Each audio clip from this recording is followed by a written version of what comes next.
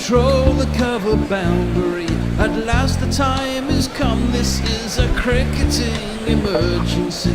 Hear this call to arms for every cricket revolutionary. Take up your bats and stumps for the test match insurgency. At first they tried to silence us, but we would not be silenced. They threatened us with lies, so we threatened them with violence. Che Guevara, Sangakkara, Joseph Stalin, Douglas Jardine, Robespierre, Darrell Hare, Vladimir Lenin, O'Brien Kevin, guerrilla cricket. It's not about the winning, it's about how many rules you break. Even in cricket commentary, this is the best advice to take. Pick guerrilla cricket, it's the finest choice you'll ever make. There's so much more to cricket than rev counters and a slice of cake. At first they tried to sanitize us and clean up our act, but people like it filthy, and we know that for a fact. Fidel Castro, Lenny Pasco, Carlos the Jackal, Umar Akmal, Mahatma Gandhi, Grant and Andy, Brendan Behan, Austin Ian, guerrilla cricket. Stick with us, cause you know we're not the kind of thing that you see on the TV and the radio. So vive la revolution. First they tried to buy us, but we would not be bought. Okay, we were, but then we ran away, and we will not be caught. Would not give up the ghost when they left us all for dead. They decapitated us, but we just grew another head. Chairman Mao, Jamie Howe, Ho Chi Minh, Asif Din, Václav Havel, Graham Saville, No Surrender, Percy Fender, Che Guevara, Sangakkara, Joseph Stalin, Douglas Jardine, Robespierre, Darrell Hare, Vladimir Lenin, O'Brien Kevin, guerrilla cricket. Good morning, or good evening, depending on where you are in the world. It's day 5 of the day-night test, the second test in the Ashes from Adelaide. England 82 for 4, chasing a nominal 468, which they won't get to. And I've been joined by Ben, Bob J, and Jason Hiscox to take you through this first session. It may be the last session of the match. Your thoughts, Ben, first. It could be. You've already given up on the 468 then? Yeah, there's no way that England are getting 468. Ben Stokes is still out there. Yeah, but Jack Leach isn't, mate, and therefore no, that's true. And neither is Johnny Bairstow, who would have been his perfect counterfoil for a la Cape Town 2015-2016. Yeah, true. I mean, as an Australian... Go for it, Pen. As an Australian, Headingley has scarred me for life, but I still expect it'll probably finish sometime in the second session, is my prediction. You reckon I think a bit of a fight will be put up. I'm not so sure they will. I think I don't want to say this because it's really pessimistic, and I'm not really a pessimistic person. But this is Australia. This is England playing the Ashes, and we've drawn 1 in the last 12. So it's the chances are it's going down in a heap of shit. But Ollie Pope looks like on toast for Nathan Lyon, and I imagine with him coming out, he'll be into the attack pretty quick. It's a bit of turn. I think the bounce is quite consistent, though. The turn is quite consistent. It's not like playing in India on a spitting, ragging, turning top over in India. But it's still a fair bit of turn, and it's a good bounce for the spinner, and I think he'll have a lot to say. Ben Stokes looks pretty organised, as always. But yeah, I'm not sure we'll I get to thought they missed a trick last night when Joe Root got hit in the nads. I think he should have taken the gone off, and they got a night watchman in at that point so he could bat today. Yeah, there was a lot of talk about that in the press last night, saying he should have done. But I mean, he's the skipper. He was in. I guess he didn't want to, and he probably fancied his chance of getting through to the end, which didn't happen. He nearly did. So yeah, he nearly did into the last over. It was it's a brave effort. Got to give him credit for that. It is, and presumably he'll be fine for the next test. It's it'll be a bit sore for a few days, and bruised bollocks, not very painful. I didn't realise it was Jeetan Patel was doing the throwdown, so it can't have been, maybe it was really quick, but I presume it was sort of attempted to practice spinners, so hopefully it wasn't that quick, and he should be okay. I don't know, with those sort of dog throwing things, that you can get quite a bit of pace on those. Yeah, you can. But it's a question of if it was throwdowns and it was Jeetan Patel, then maybe he was actually doing spinning throwdowns, and so it was only sort of 40-50 miles an hour rather than 70-80. Who knows? Anyway, the players are coming out. Ollie Pope will have to face the first ball from Mitchell Stark, who is 2 balls into an over, 3 balls into an over, 2 balls into an over. 2 balls into an over. I think he had 4 to come. Yeah. 4 to come. Let's get the jingles for the players out of the way, and then we can concentrate on the game. This man's going to bowl. Mitchell Stark believes the truest hunter is the one who receives this guarantee. Oh, Mitchell Stark holds no mercies. And he'll be bowling too.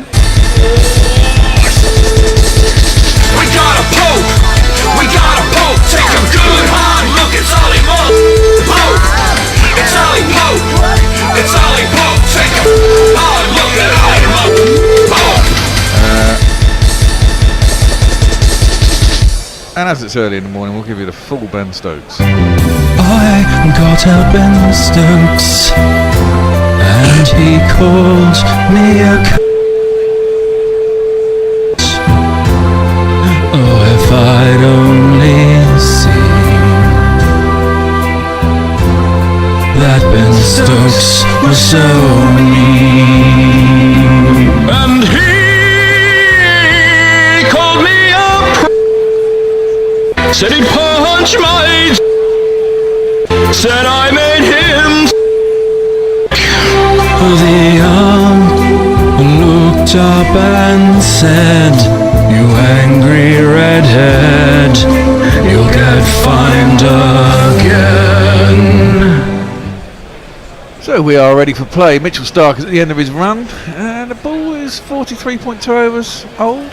So that's a good wicket to get a Root last night, really. It seems to have done a little bit off the seam in this last innings, a little bit longer. Maybe the pitch is wearing a bit. Not too much up and down though. And Stark looks like he's going to continue around the wicket. Indeed he is.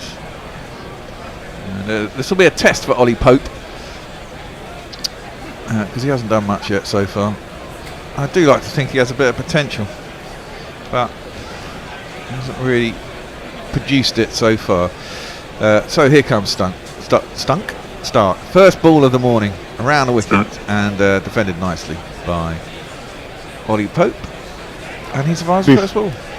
To be fair, I'd be happy with him for the next 3 balls in general, because he's really quite good against pace bowlers. It's just against spin that he tends to be found out, or playing the wrong shot at the wrong time. Yeah, I mean, that was a good catch in the first innings. I mean, he had come down the wicket, but he hit it reasonably hard, but I guess straight at Marnus Labuschagne, straight into his mid-wrist. Reminded me a bit of Jimmy Taylor in South Africa when England were down there last and he was still playing. Was that 15-16? Stark around the wicket, and well defended by Pope, looking solid, and out square on the offside. Nathan Lyon was standing at the other end, I think, looking at the wicket and having a little bit of chat with the batsman. Do you reckon they'll start with him first off, Ben? Oh, I think so. Yes, definitely. He's got a bit of a hold on Pope, and bowls quite well to left-handers too. So he's not not inappropriate for Stokes. Yeah, I'd expect Absolutely. Lyon to start from the other end. Yeah. Do what your opposition don't want, and that is to get your premier spinner on early. Yeah, no one really likes starting against spin, do they? Nice clip by Pope, though. Maybe England are going to get to 468. Who knows? As that's clipped sweetly by Pope, out wide of mid-on, down to the boundary, chased by Nisa. And it's the first runs and the first boundary in the morning all at the same time. It's Lovely me, shot. Sanshi. It's me, Sanshi. Was a lovely shot. A bit over pitched by start, though, too full.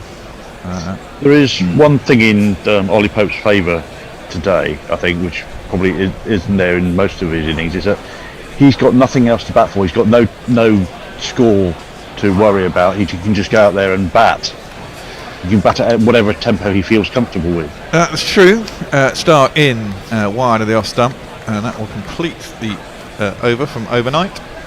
It's wide of the off stump. No need to play at it, and so he doesn't. We got any morning socials? Well, we have a tweet from just before play started from Warren, who tells us, going to listen for a bit, but thinking it might be time to put England's men's test cricket out of its misery. I thought that was what they tried to do in 1882. That's the whole point, isn't it? Yeah, exactly.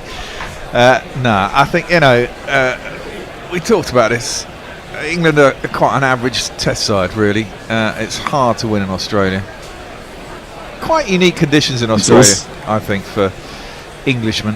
The ball, the wickets, everything just goes as far as against us. It's not easy for anyone, to be No, honest. It's a exactly. tough place to come, definitely. And this year, probably more than ever. Yeah, especially with the last couple of years of pandemics and all sorts of shit. I think people's mental states are not great. Well, it is Nathan Lyon to start, and he's going to bowl to Ben Stokes. First ball is up in the air, down, defended square, and there ain't no run. We'll give him a little jingle.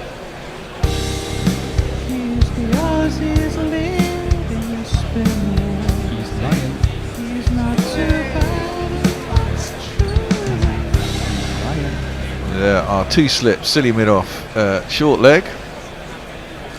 He goes right deep in his crease, nearly treading on his stumps there, Ben Stokes. Looks right behind the ball, and there's no run. I thought Stokes played Lyon pretty well last night, actually. This tactic, trying to force him to get it up closer to the bat. Yeah, he's not warmed his fingers up yet, but No. he was moving back a lot yesterday. Yeah, defended out to the offside, and there is no run. He's got none for 28 off his 14 put through over. He's bowled pretty well, Lyon. Good bit of turn now, good bit of bounce. Stokes is Prodigious amounts of turn yesterday against the left-hander in particular. 3 of 43 deliveries. Stokes going positively minus lavish aim pace. Oh, now that one's gone straight on. There's a half appeal. That's too high. I think. Yeah, it's too high. It's going over. It's going over the top. Maybe going down as well. No, not going down. It's going over the top of middle stump there. Just hit him on above the pads, and he's standing straight. 2 balls left in the over. Stokes facing up now. Lyon is in. Goes back on the legs of Stokes. He turns it around the corner. There's a square leg down there. Thinks about a single, but it's not there. And It's the last thing England want is to have a stupid run out. yeah, often And that just put the seal on everything. well, comedy run out when you're screwed anyway is a possibility. Do like to see them. That's flatter. And Stokes easily defends that, drops it down in the offside. There's no run. If Lyon gets through his overs like this, though, could scramble England a little bit. Constantly having to think all the time. And he'll get on top as well, because England won't be scoring any runs off him. Yeah, I was at a quiz before I came home for this, and we were talking about filling out a bingo card on the dismissals you wouldn't want to see in today's play, and run out, defending was one of them. Flapping a hook straight down fine leg's throat was another. Oh, I can see that one happening. I can see that one happen, and also definitely. reverse sweeping to point. Well, that's Reverse sweeping. I can see some reverse sweeps. We've seen that in the series. Yeah, true. Picking out point is a Yeah, it is a bad one. Stark is going to continuing around the wicket to Pope, who lets first ball through to the keeper, and there's no run. I mean, we haven't had a run out in the series yet, have we? I mean, only one person has managed to hit the stumps, and that was Hasib Hamid yesterday from all the throws at the stumps. No, you ran out Warner in the second innings. Of course we did. Yeah, that was a silly run out. And that was a comedy run out. Yes, it was. That was Warner's call as well, wasn't it? I mean, Warner looked like he called that and then changed his mind. Because Harris. I think Warner did himself. Yeah. Warner ran himself out. Yeah, definitely so. Yeah. If he'd had any sense, he'd have gone back and made his crease before Harris got there, then Harris would have been walking off. Or he did just, haven't called it. I mean, he haired off Stark around the wickets. No need for Stark to play. Pope to start that. Play at that even. Crikey, it's early in the morning. It's been the 5th day in a row that I've been up at stupid o'clock. Managed to get some sleep last night, thank God. And there is no run. Cubs were playing ball, were they? Nah, it's not that. It's just I think I'm overtired. And the thing is, I go home and I sort of lie down on the sofa, watch some telly, and the next thing I'm falling asleep for 2 or 3 hours, and that takes me through to about 4 or 5 in the afternoon. And of course, I really need to go to bed about 10 o'clock to get up. But then I've had some sleep, and you know what it's like. And like yesterday, I swear I lay in bed the previous night, I think, for about 4 hours, and I'm not sure I actually slept. I might have slept for about half an hour yesterday night. Stark in, edged, gone. Oh! Well, there you go. Stark went over the wicket. This will be over before lunch. Stark has gone back over the wicket. A nice little edge. Ollie Pope, he always looks so good, but never gets anywhere, and which is a shame. But we have to say goodbye to Ollie Pope's.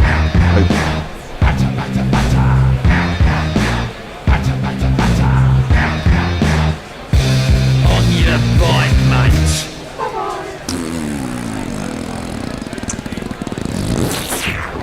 And that's another catch for Smith as well in the slips. He's He's racking them up, hasn't he? He is. He's caught virtually everything that's gone to the slips has gone to Smith, it seems, in this game. Oh, well, if you're being uncharitable, you could say he didn't really need to play at that. It was just outside off stump, but it was tailing back in very slightly. I mean, it's the classic left armers over the wicket, isn't it? Yeah, use the angle to your advantage. And you can get anybody in the first 6 balls they face if you bowl in the right place. Exactly that. You know, you can't. You know, he's only been out there for. Well, he faced 7 balls in total. He was out on the 7th. It's always hard to get started. Starts bowling. He's fresh. He's coming in at 140 plus clicks, and it's never going to be easy. Well, the man who's struggling, another one who's struggling in Australia, and with the gloves too.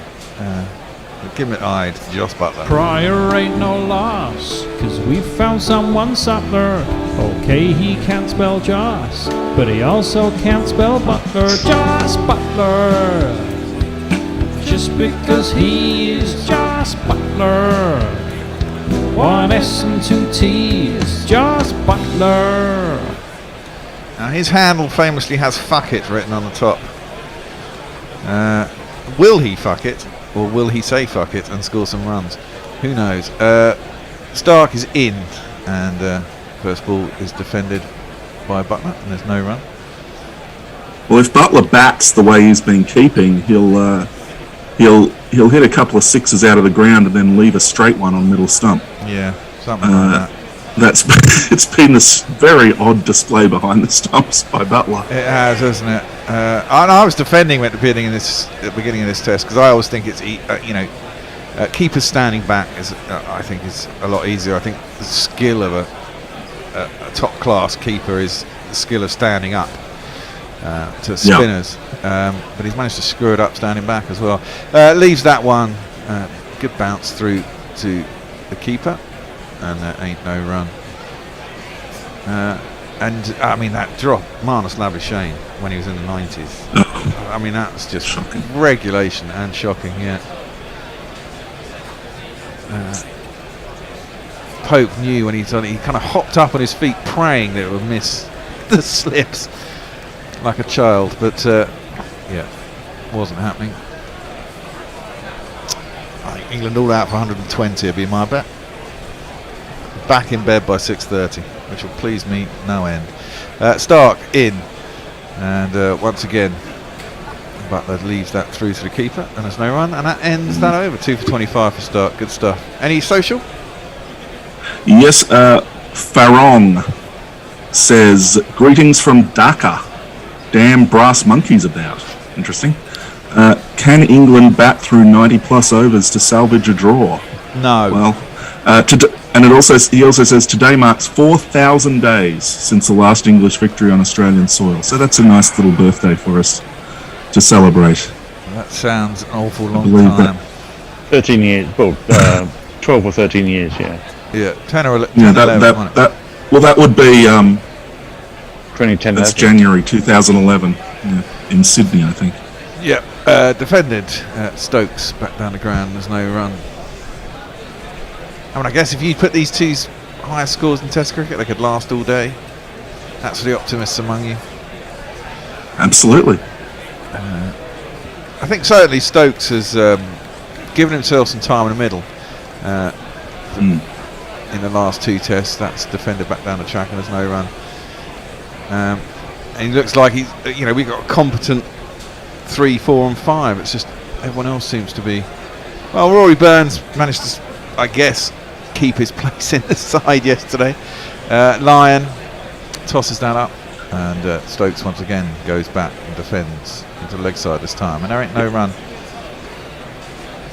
think the problem with Rory Burns' game is he just needs so much maintenance work on his technique just to keep it in relatively good nick, and that's what's lacking on tour, I think.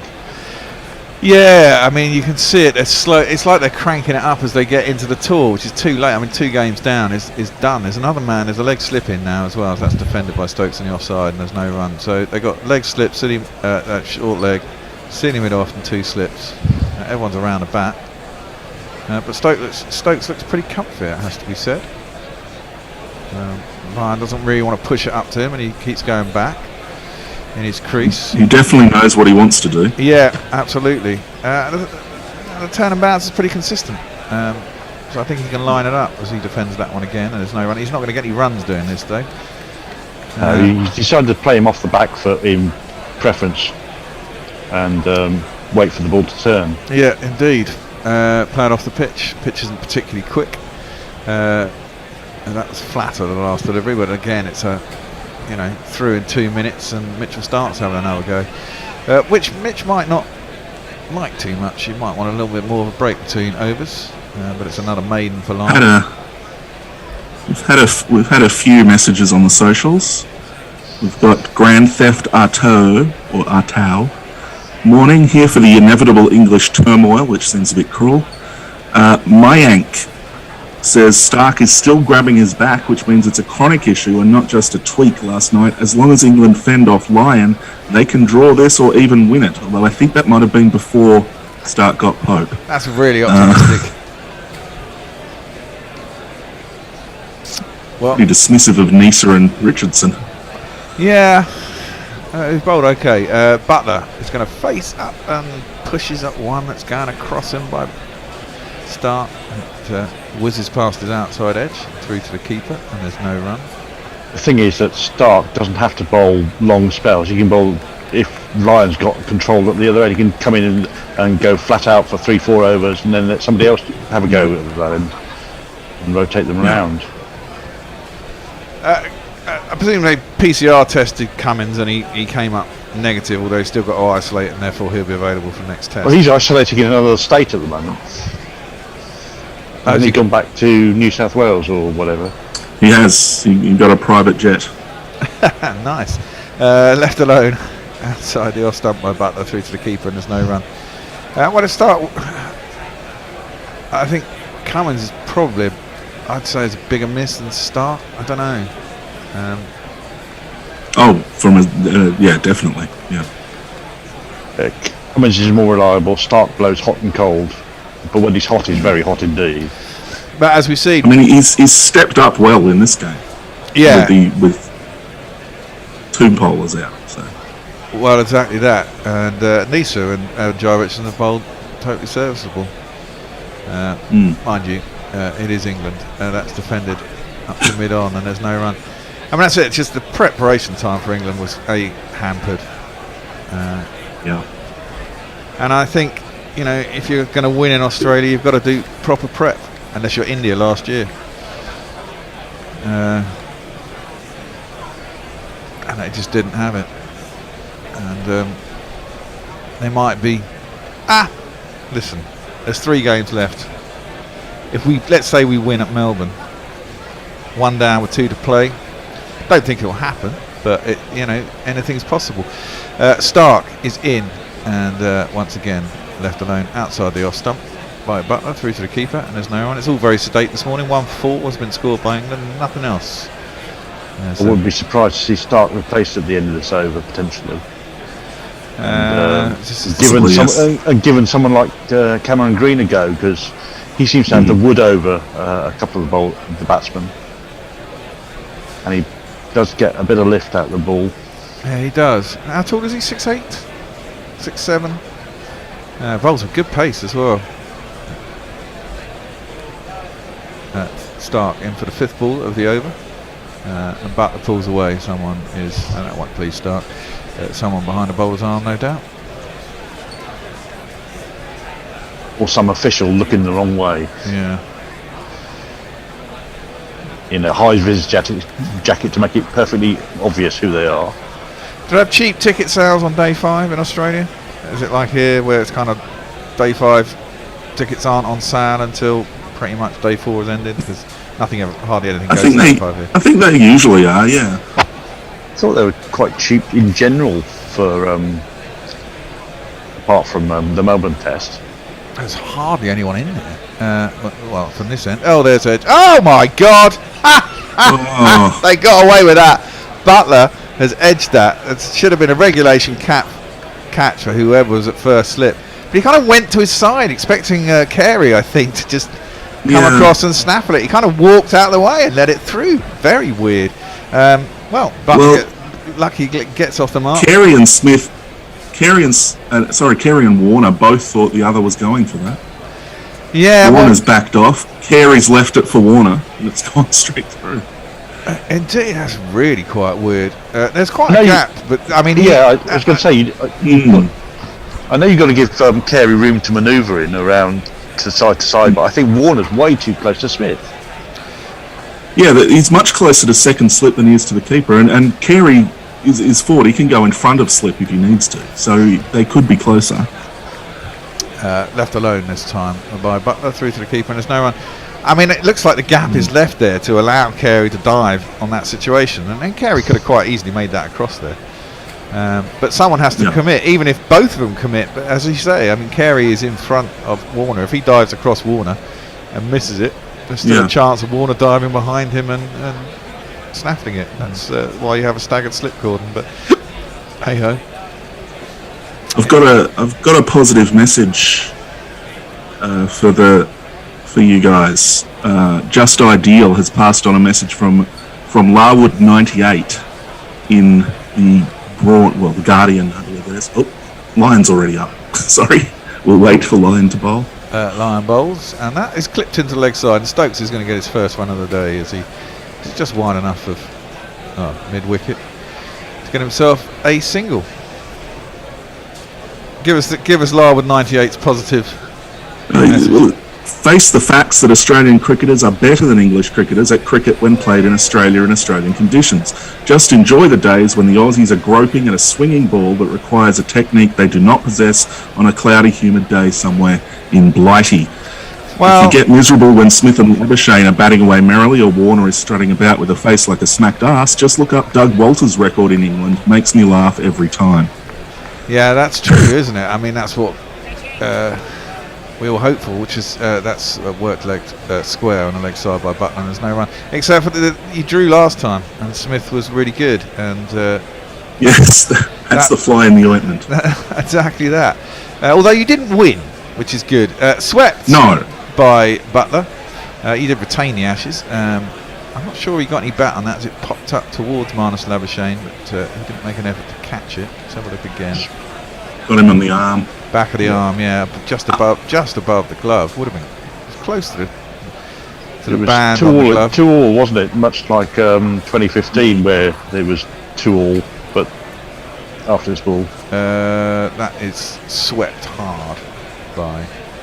2015 was 3-2. It was 3-2, and we were 3-1 up. So 3-2, 3-2. You know, dead rubber syndrome. Australia absolutely. Brilliant or useless. Australia ballsed up the last test horribly in 2019. They really should have won 3-1. Yeah, that was when Payne decided to bowl at the Oval, didn't he? Strange. Oh, now there's an appeal there for court and LBW, one presumes. It's actually, I think that's beaten the inside edge of Stokes' bat, hit the pad, probably going over, maybe down. And if the umpire doesn't believe there's any bat on it, the catch isn't there either. No. There's going to be no review. He's too sensible to go for that one, I think. Beat the outside edge. That's It fun. did, yeah. Christ. Probably going over the top of off stump. Yeah. Defends Yeah, that one. chance. Lyon getting much further up now. He's realised that Stokes is going to go so deep in his crease. And that ends the over, another over. It's a zipped by from Nathan Lyon. Any more hellos, or are people just in bed? Yes. Well, Mog tweets, "Wow, this is still going." So that's optimistic. Well, isn't this the first? Go for it. Mayank answers that question. At Adelaide and Sydney, I believe it's a donation-only entrance fee for the last day. Generally like $1 minimum, and then the proceeds go to a charity. Oh, okay. Or something like that. That's Confirmed quite by message, yes, in our internal chat as well. Okay. This is the first day-night test that's gone into a fifth day in Australia, I believe. Which is a tick in the positive column, I suppose, if you're English. Oh, definitely. Stark into Butler, who defends that back down the track, and there's no run. We'll be joined by Gary soon. I think he'll be having a good chunter, no doubt. He's going to take you through the next ball by ball. Messi will join us, and I'm going to stay on. And he'll be telling us about all the failings of English cricket, no doubt, because he's quite good at that.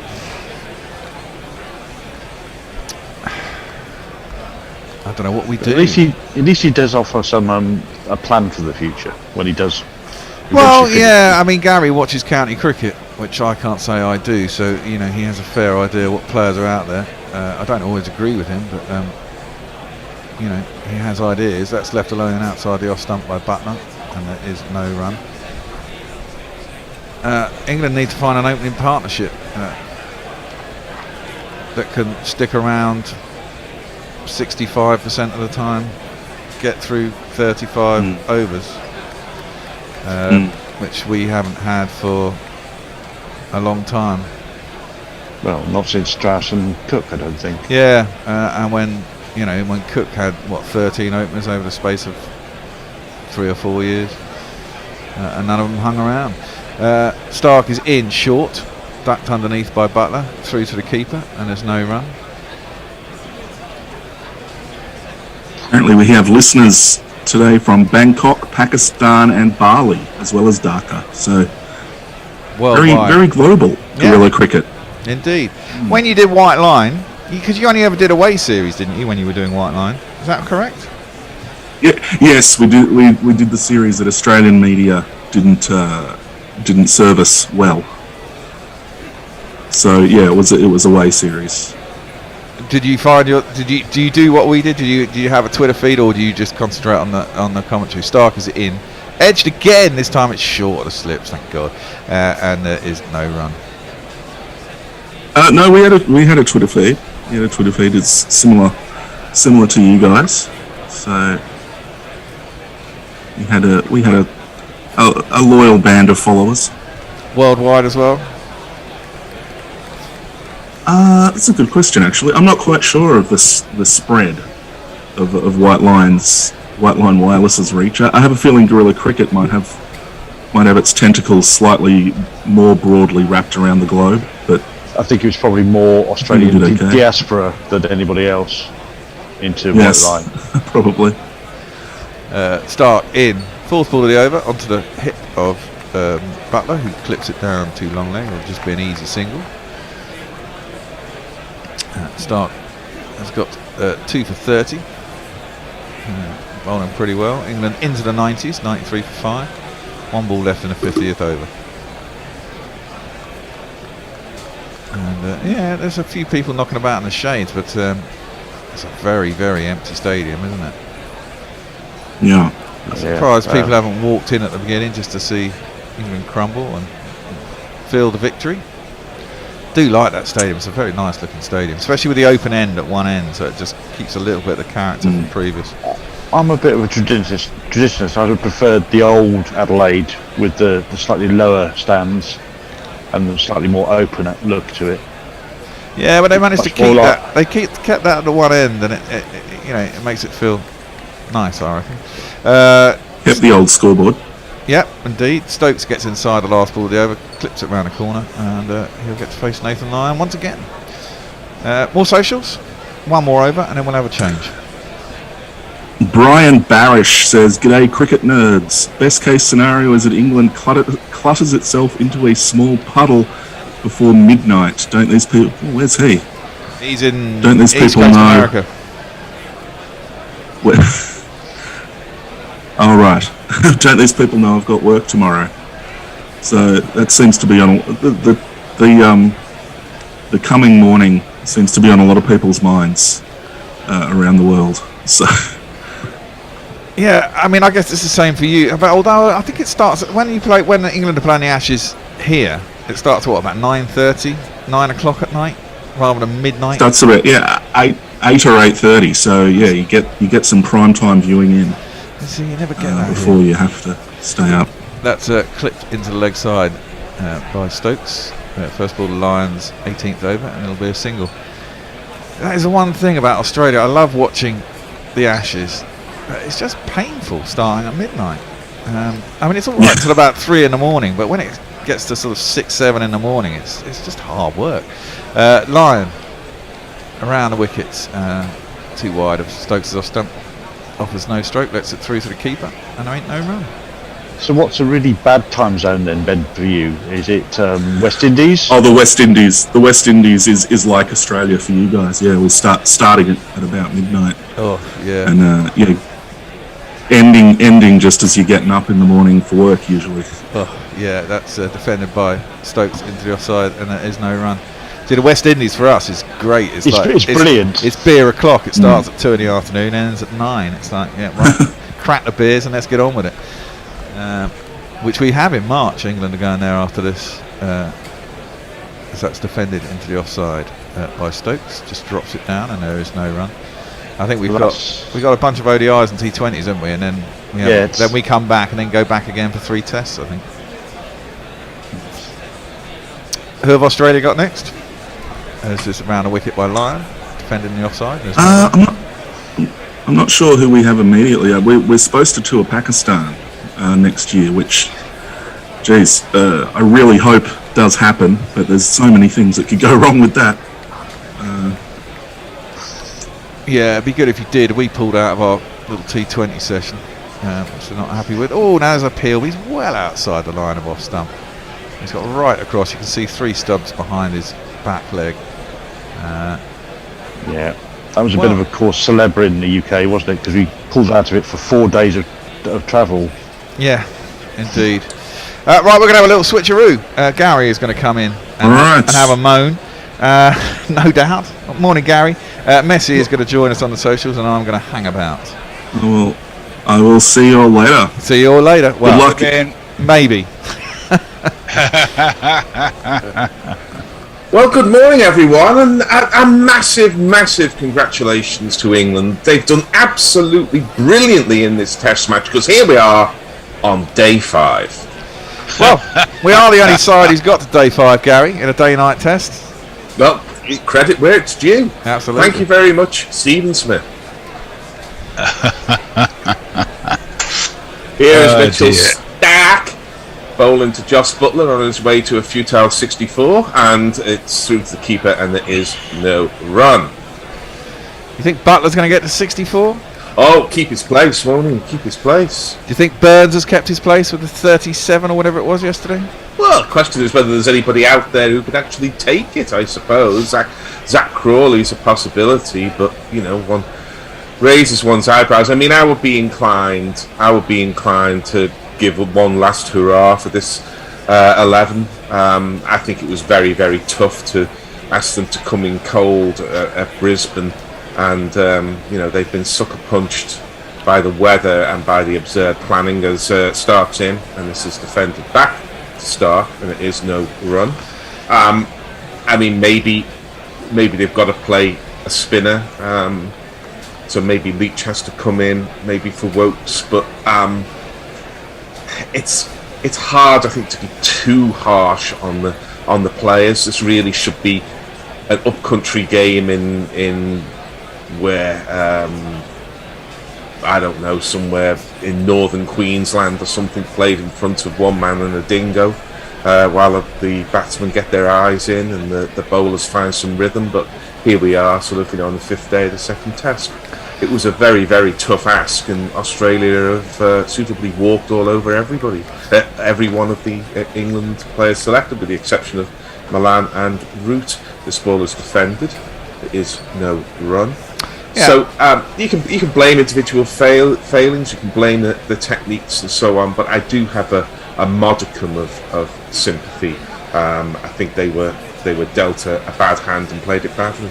Yeah, I think the World Cup didn't help either, did it? And the T20 World Cup, when it finished 3 weeks before the first test. And as you rightly say, I was saying yesterday, I think, Australia won a toss here, let's face it, and they've done what they needed to do, having won the toss. They made the right choice at the toss, got the runs on the board. You think it would have made any difference, Bear? Possibly. Oof. Well, Butler comes forward, and as is his wont, and has been in Test cricket for quite a while now, he gropes for a ball that isn't where he expects it to be, and that's partly because he just cannot get that front foot to line up with the ball, so he's always playing the ball outside his eye line. I think he'll probably get through this. As I say, he is the kind of player who does make a futile 64, but let's see. But I mean, he really is having to think very, very hard about his batting just to get the basics right here. As Stark's in again, left arm over, and that's a Yorker, and Butler digs that one out. It goes to extra cover. Sorry, Jez, I was across you. No, I was going to wait till the end of the over. Keep going. Yeah, we're seeing the pitch map here for Stark against Butler, and the Australians have done their homework because he's on a goodish length, but he's making Butler play outside his off stump. He's also dragging him forward, and say Butler just cannot get that front foot to get out to the pitch of the ball, which means his head is not over the ball, which means he's guessing where it is, which means the slip cordon are in play. It's another Yorker though, and Butler digs that one out. It's the end of an over. Stark is bowling, as he has done really for most of the series, really, really well. England are 96 for 5 and need a mere 590 or whatever. It doesn't really matter. Slightly less than that. I think we need 300 and something now. Right. That's a big difference. It's a big difference. Yeah. My anchor is also based in the US. I think Chicago, but he does travel the world a lot. Says, unlike you, Brian, I don't have the discipline to go to bed at a proper time, even though I need to be up at 9:30. Angelic Skirder says, morning all. As messages would probably point out, I was about to do this. Ashes games in the UK are perfect for Perth watching. 6 p.m. start and a nice civilised 1:30 a.m. finish with the extra half hour. That's exactly right. Perth is the best place in the world for watching Test cricket. Good field set here by Stephen Smith for Gary Lyon, who's just bowled his first ball, which has been defended by Ben Stokes because he has two slips. He has a forward silly point, he has a forward short leg, and he has a leg slip. As Lyon's in again, and this is skewed off the edge, goes down to gully. There is, or rather I should say, backward point, quite close in. There is no run. It's amazing how the over rates is pretty good today. Who'd have thought that? Wow. Got a decent spinner bowling. He's, He's only had 2 runs scored off him in the entire morning so far, hasn't he?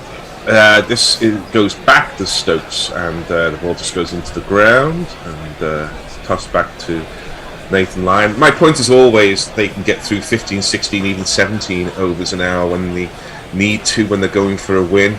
So it's absolute choice to be bowling these 12 or even less than that overs per hour. But no more of that, as Lyon is in, and this it's the lift there goes through to Carey, and there is no run. The pitch was going very much up and down yesterday from what I could see on the highlights. Not every ball by any means, but enough to keep the batsman frightened as much as anything else. As this ball is edged by Stokes, and it's caught sort of on the half volley, I think, there by Stephen Smith. It may have gone off the pad, but there's one about to leap at Stokes at any moment. I was going to say, I think the spinner got pretty consistent bounce. I think the inconsistent bounce is more sort of a length for the fast bowlers and a little bit shorter. There's something everywhere though on the pitch for all the bowlers. This ball is defended from Stokes. I think that's a dangerous shot to play though, because he jumps back in his crease to Stokes and then plays a forward defensive, and the ball's got enough time to turn. It's also encouraging Lyon to pitch the ball up. So Ben Stokes has survived 68 balls. Who am I to criticise his technique? But I do think he's got to come a little bit more forcefully forward. So Just Ideal asks, why do England play so many tests?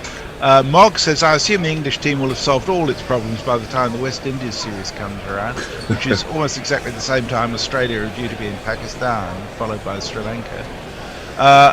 Mog says, that stuff about keeping the 11 for the next test is the kind of soft-hearted shite that will keep the English on their knees, Gary. Cut hard. Well, we've got 3 batsmen, haven't we? I mean, I think I was just about to say, I think Stokes has, hasn't had a lot of cricket all year, but he's given himself a chance to get himself in the last 2 innings, and looks pretty comfortable, I'd say. This ball is pushed to mid-off by Butler. Start continuing. There is no run. Yeah, I mean, I think if we had Matt Parkinson there, as I've said before, and there's another tick on your bingo card if you're keeping score. then I would have Parkinson in, but he's not there. No, I'm getting to the point with you where I'd kind of agree. I'm sorry, Smokey, you were over the line. That's a foul. Even if to be proved right and think that he actually might not do much, but why not give him a shot? If you're not going to play Leach, and England have made the wrong decision in both games, haven't they? They should have had a spinner here and no spinner in bloody Brisbane, and they've got the wrong way around. Stark is in, and this is outside off stump, left alone by Butler. His feet are moving a tiny bit better than they were the previous over, but still not fluent. It's another one of my little bugbears there. Stark bowled a no ball, and in this situation he had the opportunity to go and bowl it again. My view is, with the no ball, the batting side should have the opportunity just to decline it and say no, we don't want the extra ball, thank you very much. I don't much care for the no ball, which gets you, an extra delivery at number 11 or something like that, particularly if the no ball's a big bouncer. Stark is in, and this is defended by Butler, and there is no run.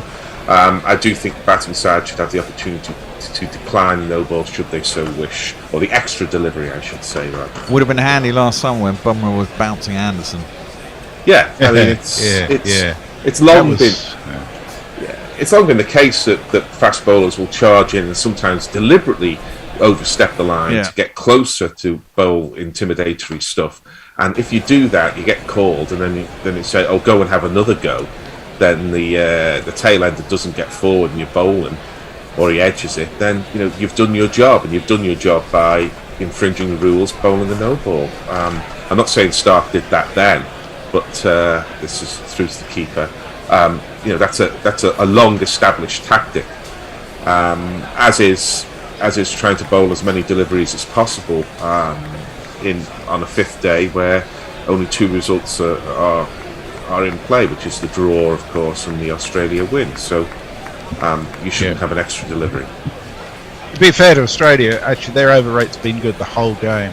They did 31 overs in a 2-hour session at one stage, and just showed that it can be done if you do it right. Yeah, and I think that's fair. They've been there or thereabouts, Australia, which absolutely, as you say, shows it can be done. As Butler covers it up and the ball goes to mid-off, Butler lining the ball up. You get a message for you from Byron Barish. He says, legendary bits of optimism. General Pickett in 1863, General Custer in 1876, the Titanic Band in 1912, and Gary Naylor in 2021. Well, it's the Bears' job to be optimistic. Bear, if you're not calling it as an England win, all they've got to do is score at 3.5 and over for 540 overs. Then that's what chance have I got to be optimistic? Yeah, I'm not optimistic we can win. There's a chance we can save it. Starks in, and Butler tucks this up his hip, and that wasn't too far away from the man at short leg, but he helps himself to a single. England advance to 98 for 5. I think England have got too many ball parts, haven't they? I mean, we haven't hardly had an opening partnership. We've got batters at 3, 4 and 5. Pope has done nothing, which upsets me because I like Pope. He's it's a little bit out of his depth at the moment. Butler, well, as you say, you can get a point of 64 out of him once in a while, but his technique is wanting at this level. Stokes leaves that very positively. Good use of the feet and high lift of the bat. Goes through to the keeper. It's the end of the 54th over. England are 98 for 5. They've lost Ollie Pope this morning, to absolutely nobody's surprise. But two of the senior pros are at the crease. Ben Stokes has 7. Josh Butler also has 7. Just Ideal shares some more Guardian wisdom from Beaufort 100. It says, the omission of Leach may feel like a fleeting aberration, but it is in fact entirely in keeping with the prevailing culture of English Test cricket, which is concerned primarily with covering up weaknesses rather than embellishing strengths. And he asked the question, why do specialists get punished for not possessing alternate skills? Which is a fair one. Yeah. Mog says, actually, didn't Billings make 64 in the BBL last night? Yeah, and Sajid Mahmood got 4 for 20 something. Yeah. Exactly. But they were all sort of white ball wickets, to be honest. I mean, not that I don't think he's a very good bowler anyhow. So Lyon to the right-handed Butler, who's over the wicket, and Butler tucks that off his hip backward of point, and they scamper a quick single. That seemed a little unnecessary. Throw came in, it was slightly scrappily taken there. I say unnecessary. If Butler got another run and Lyon now has to go round the wicket, shaking his head here. If they're doing this in the afternoon or the next session rather than the first session of the day, you might think England have got a little bit of a victory here. Lyon's a little bit annoyed there, having to go back around the wicket to the left-handed Stokes, who slaps him to the wide open spaces at Cow Corner. Ball lands, plugs a little, but this outfield has sped up a tiny bit since the first day, and he gets himself 4 runs. I mean, that point about England constantly trying to cover spaces is partly because they don't perform, isn't it? I mean, well, that's the point I was going to make. I read the article and it was kind of okay. I don't think it was one of Jonathan Liu's best, as Lyon is around the wicket and Stokes goes back, and having scored the boundary helps himself to a single on the offside to rotate the strike. Good stuff from Stokes. 100 up for England. Well, hey! Hey! 104 for 5 now. I didn't contain yourself, Bear. I didn't think it was one of Jonathan Liu's best because, as you pointed out, England don't really have any strengths at the moment, particularly batting, and therefore, they're always going to appear to be picking players for other reasons because they're not scoring runs. As back goes Butler, and he punches it wide of point. And this is good stuff from England because they're putting a little bit of pressure back onto Lyon. You can't just let the spinner bowl to his heart's content. Another single. Butler goes to 9. So I felt it was a little bit kind of unfair But we don't know if someone like a Jake Libby could be the specialist opener we're looking for, because we haven't played him. As Lyon is in, he goes back, does Stokes, and the ball goes back with a point. Another positive shot though, and there is no run. So it's been a decent over for England. There's been 3 singles of 4 and that dot, but even the dot was a positive stroke. Cue commentator's curse as Stokes goes back, covers up, ball goes to point. It's the end of the over, 7 runs from it. England 105 for 5. And your tweets? I've caused great offence suggesting Mike is in Chicago. He says, I demand an apology, good sir. I'm from the greatest state in the country, Delaware. Only minutes from both Brian Barish in the Philly suburbs and Senor Peel in New Jersey. Jason Hiscox wonders if you were at the Oval in 2021 when the combined over rates in a county championship game reached 30 odd. Both sides picked 3 spinners on a potential Bunsen. Stephen Merritt says Butler to retire from Test cricket after this series if he can be asked, seeing it out. With a magnificent and lucrative white ball record and reluctance to tour, I'm sure he can do without this shit. I think that's a pretty good call. And Mog says Gary's repeated bugbear self-awareness here is highly entertaining. We have a change in the bowling. It's going to be this man. Michael Neeser's here in town. Michael Neeser's here in town. Hi-ho, diddly-i-ho. Michael Neeser's here in town. Right, his knees are up and he's running into bowl, and it's down the leg side, and Joss Butler attempts a glance somewhat half-heartedly. It goes through to the keeper. That's English and there pace. is a run. 127 Ks, the big loosener. Yeah. I don't need to be that self-aware because I have tweets coming in all the time. And indeed, the reader of the tweets coming in to tell me. I love that, Gary. To tell me of my foibles. As Lisa is in, he beats the forward prod of Butler there. It was a good ball. Pulled him forward and then just held its own, having angled in a little. With a natural right arm over angle, yeah, lovely ball, and Carey took it around knee high. So basically, you're saying you've outsourced your self-awareness. I think so. I think so. That's a very sort of 21st century, isn't it? I'll be putting together a PFI deal later to finance it. As Nisa again gets close to the stumps, very full. They are trying out the Yorker with Butler. But so far he's dug them all out, including that one, and there is no run. He's generally good if it's straight. It's anything outside his off stump, as you say.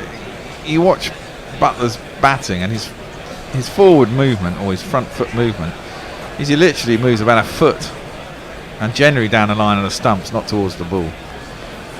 Yeah, I mean it's a lot of the time it might as well not be there. You know, he's always been a kind of hands and eyes batsman. He's just too wide for the off stump. It's left alone by Butler.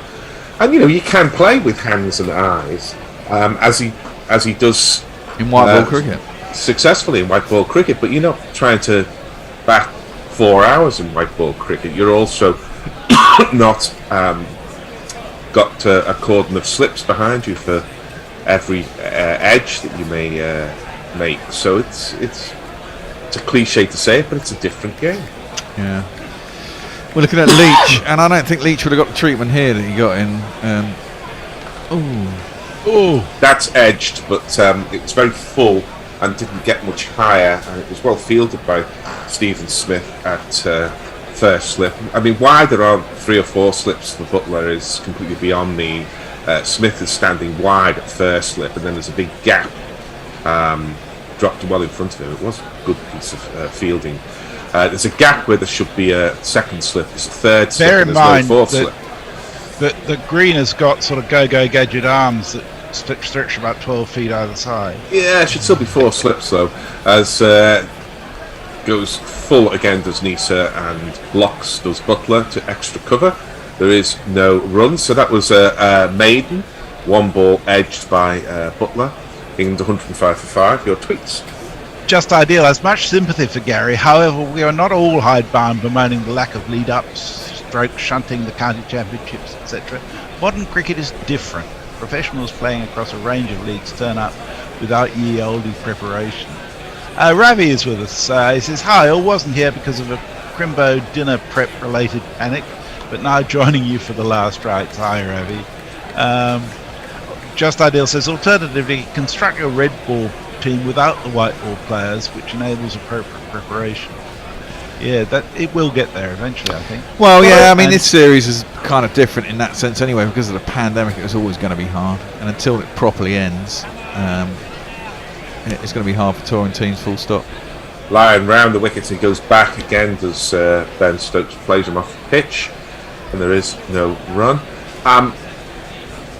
I do accept that you can't play sort of 6 or 7 up-country games before the first test, but you can play 1 or 2, and not playing 1 or 2 as this ball is defended, there is no run. I mean, partly that was weather, partly that was pandemic, but you can't get into a position where you have a marquee series, 5 test matches, and it rains a bit for a couple of days, and all your preparation is washed out, literally.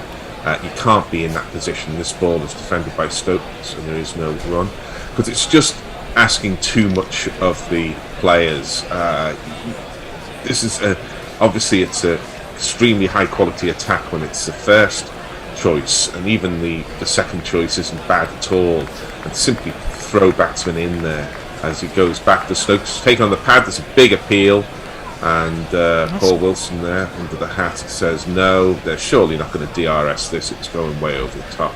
It probably is reasonably close, certainly in line. They are going to review it. They are going to review it. Yeah. Well, it pitched leg, it was probably on the line of leg stump, but this is at absolute best it's umpire's call, and I think it's probably 6 inches or so over the top, but we'll have a look. It is Ben Stokes, it's the wicket they want. That's the flying fox, or whatever the camera is, zooms in. Spider cam. Zooms in and having a look. So we're seeing it. It's pitched on leg. It's hit him above the pad, I think. It's hit him on the thigh pad. Okay, he's deep in the crease, but the ball's already higher than the stumps when it hits him, I think. No, it's hit him on a knee roll. No. Oh, it has hit him on the knee roll. You're right there. Closer than you think. It's not a bad shout. I think it might be umpire's call. Well, I think it might be umpire's call. Maybe I don't think it's straightening enough to hit foot on leg stump. Yeah, there's an entirely unnecessary look at Snicko here. I mean, Ben Stokes is really, really deep in his crease. Yeah. I mean, if he took a half a step backwards, he'd be treading on his wicket. That's out, you know. We're seeing it. Impact in line, balls in line. It's hitting there. You are the spin bowler. I was not. You have called it perfectly. Brilliant review by Australia. I never said anything different. And the umpire reverses his signal. And Ben Stokes is on his way to the great potteries in the sky, because he's out. I won't look back, just by the time that I do be gone. The only thing I can say, Gary, one of the beauties of being on YouTube again is that every day's play is recorded, and people can look back over what was said. So, you know, denial of what has happened sometimes doesn't work all that well. But I have learned from the populist politicians, you see, or maybe they learn from me, because I always say so much that you can find evidence for good and bad, for insight and no insight, because you will recall that I did say that if Ben Stokes keeps playing back all the time, that he's going to miss one. So, and that's what he did. He went so far back and then played a kind of back defensive shot, missed it, and the ball was going to go on to hit the leg stump. So, edit out the bit where you said it was going well over the stumps. Well, as we all know, like any filmmaker knows, creation is done on the editing room floor. So you just edit out all that. I just hear me saying, if he keeps playing back like this to line, he's going to be in trouble. And then click, click, click, and that is indeed hitting the leg stump. Dear. The new batsman. I've got to say that you join a club of many of us who've done exactly the same thing. Oh, absolutely. Absolutely. There is a new batsman. He'll be jingled by the Burr. Works his fit, got out of bed, went and had himself a net, found this way that his heel had healed, passed the test and he went to the team. I remember seeing Chris Woakes make a brilliant 137, I think, at Lords against New Zealand. That seems some time ago now. I'm sure it seems some time ago for Woakes himself. But he faces up.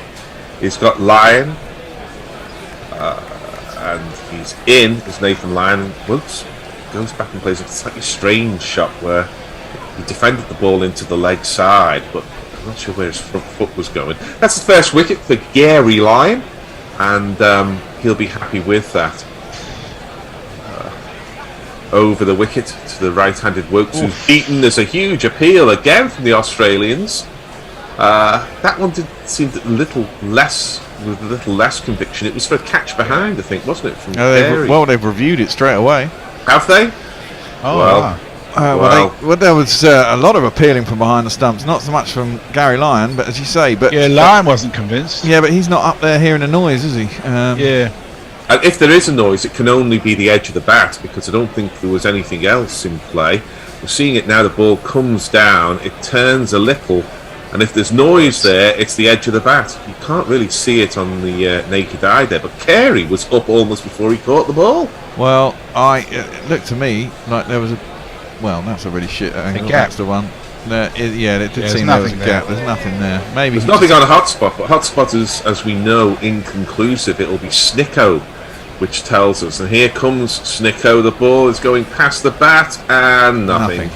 Yeah. So a clicky handle, or the old short legs favourite, just as the ball's going through. But didn't fool the umpire, to be fair, there. The fielding side, because they burned the review. I'm not sure how many they've got left. I'm not sure it matters, to be honest. We'll have one more over, and then we'll have a switcheroo. Tony will come in. Jason's going to come back. John back out. They've each got 2 reviews remaining. Jason Hiscock says that Surrey's Michael Nisa, don't you know, will need to go well to be better than last year's excellent season signing in Kumar Roach. And Tom M is isolating at home in Sydney after a COVID test. Thank God for the gorillas and alcohol delivery services. Well, I hope the test is negative. Scott at Evil Scooters was tested yesterday. I don't know what the result of that was, Scott, but I hope you're okay too. Yeah, there's somewhere there's someone dubbing what we've just seen. There's Joss Butler again. They're going very full to Butler. Digs out a Yorker for Michael Nisa.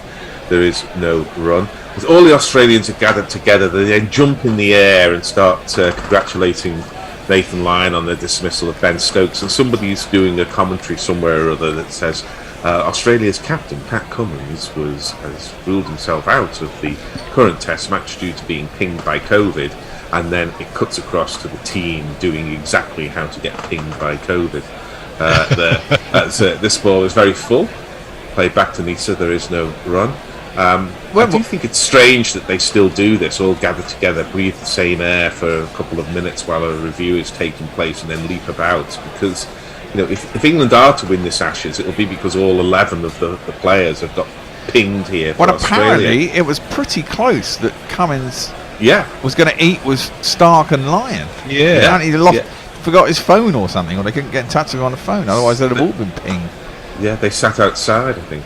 As this ball goes through the keeper, there is no run. But a lot of sport, and it's not just in sport, but a lot of sport is about denying sort of physical frailty or the reality of what's in front of you. If you can't, as an England player, go out to bat there thinking, we could do this, take each ball as it comes, take each session as it comes, and so on, and we can get through this, then you're never going to get out of the junior ranks in any sport. So it's no wonder that sportsmen deny or find it easy to deny what should be done in terms of staying 2 metres apart as this ball is pushed mid-on and there is no run. You have to think yourself invincible. You have to think you are the odd one out. You're the one who's going to make it. And you often have a lot of evidence to back you up, because it's by being the odd one out, it's being the one that made it, that gets you selection and gets you the record that gets you into international sport. So there's a bit of both. You would think the Australians just stay a little bit away from each other, given that their captain is got a private jet back home because he's not allowed to be with the team. But there you go. Lisa's figures are impressive. 1 for 7 off 6.4 overs. 2 slips standing quite close as this ball is defended by Butler. There is no run.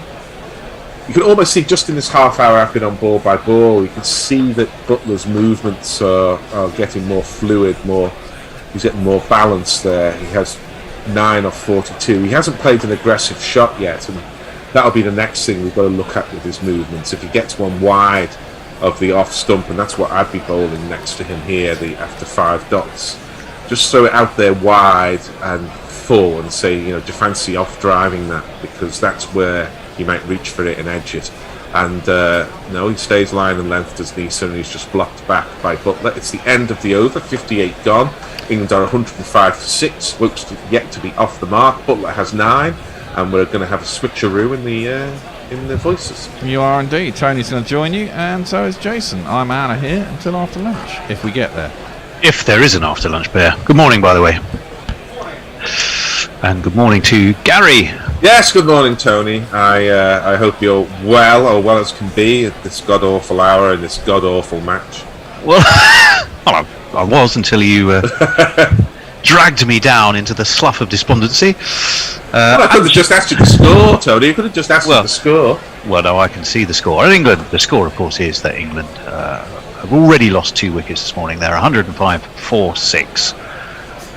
They've lost early doors. Ollie Pope is having a pretty dire run of form. He was caught by Steve Smith off the bowling of Stark. They've also lost Ben Stokes, LBW, on review to Nathan Lyon.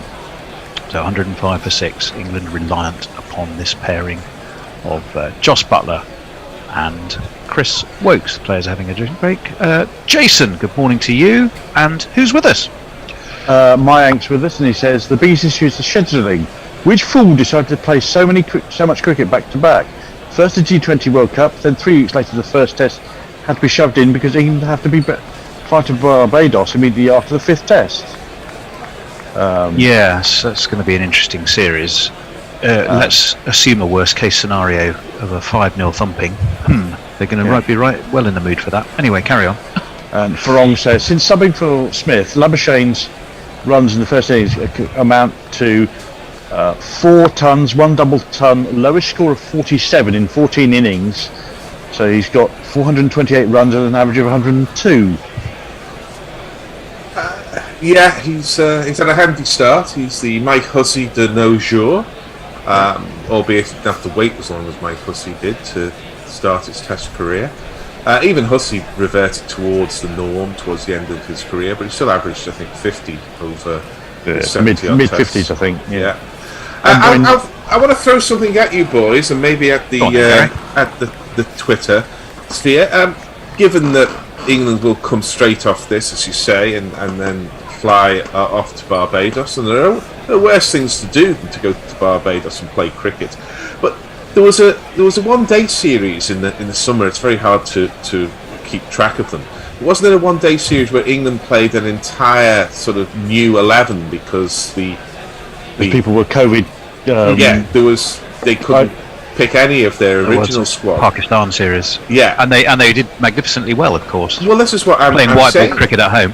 Yeah, but this is what I'm saying is it wouldn't be disrespectful. It would just be recognising here that there's a lot of players here running on empty, and that England need to find some new players. I mean, Rory Burns has had 30 odd tests. I think Ollie Pope has had 20 odd. And there's also, Gary, precedent elsewhere, because India have done exactly the same, having a first team and then a shadow first team playing almost simultaneous tests. Yeah, and the likes of myself were calling for Jake Libby and maybe Kieran Carlson to have a go, and certainly for Matt Parkinson and Sajid Mahmood and people like this. Why not send them all there and see what happens, and deliberately say so. Say we are sending an experimental squad. We want to have a look at them. We do feel that the guys who've just been through 5 tests need a break. Just see it by looking into their dead eyes that they need a break. And just give it a go.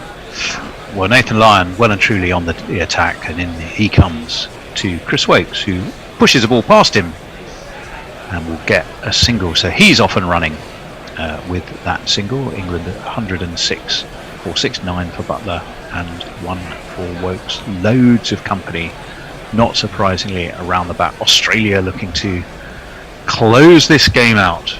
Remember, they won by 120 runs last time. They only need 4 wickets. They're very much on course to improve on that this time around. Back foot by Jos Buttler, who nudges this towards forward short leg, and there's no run. I'll just finish that point by saying that if there is the opportunity to travel and supporting them, it's very important to the Caribbean island nations' economies. Swept beautifully by Butler, but straight to backward square. And no run on this occasion. Sorry, Gary. I don't think a single England fan would say, well, if Ben Stokes and Joe Root aren't there, I'm going to stay at home. They would definitely travel if they could travel to support a young, vibrant squad. And this one is nudged away into the onside by Butler. No run.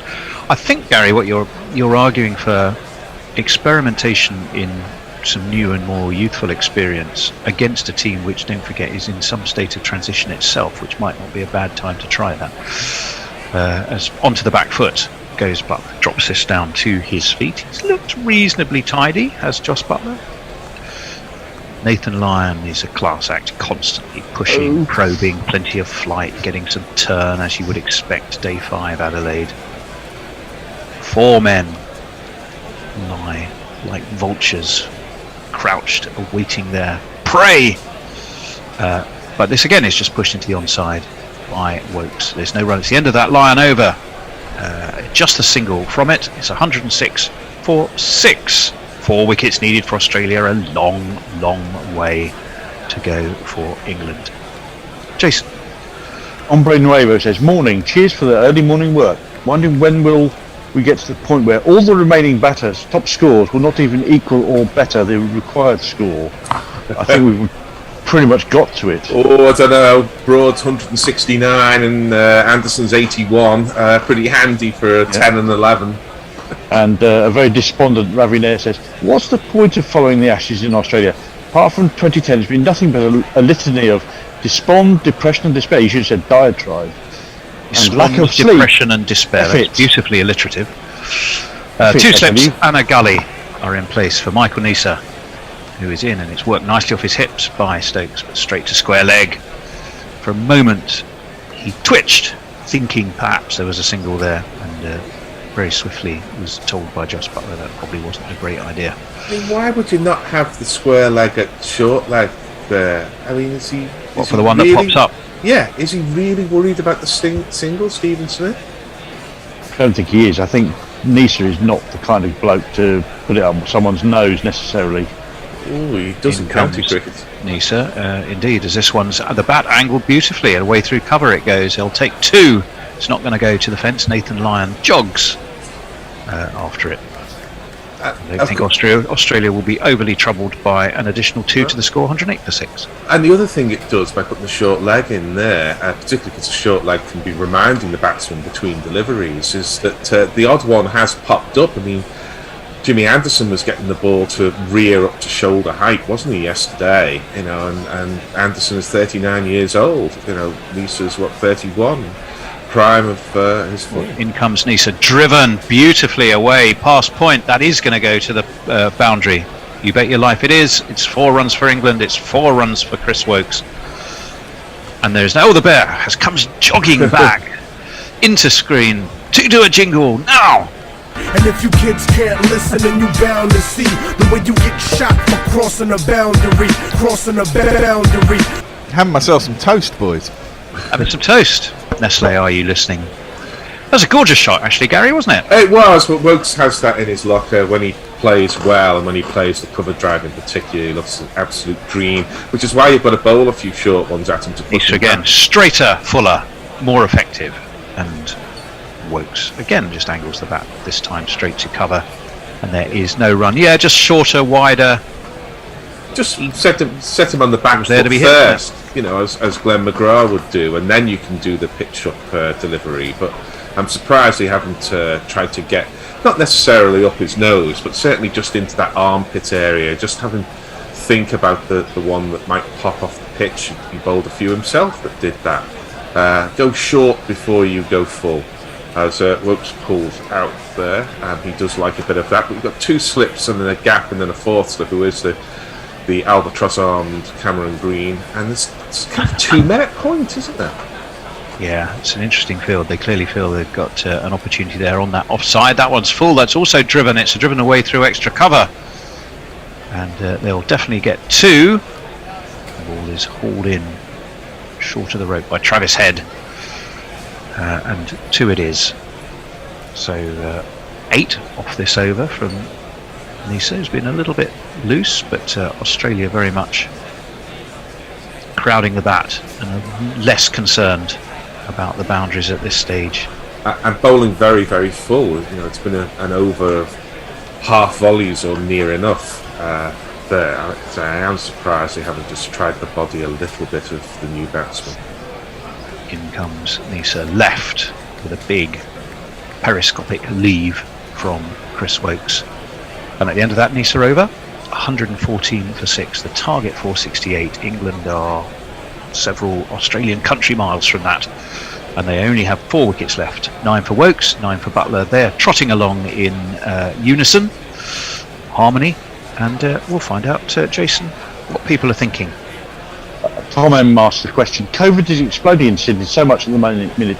I'm surprised there isn't more chat about the test being under threat. That's news to us. Brian Barris says, it's midnight and the match is still happening. I am disappointed. Nathan Lyon will continue onto the back foot, goes Josh Butler. And there's some fairly cumbersome footwork there. Who was that? It meant there was no run anyway. All right foot. It was like Maradona in the mirror, that, wasn't it? Yes. All right foot. Maradona in the mirror. Yeah, there's a silly point, a forward short leg. Leg slip and a slip. A neat square, boxing in Josh Butler, but he's able to push that one into the ground and survives another ball. He'll have to survive quite a few. His highest score against Australia, Josh Butler, I think is 70. Got that in 2019. That was a draw, of course, at the Oval. Forward he comes. Arms go on heads. Those reflective sunglasses of Nathan Lyon do make him look so strangely like a Bond villain. It's like Donald Pleasance wheeling in and delivering off spin. If anyone was misnamed, it was Donald Pleasance, wasn't it? Yes, he needs the cat on his lap, doesn't he? As this one is left by Butler. Perhaps the old Henry Blofeld commentating. Yes. 114 for 6. The villain Blofeld was, I think, named after Henry Blofeld's grandfather, I think, because Ian Fleming was at school with him. I think you're right. Not that you are mainly right, Gary. This one's edged into the offside. And wasn't silly point. Sorry, Jason. Wasn't Goldfinger named after the famous architect? Erno Goldfinger. Yeah. His Elephant and Castle roundabout has the one of the most famous Erno Goldfinger buildings on it. In comes Lyon. Now that I didn't know, so I'm learning as we go, as ever. It may be the cricket was pushing the onside. There's no run. The cricket may be dire. England may be falling apart. Only 4 wickets for Australia to win. But if you're on with men of wisdom and experience like Gary Naylor and Jason Hiscox, you will still learn something. Maybe utterly fucking useless, but you will definitely learn it. Well, I'm giggling because Erno is the name of Woody Allen's rival in Take the Money, not Take the Money and Run, Sleeper, one of my favourite, one of the funniest movies ever made. And there's a scene where Diane Keaton and Woody Allen are attempting to break into the facility where the president's nose is. Nisa to continue. He's continuing to Chris Wokes. There is no run.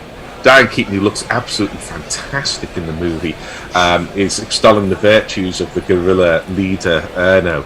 And Woody Allen has been listening to this trapped on an escalator going down. And when he gets to the bottom, hearing about all Erno's works and his brilliance, he sort of does a pirouette and says, "Can Erno do this?" And the pirouette happens. And she says, "No." In comes Nisa, right arm over. Driven rather edgily. In fact, it is an outside edge. It's wide of that third slip, and it's going to go all the way down to the third man boundary for one of these. 1, 2, 3, 4.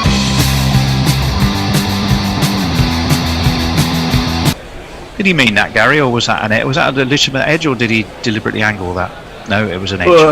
Yeah, and it was uppish as well. He was reaching for it a little, which is why I'm surprised there aren't sort of great phalanxes of slips in place. There's a little bit of angled bat, say half edge, half angled bat. How many do you need for it to be a phalanx? Oh, yeah, interesting. There's probably a kind of Roman term for it. In comes Nisa. That one's an interesting ball. It was Fuller, a bit floaty, but looking for the Yorker, and Wokes jabs the bat down on it away into the offside, and there is no run. I mean, one can have a cordon of slips, which is an extendable number. I mean, I suppose you get anything from 2 till 7 or 8. Well, a centurion was a member of 100, wasn't he, in the Roman army? So I'm not sure what a phalanx is. It might be a kind of 6 lots of a century or something like that. I rather like the word. Nisa in again. Wokes forward, straight to Nathan Lyon, who is prowling at point.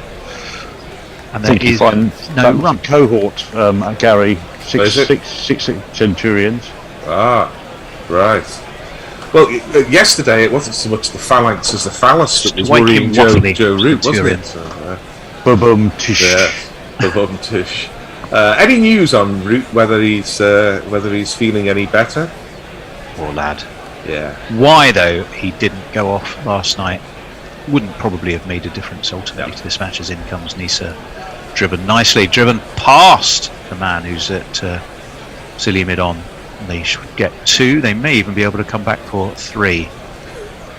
Off goes Travis Head, galloping after it in his baggy green cap, and he does prevent 3. It would be just 2. All important shot 2.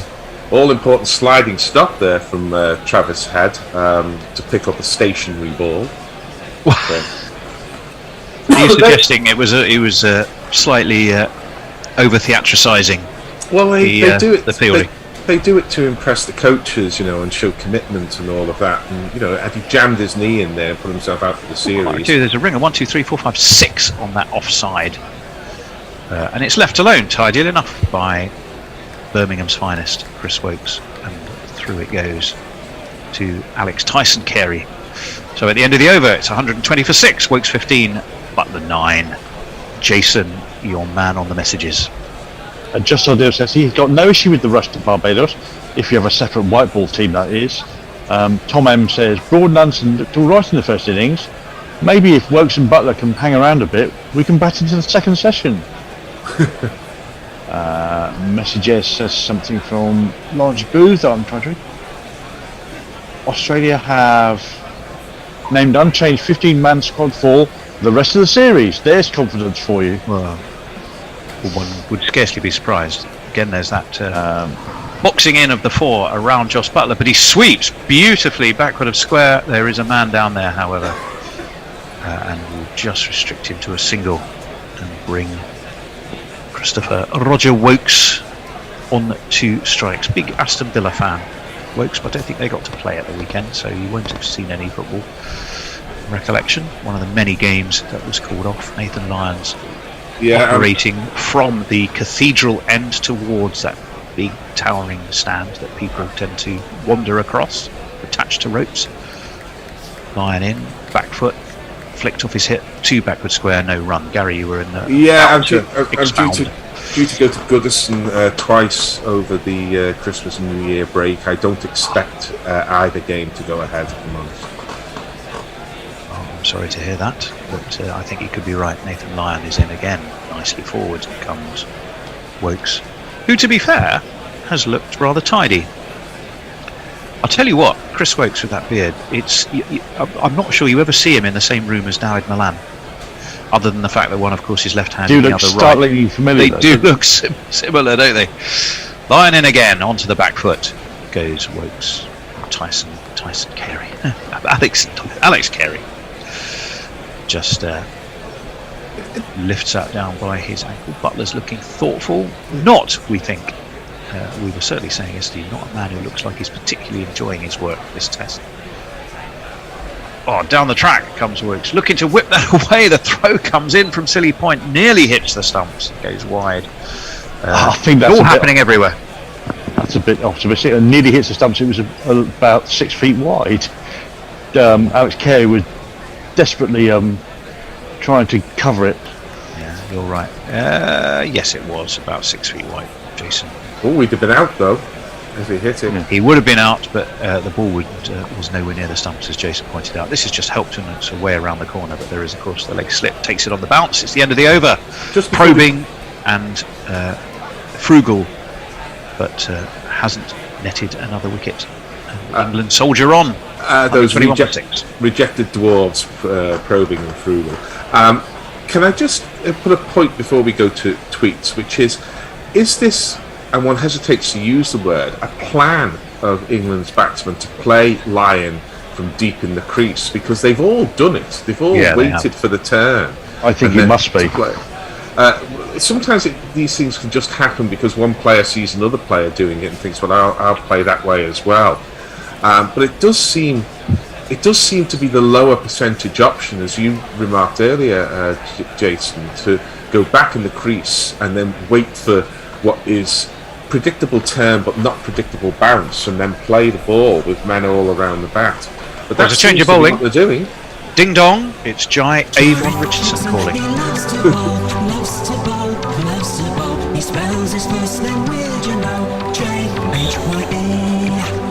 He's into Butler, who plays him tidily enough away towards mid-wicket, and there is no run. He's from Murdoch, suburb of Perth, so somewhere near Messers.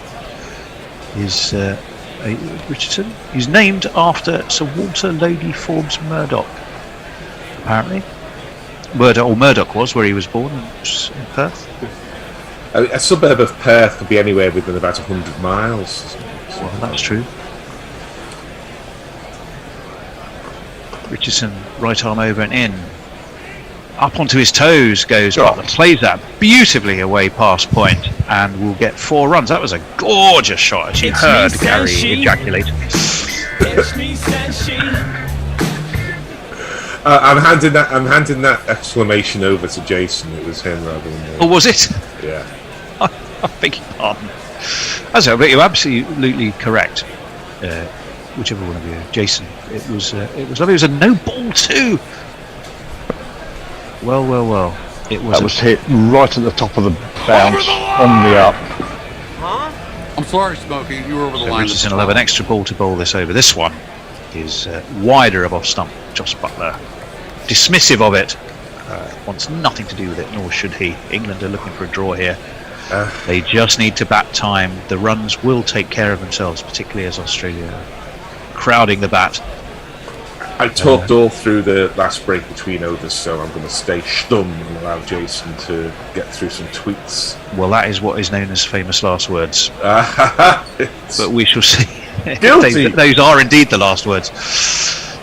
Richardson in, dabbed down into the ground, past third slip by Butler. That may go all the way. No, it's going to be hauled in down there by Nathan Lyon at third man. Should get 2 runs for Joss Butler if they ran smartly. They did run smartly enough. 128 for 6, 468 the target. 126 for 6 England. They are 342 short of that. We have a bloke in the ground. Peter Mouch has said, listening to Guerrilla Cricket on TuneIn Radio while watching the Ashes live in Adelaide. This one is left by Butler through to Alex Carey. It goes 133 kilometres. What's that in new money, Gary? 133. That's about, I will guess, about 83. 80. Yeah, 83. Brisk. I think we can put that in the category of brisk. Yeah. And we should 28 for 6. We should really spook the guy in the ground now by commentating on something that hasn't actually happened. Well, he's already been given advice to synchronise his commentary with it. Yes. So this one is wide of off stump, left alone by Butler, who's looking determined, thoughtful. There's a kangaroo on the field. I've never seen anything like it. A kangaroo is coming, and he's hit Butler. That kangaroo has hit Butler. Gary, time for Gary's tablets over there in Tooting. No, he's imagining bouncing Adelaide kangaroos. Yeah, that's to spook our man in the ground. 128 for 6. Where's the kangaroo? Where? It's Richardson. He's in, and very solid defence from Butler. Pushes it away into the offside Labuschagne fields. There is no run. It's the end of the over, and we'll go to Jason. Craig the Bear says, you called? And so there's a picture of, I think, Donald Pleasance as Blofeld. Tom M says, there's almost 2,000 cases a day in New South Wales the last week or two, including breaking the most cases in a day record for an Australian state. You've got nothing. We've had 90,000 today, and that's gone down from the last couple of days. It's 2,000 a day. 2 hours queues at testing sites. Might sound like small numbers to English listeners, but quite unprecedented here. Nathan Lyon's going to continue. He still has the ring of 4 around the bat. Wokes is forward. That ring of 4, all as to a man, put their hands upon their heads as that one popped up, but was played down into the ground successfully enough by Chris Wokes. There's no been run. taken to task, Gary. Phalanxes were Greek, according to Jeff Perkins. Fair enough. There's a man who knows his ancient Greek, I'm sure. As this one is nudged into the onside, and there is no run. Although I have no reason to know why he would know his ancient Greek. Jeff, tell us, what is the basis of your knowledge, unless it's just pure age and accumulated wisdom? 128 for 6, 15 for Wokes, 16 for Butler. I thought Phalanx was the front of a column of troops, like a vanguard in that was more what I would have thought, as this one is in and left outside of his off stump by Wokes. You can tell a man who's on his game, Nathan Lyon, only 1 for 41, but you just get the impression he expects the ball to do something literally every time he bowls it. Well, he's got the control, hasn't he? He's got the ball on a string. He's doing what he wants it to do. As he wheels in again, down the track comes Wokes. 2-3 steps, flicks it beautifully away through mid-wicket. They should be worth 3. Well, they may only take 2. Mitchell Stark goes galloping after it, and it was indeed 2 that they took. Apparently Messrs tells us the phalanx, ancient Greek, which he then gives us actually. Oh blimey, how did you type that, Gary? That's very good. Plural phalanxes or phalanges, apparently. Let me see.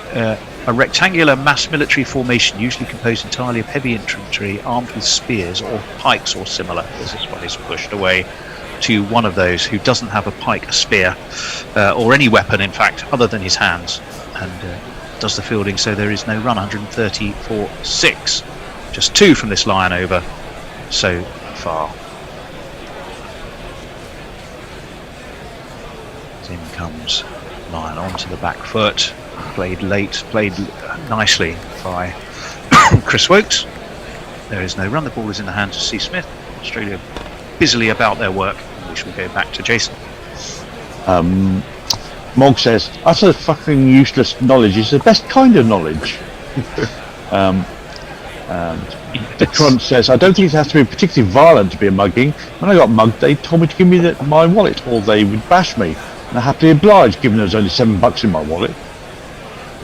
I saw some very, very disturbing series of tweets last night. It was between Jeff and Mog, and I think Messrs. They all seem to be recounting, or maybe it was 40, where and when they'd got mugged. One I recall had been mugged in Paris. One had been mugged in Chicago. I nearly tweeted to say I got mugged in Watford once, but after Paris and Chicago, it didn't sound quite so glamorous somehow. Richardson is going to continue. He has a sort of a first and a fourth slip. Plenty of space between those two slips, Gary. If the edge was taken, Butler pushes it into the offside, no run. You know, one way you can tell if this is day 5 with the Fielding side going for the win is that usually you get time to read sort of half a dozen tweets between the overs. This time, you're lucky if you can get 2 in between the overs, because the old shout to "turn it round, lads, turn it round" is definitely in play here. So much time is lost between overs in modern Test cricket. In comes Richardson, left by Butler through to Carey. We just saw a shot of Joe Root, who's sitting there, I don't know, presumably on some sort of testicular cushion. Yeah, looking for an ice bucket. We're looking for an ice bucket. You can't quite see it down there. He's got a smile on his face. I wonder if he's listening to us. Maybe that's why he's... Maybe he's chuckling at the thought of his testicular cushion. That would be a different ice bucket challenge. Yeah, it would be. Are we having a break after this one? We are indeed. We're not going to have a break, but we are having a change. Yeah, I'm going to have a break. So the estimable Owl will be in to take over ball by ball. Forward comes Joss Butler. Away into the offside it goes. There is no run. Tidy from Richardson. 2 wickets for 24 for him. He'll be very happy with his work. 65 runs and an hour or so, or an hour and a half, I think, into the day's play. And Butler is moving now with something approaching a kind of fluidity, because prior to that he was very much kind of marionette on strings, but he is getting some fluency into his movements, as we're seeing Joe Root getting indeed. In comes Richardson, left by Butler through to Carey, who takes and flicks to the ball immediately to Steve Smith at first slip. Now I'm seeing it in slow motion. No run. Yeah, everyone wants to see that. I mean, having been hit first thing in the morning and then hit again during play, there was a no ball by Richardson. Australia have... sorry. What is going on? Sorry, Tony, I thought you were still commenting there on Mitchell's start delivery to Joe Root, but you're talking about a different kind of no ball. It was. Probably enlarged rather than no in Root's case, as this was away into the offside. There is again no run. I think it almost ran down to third man, didn't it? 131 for 6, 17 for Wokes, 16 for Butler. It's been 2 balls left. A crushing defeat for Joe Root. Yes. It wasn't his feet that were crushed. Yes. 131 for 6. He's got a couple of kids anyway, I think, Joe Root, hasn't he? Well, that's hardly... Oh, well, so what? So it's okay then. Richardson, right arm over, left tidily enough by Butler. Through it goes to Carey. As a father of 2 children, I'm not sure I'd buy that argument. You've had 2 kids, therefore it doesn't matter, which seemed to be the inference. I certainly wouldn't buy that. Well, I also have that same number. I think I'm very happy to declare on 2. I don't know about yourself, Tony. Not declaring on 2 is Wokes or Butler. One is 17, one has 16. 131 for 6. We are, of course, discussing the unfortunate England captain Joe Root and his crown jewels. Left, not surprisingly, because it was wide and pretty harmless on that occasion from Richardson. It's the end of that over. It's 131 for 6, Australia. We're going to have a little shuffle around. I think I'm going to summarise. And for the first time this morning, it's the estimable Owl. Owl, come and join us. Hey, a tweet, hello Tony, a tweet from Just Ideal. Wow, the triple threat, or maybe that's a treat, of Tony Bishop, Gary Naylor and Jason Hiscock. Exceptional entertainment for us guerrilla cricketers. Extreme edification. Thank you, Just Ideal. Mog says, money can be replaced, your brain not so easily. And Farong's got another quiz for us, which I'll come back to after this over. We don't seem to have Owl as onto the back foot goes Wokes, but it's just past him, taken by Carey, obviously standing up close to the stumps for Nathan Lyon. Do we have any signals from Owl as to what he's doing? We can see him, or we can see evidence of his presence, which we're always touched by, to quote He may have rested his eyes for a moment. As this one is spanked away by Wokes through cover, but I don't think it's going to quite have the steam to get to that boundary. Yes, it is. It's 4 runs. Good morning, Al. Morning. Sorry, bathroom. Sorry, bathroom. Sorry, had to go to the bathroom. Well, thanks for that. TMI. England have just got a 4, and I'll leave it with you. Sorry about that. Let's shut that.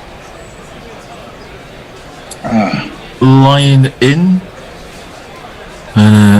Wokes will go back in his crease, and Labuschagne close to the bat will do the fielding as it drops in front of him.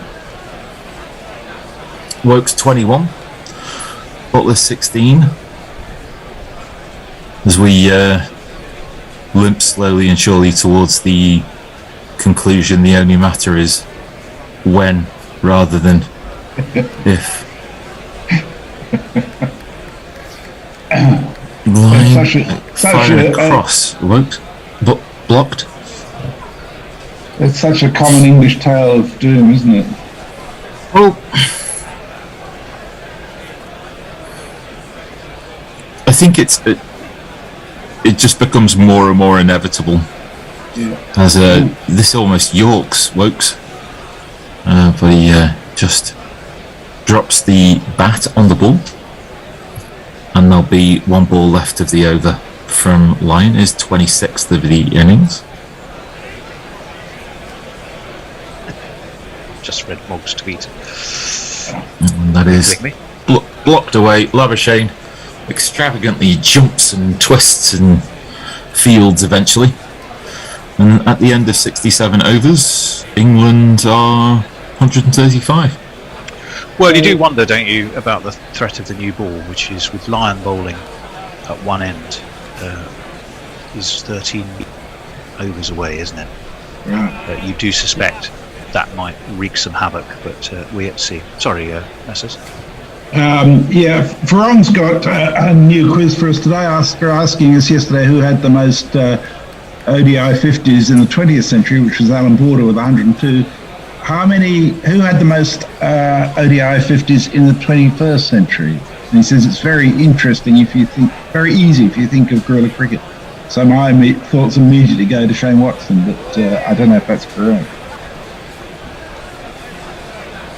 Richardson in. Just outside the off stump and blocked by Butler. I was going to say Vera. Sorry, who? It's obviously someone with guerrilla cricket. It's obviously someone with. I would think Sachin Tendulkar would be my guess. I'm sure he'll tell me if I'm right or wrong. No, I reckon that's definitely not it. I Sangakkara? don't associate him with guerrilla cricket.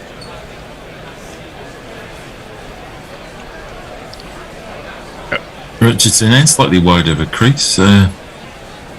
Back of a length. Butler blocks the ball. Hang on, was it 20th century though? Was that the special? 20th century was yesterday. This is 21st century. We've moved on a century. Somehow I seem to be rooted in the past. I don't know what to say. I think rooted may have a new meaning from now on. Yeah, that sounds like a verb. As that is edged, and it's just in front of Steve Smith. Yeah, he just got on top of that enough, didn't he, Butler? Genuine edge. Richardson's bowled very well. I mean, if Australia's looking at both Cummings and Hazelwood being fit for Melbourne, there's going to be some disappointed boys there. I think there might be some of the dreaded squad rotation that we've been looking for, as that's again the right length to try and encourage the drive and therefore the edge, but it's only meeting a full-blooded forward defensive shot. Yeah, he has bowled well, has Jai Richardson. Accounted for Rory Burns, both openers, in fact. The ball that got rid of Hamid was an absolute beauty. As he's in again, and again a resolute forward defensive shot by Butler. So Mog is making you right again, Tony, by saying your proper Macedonian phalanx used a spear called a sarissa, which was pretty fucking long. The Romans did use the phalanx formation early on in their history, but they grew out of it. What were you talking about? We were describing a slip. Well, guess who? Gary was describing a slip cordon as a phalanx. We were questioning whether that was the right description, basically. Dear God. Richardson ends up on his backside with his follow through, but Butler blocks the ball down to the covers. A maiden over, and at the end of that over, all as it was before. 1, 3, 5, 6. Thing about listening to guerrilla cricket, you're going to learn stuff you never expected to learn when you turned on initially. Yeah, but aren't you also able to learn stuff? We go one stage further. With guerrilla cricket, you're going to learn stuff you didn't want to know or need to. It may not necessarily be true. Yeah, well, it may just be someone sounding like they know what they're talking about when actually they've got no clue. And Varang asked the question whether, with Khawaja still in the squad, whether he'll replace Harris in the remaining Ashes tests. I really hope so. On the strength of his dancing, from what I saw yesterday. Yeah, that's pretty good. Wokes goes back in his crease to the first ball from line and blocks the ball back to the bowler, and there'll be no run. Yeah, some serious dad dance moves there. I was very impressed. Yeah. And again, Wokes deep in his crease. Labuschagne and short the leg crunch will do the fielding. tells us that the mail is that Hazelwood is touch and go for Boxing Day anyway.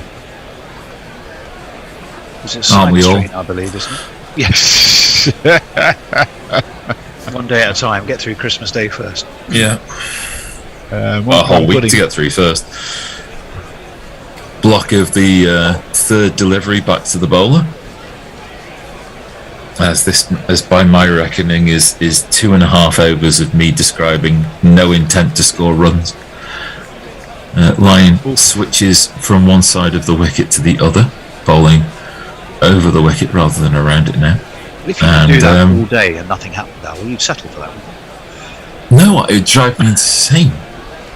What, and England were to get a draw? Oh, you want to watch this for the next 4 hours? If it gets a draw, yeah. I just want to make sure that this is what you want. As that ball just hits Wokes' in the midrifters. Oh, there's actually a run. There's a run, ladies and gentlemen. There's a run as he pushes the ball through the cover. Wake you up. Yeah, causing havoc amongst scorers and scoreboard operators all the way through the Adelaide oval. And this will bring Butler onto strike. Gritty attritional draws are one of my favourite results in cricket. Oh, but we need stuff to keep the bear awake so he can play jingles. Otherwise, he's going to pass out. Lyon, Bourne, middle stump, which Butler blocks to mid wicket, and that's the end of that over. And there was a single from it, and England were 136 for 6. I know how we can do that, messes. We just chatter away about old players, and then every so often go, "Have you got his jingle bear?" And then you'll have to dive into our copious archive, which, by the way, if you dive into our copious archive... Is that a phalanx? You can get our copious archive if you become a Patreon. Don't forget. With our new Patreon levels, for £5 a month, you can have over 1,000 matches, I think. Bear, was it 1,000? Oh, it's 1,000 jingles, isn't it? Not 1,000 matches. It's well over 1,000, yes. You get a free gift. You get access to that archive, and you help keep the show on the road. Just go to patreon.com/guerrillacricket, or you'll find the details on our website. Tabbed down to Gully by Wokes, so this first ball of the Richardson over, and there'll be no run. I just don't... Would you describe the slips go in an arc rather than the idea of a rectangular mass military formation? I think that's possibly more correct, yes. They were going in an arc, they'd be sort of 2 by 2, wouldn't they? You'd have a first, second, and a fourth and fifth slip. More of a flank than a phalanx. Well, no, but you'd also have a third slip, as Richardson is wide of the crease, and that is again dabbed down by Wokes, and there'll be more runs, maybe even 4 runs. Oh my God, there's going to be a jingle. Oh my God. Wake up there. It's Nissan She. It's Nissan She. The excitement is just about killing you, isn't it? Well, I think you've got to say so far these two have done very well. The so far and the condition upon all of that is that every over that goes by brings that new ball that much closer. And even though there is no Hazelwood or Cummings, that's still a pretty decent attack Australia have got there. I love how you find the downside to it, Tony. You're so English. Tom M says, how is it that 6 wickets down on the 5th day we suddenly figured out how to play Lion? I believe, Jez, the answer to that is that sometimes even a blind squirrel finds an acorn. Oh dear. We're back to the subject of nuts again. Joe Root. Bless him. Yes. This time blocked to point, and there'll be 2 balls left of this over. The total now 140 for 6. Now, I think, I suppose with everything that's gone on today, everything's looked fine until the wicket-taking deliveries do their thing. And then with every wicket-taking delivery, it all feels like the precipice draws closer and closer. So there's been as this ball is left alone and goes through to the keeper. I suppose if you want to be hypercritical, Ollie Pope didn't have to play the ball that he edged to Steve Smith, and that's something I think you learn with the conditions. Something that England should get better at doing as the series goes on is knowing which balls to play and which balls to leave. Yep. He looks a man with a scrambled mind, and at the moment is Ollie Pope. He's a walking wicket right now, which I think is a shame. Yep, it certainly does. Well, I think 10 overs for the new ball.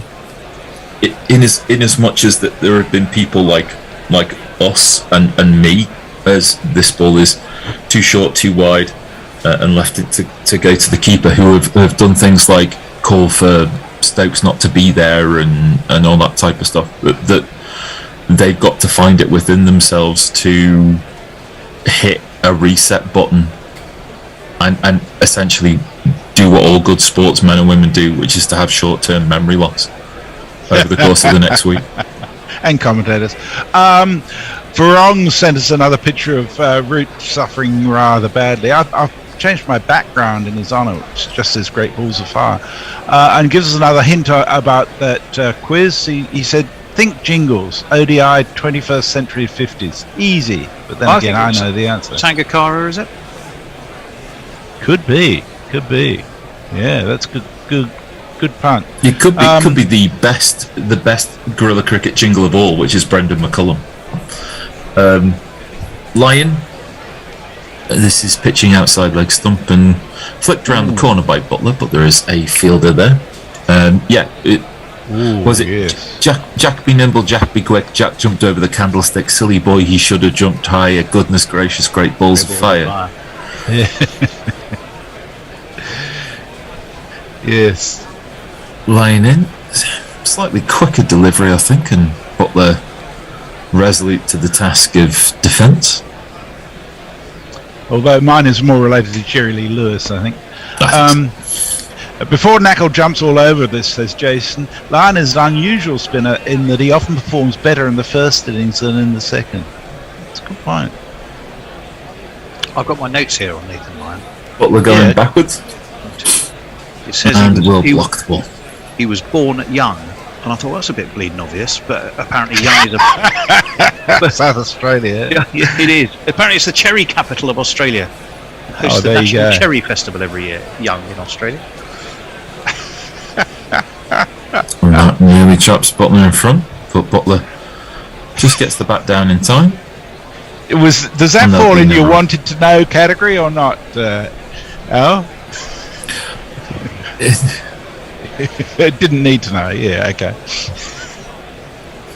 I always trust that as this one is slightly short of a length, but Butler is only interested in defence. I always trust that Tony's research will uncover some element of the game of cricket which is best left where Tony found it, as that ball is blocked this time into the offside field. That's the end of an over of Butler blocking Lyon, and England is still 140 for 6. I do have to confess, normally have a look if they're born somewhere which I think the name attracts me. I think, well, I wonder what we can find out about that. Yeah, but and young, the Cherry connection, which I then linked, of course, to cricket. But how many times in the Gabba test did we talk about 1986? Well, that's because Al, I'd just done a series of interviews, as you yeah, I know, but whilst it's exciting to talk to Mr. Broad and Mr. Small, and it's very nice to talk to them about that sort of thing. The fact that they're playing at the same ground that they played in 1986, that's about as much as you can say. Well, do you know? Now here then, okay, here's a piece of general knowledge for you. I feel we're going to talk about Adelaide. Oh, yes. Let's see a bit of Marnus Labuschagne, so I shall wait until possible, then I will ask you the question. The whirling dervish that is Marcus Labuschagne. Or even Manus. Oh, hang on. Can we get a background dial rating there? With an average that is obscene. His name is unpronounceable. The selectors have no trouble. It's Manus Labuschagne. It's Manus Labuschagne. I've just got an internal background reading there as Labuschagne comes in for his first delivery, and that is short, filthy stuff, which Wokes does well to only block as far as mid-wicket.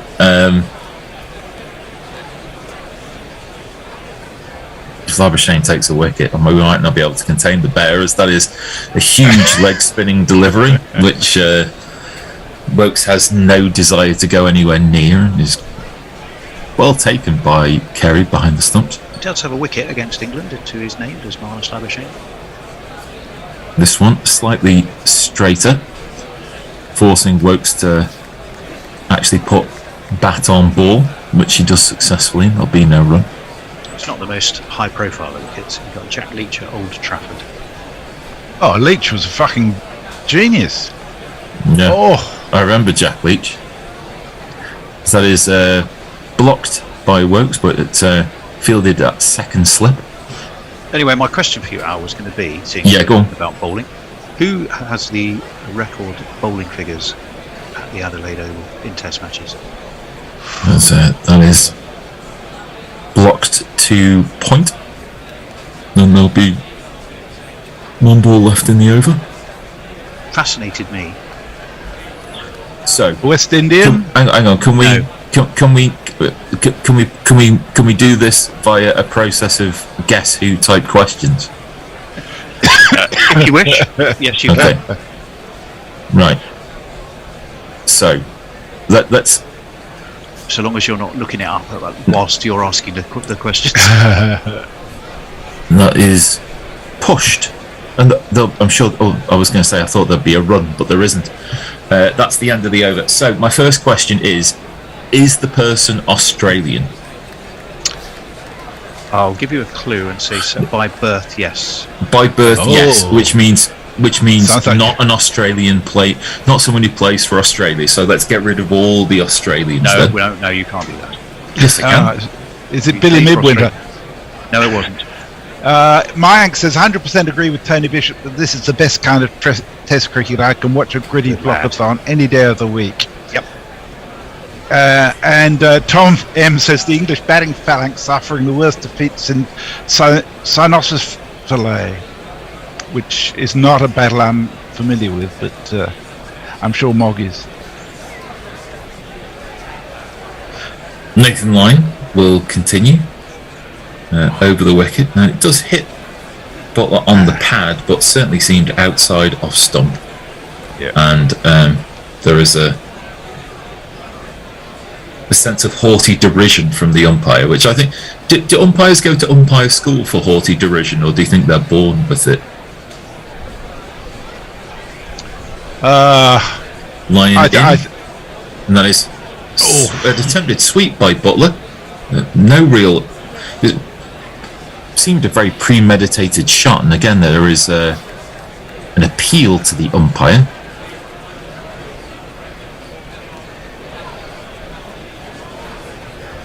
Hitting outside the line, I think. I think outside the line of off stump. There may have been very little doubt that it would have hit the stumps eventually, but such is the combination of things that must happen for it to be LBW that Butler remains on strike. Short. Oh, it kind of snarls up and hits Butler on the glove, and in an attempt to kind of push the ball away from him, it does kind of loop up a little bit, but safely drops to the ground in between fielders. I'll give you one clue. It was quite a long time ago. No, right. As that is swept by Butler, but a square leg is there. But born Green in Australia, gets down. so. Absolutely, very much an Australian, yes. A long, long time ago. I can still remember. That's all you need to do to get Tony to start singing this. That is stand the leg side, and it's in the hands of Labuschagne. Optimistic. But optimistic that would have been a means of dismissal. I'll give you one other clue whilst you're Yep. nodding. Possibly more famous for something else. Well, that leads me to, as this is just blocked back to the bowler, that the answer would be Richie Bennett. No. I'll give you one But more it- hint. Is his more famous thing a batting achievement? Messi Jez, yes. And when you say long, long time ago, I mean we talking decades or 100 years? You know, We're talking 100 years. wow. Oh shit. I'm in trouble then. Well, I was going to say, you of all people might just be able to remember. Oh, fuck off! I was in short trousers at the time. Mog says over 1,000 jingles, and some of the non-Sherwood numbers are actually listenable in relation to the archive. It's a fucking great dive, actually, when you go in there. Ow. Labuschagne continues, and the ball is blocked to cover by Wokes, and there'll be no run. I'm trying to think of great old Australian batsmen. So that is a full toss, which Labuschagne half stops, but the dribble's about 5 yards away from him, and there'll be no run.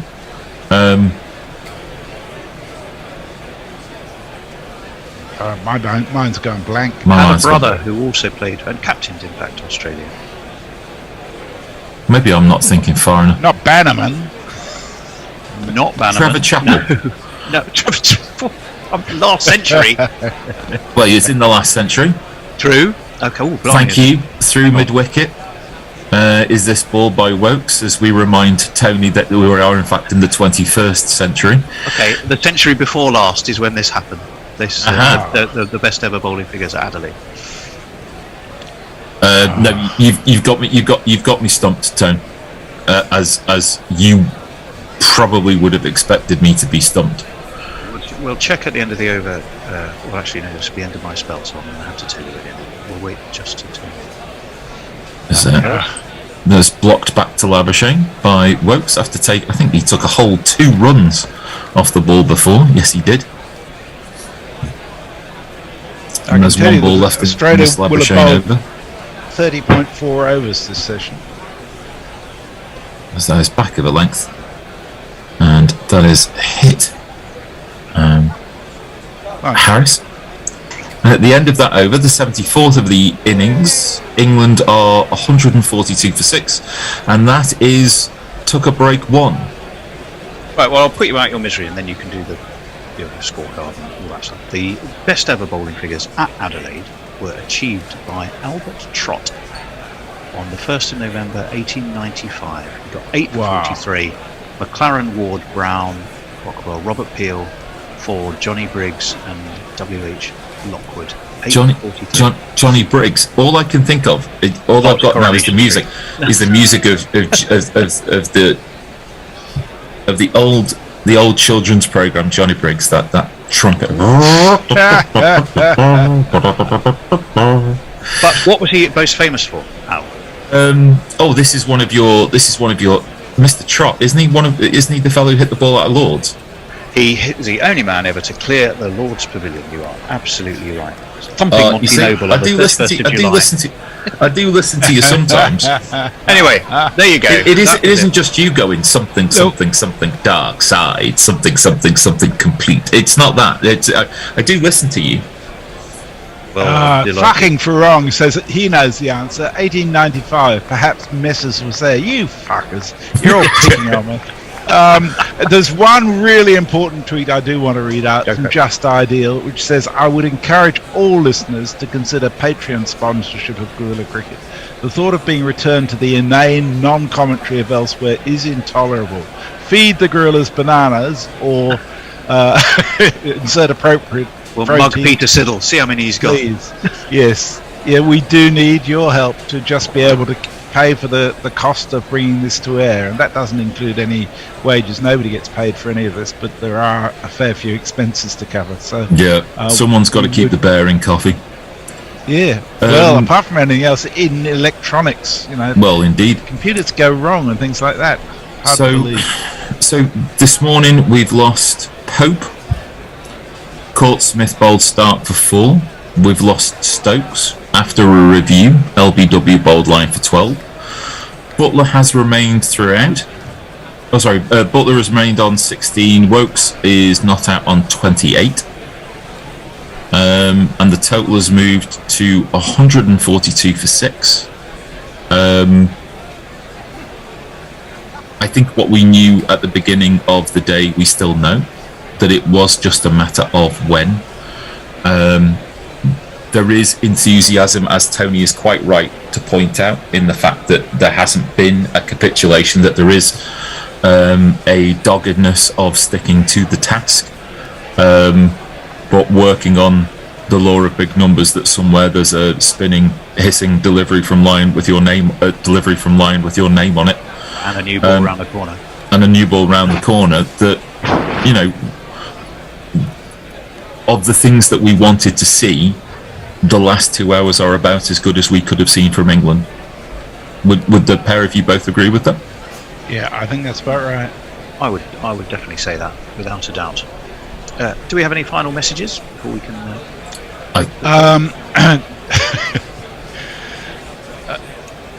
The Crunch says, I was 14 at the time in 2000. Oh, sorry, that's going back to that discussion. I was going to say, in 1895? Yeah. Mog says, cynocephaly, you say, the one where the Romans fucked up the best Macedonia could muster. Fun fact, cynocephaly means dog's head. There you go. More information that you never thought you would come away with from the cricket. That'll do for now. And we'll catch you after lunch. What are we doing now? Yeah. We're going to, we've only got 4 videos of entire Ashes, so we could go something else, but we're playing, we're giving people a pump. So Gladstone Small, why not? Why not? A lovely Gladstone. What a charming man he is, and great company, and very amusing too. Right. I'll see you soon. Bye everyone. Bye.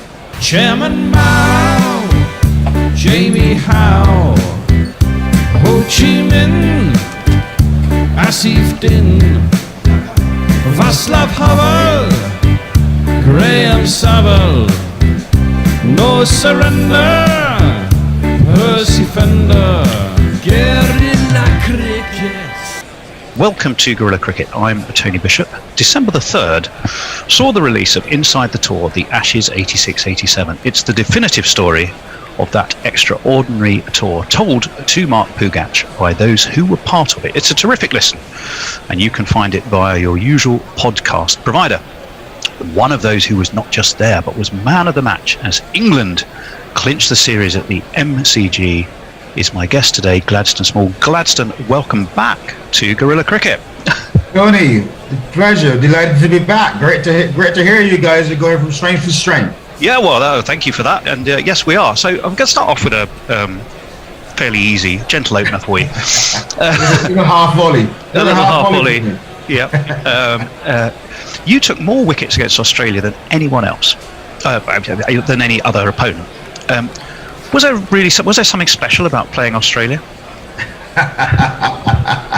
I just love beating them. I just want to beat them. That was one. Listen, now obviously I played. That's probably because I played more tests against them than anyone else. But only out of all the ones I played against Australia, only one of them was at home in England. So obviously, the England boys, my captains and managers, obviously thought. First of all, I thought I was a good tourist, and I could take the heat of playing in Australia and all the stuff that went on with it. I just love. Listen, I've always loved the thought of touring. I love playing. I mean, I like home, but I like being away as well. And you're making a career of it still. If I didn't do it, someone else would do me. But no, so from a very. I mean, I went traveling.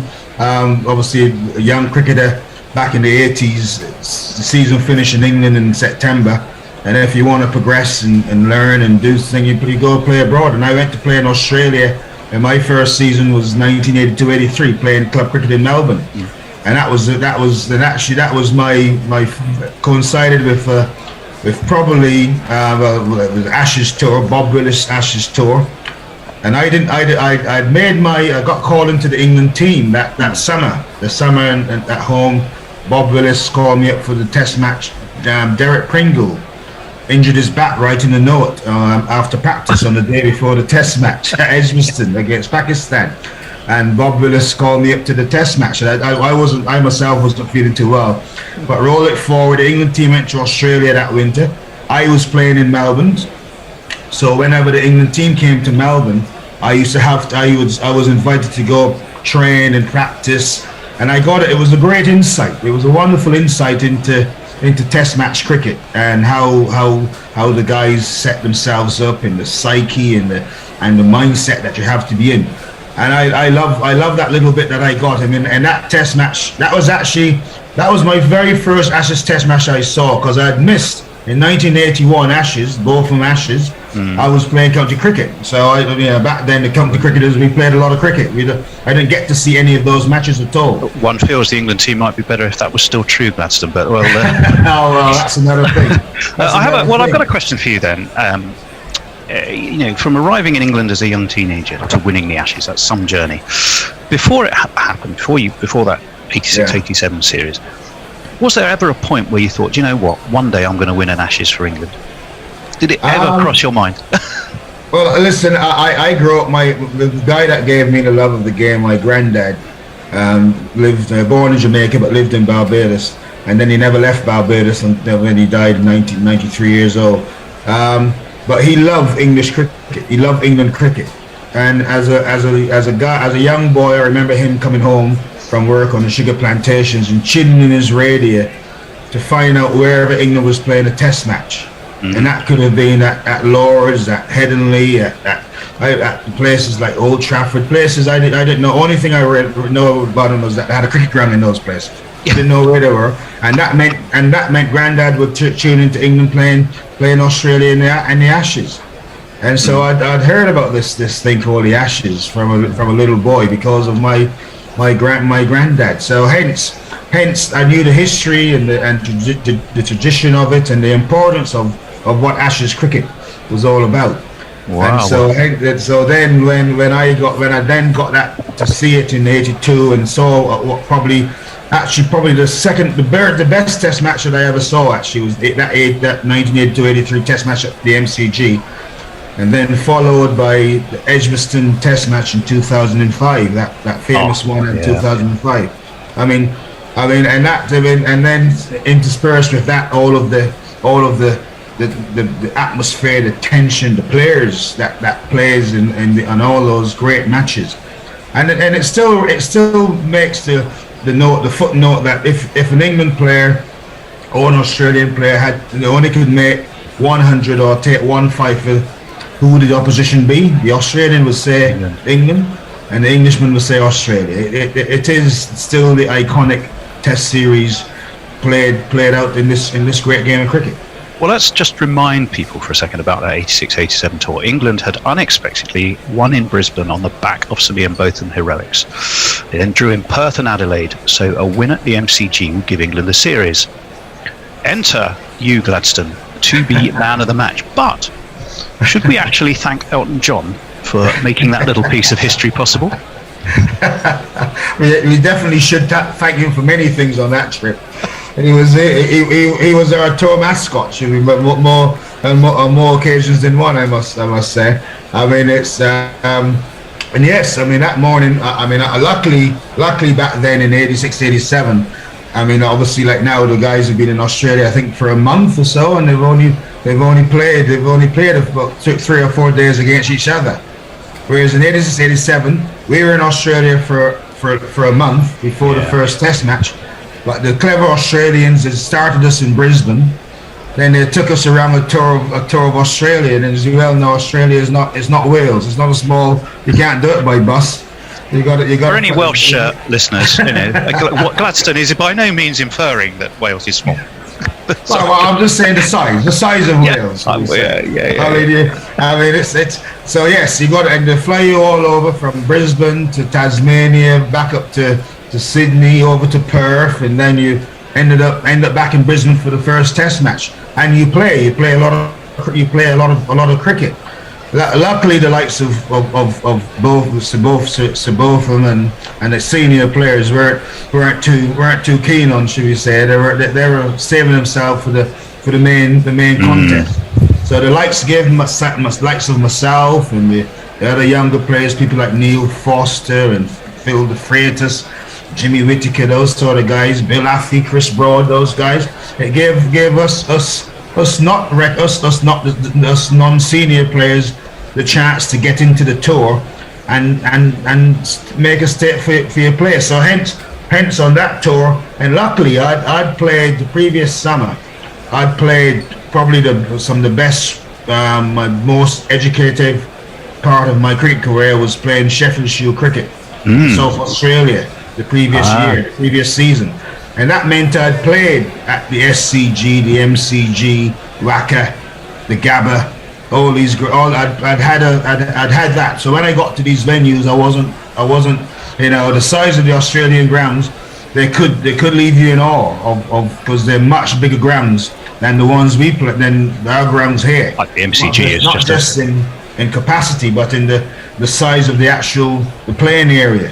So I'd seen all of that the previous year, so that I was already in tune of what was required, as obviously the conditions as well, the playing conditions, the heat, the ground, the firmness of the ground. I love playing in Australia because that's the other thing you get. The grounds in England, because of our lovely weather here, they can be quite soft. The grass is lush and green and soft and springy. And so you got to really get your feet into it. In Australia, the grounds are hard, and so you can bounce, you can slide across the surface and use that for your rhythm. We are going to come on chat a little bit about the differences and about the new Kookaburra ball. I've got a question for you about that actually. But the reason I mentioned Elton John, because wasn't it a very direct influence? Hadn't Graham Dilley created an opening for you, courtesy of attempting to bowl at Elton John, and all of a sudden there you were at the MCG on Boxing Day opening the bowling for England. Just tell us a little bit about how that came about. Well, yeah, I mean, yeah, Elton John is obviously the guy as a superstar, hero, fabulous musician, and he was there. And he was in Australia that summer playing with the Melbourne Philharmonic Orchestra and getting involved. He'd met the England boys, Gower and Botham and Lamb on a previous trip. And he's not a cricket fan. We all know his love for soccer, but he loves everything English. His flowers are English, his fruits English, his water is English, and then obviously the cricket team were. So he was around a lot, with partying and keeping us entertained at various points of the tour. And that Christmas, that Boxing Day morning, after quite a very lovely long boozy Christmas day where we all got dressed up in various fancy dress outfits and for our families and stuff. And that morning, the first time we'd been down to the MCG to practice on the Boxing Day morning. But and Elton turned up, and so there he was on the outfield, and Graham thought, I'll have a little jog up and have a little Graham Dilly. This is their old mate Piccadilly, and he'll have a little ball to practice his outswingers to Elton, who couldn't lay a bat on anything, but on doing so, Graham tweaked a quad muscle, and sure enough, as I was there mixing the drinks down in the bowels of the MCG, as massive place, you can't down in the dressing rooms, you can't see what's going on the outfield. And Gatton came down to get his England blazer to go toss the coin. He said, "Hey, Stoney, stop mixing the drinks, mate. You're actually playing." Picker just did his leg bowling to Elton, so you're playing. So that was it. Half an hour to go. I was given the thumbs up that I was in the team. So you sat out the first 3 tests, and Mike Gatting, he wins the toss, and chooses to bowl. So and with that very late call up to the game, did you even have time to be nervous? No, not at all. Which probably helps, quite frankly. Because obviously, I mean, you play. If I was the night before, if I knew I was playing the next day in front of 75 whatever thousand people, I wouldn't have slept a wink. But I had a great night's sleep, probably because it was induced with lots of Christmas spirit from during the day.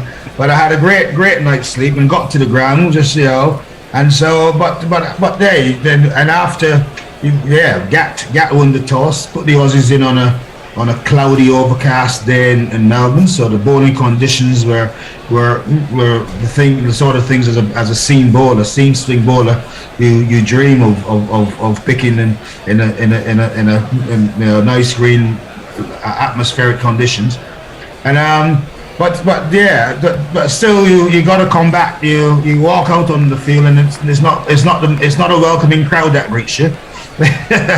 Nope. It's the pommy bashing start, shall we say? And Gat's got a sense of humour, so he sends me down to this famous place at the MCG, a place called Bay 13. It was known as, and they're I think they just let him out for the day from institutions on the proviso to go to the MCG and just bash up whoever the opposition were. So that was Gat's attempt to sort of get me in the mood and stuff, was to send me. Well, it did the trick. You did the trick. What was it? 5 for 48. Can you still remember who they were? Can you reel them off just like that? Not all of them. I'm David Boone. I remember my mate Dan. David Boone. He was, top batsman, great, and a top man. Boone. I see him now. He's now a match referee. So whenever he's in town, we always have a beer or two together. I can't keep it with his drinking though. He's the record he holds for the most cans of beer coming over from Australia. But he's a great man. So I got him out caught behind by Jack Richards, I think, caught him.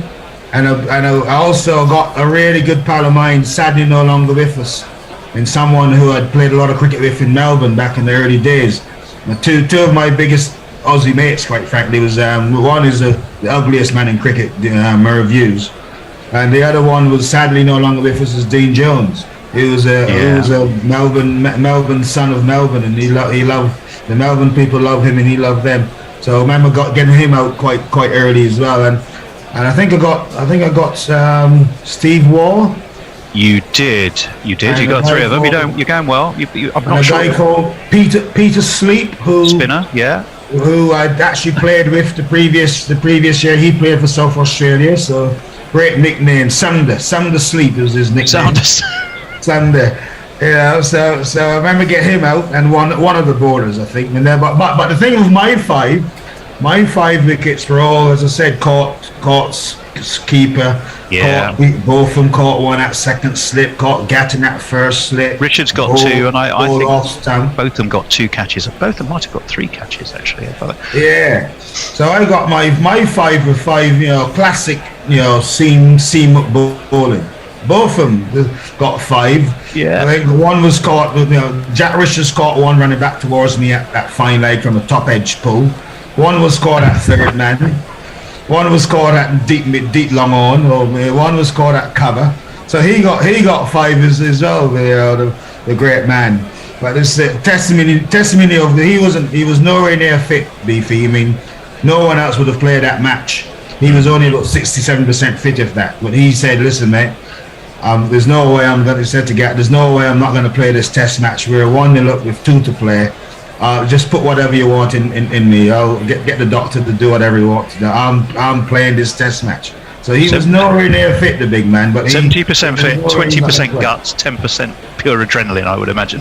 And just 95% heart. And 95% heart. Do you know that was going to be my next question? Compare your 5 to both of us, but then you kind of as ever you were able to anticipate me and get ahead. Now I'm going to ask you about the winning catch. So. So your 5 were Boone Jones, Dean Jones, Steve Waugh, Greg Matthews, and Peter Sleep. Greg Matthews, more. Yeah, Greg Matthews. But you also got that winning catch off Phil Edmonds. Yes. Tell us a little bit about that. And the great Philippe Edmonds. He was always a wonderful character. Henry was his nickname in the team. And he was a smart fella. Well, he was a bit of an insomniac. Couldn't room with him because he was always listening to all obscure radio stations, Radio Russia or some radio Antarctica or something like that. He was always crazy, and then he was always he needed to amuse himself most of the time, and he spent a lot of time taking the piss out of Gat, quite frankly, on the field. Edmonds. They played together at county level, of course. It's the sort of things he would do. So I remember that he was bowling. By this stage, we were well in control of the game on that last third afternoon. We beat the Aussies on the third afternoon, and in comes Mervyn Hughes, the aforementioned Merv Hughes, the ugly Australian, and he comes. And I'm down backward on the sweep, bound on the sweep. Normally you're behind square of the square leg for the sweep shot. And Philippe, he keeps telling me to go square, keep to my left hand, go left. So by this stage I'm now what would be about 30 yards out of position for the sweep shot. And he says, right, make a spot, make an X on the grass, so you don't move anyway, you guys don't move anyway. So the next ball he bowls to Merv, and Merv has this great big oik of a shot, and it top edge, and it's coming towards me. I steadied myself, luckily in the clear, and I took the catch first in, and when I took the catch, I looked down, I was standing directly above the X that Phil Edmonds told me to mark. Call it luck or call it a great piece of intuition or whatever, but and then I took the catch, and normally you see the guys these days would put the ball in their pockets as a memento. I threw the ball into the stand at the MCG, and so that was it. Some dog has been chewing it for the last 30 years or so in Melbourne. Well, let's hope it's still hopefully in a case somewhere, being revered as it duly should. I've never seen it again, so I don't know. Well, Martin Johnson, obviously, the late Martin Johnson, famously wrote about the team. Can't bat, can't bowl, can't field. Did that jibe personally motivate or inspire you? It certainly rankled.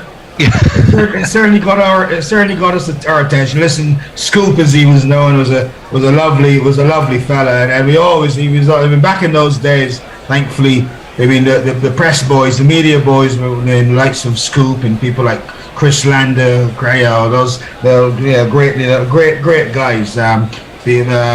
And so we actually got used to get on well with those guys, because they used to get more expenses than we got. So we used to always invite us to come and go take us out for drinks and dinner, because they can afford it and we couldn't on the expenses that we got. So we got on well with those guys.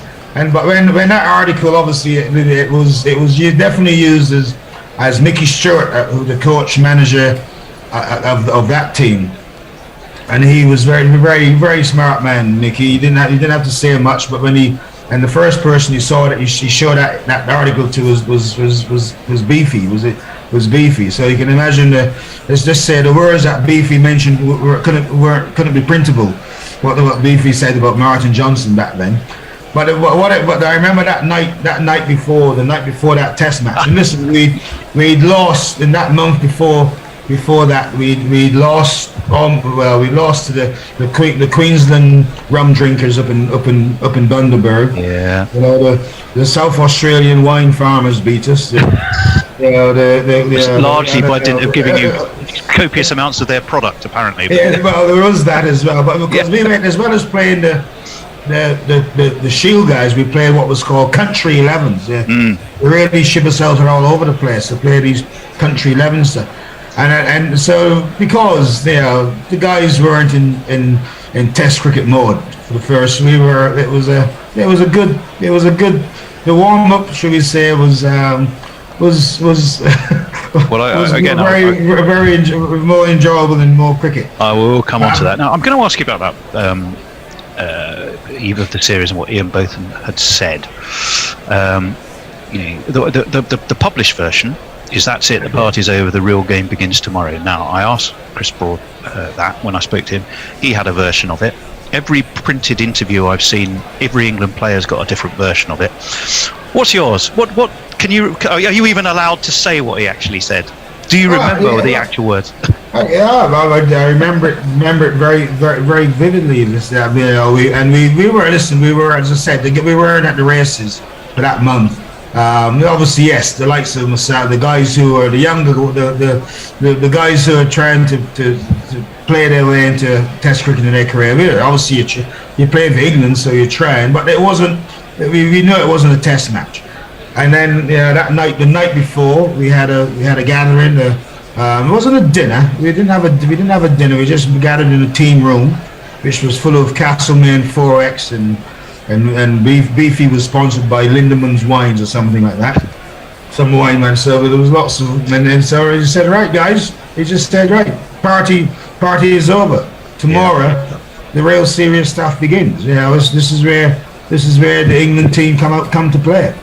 And it wasn't a big Churchillian sort of speech or nothing like that.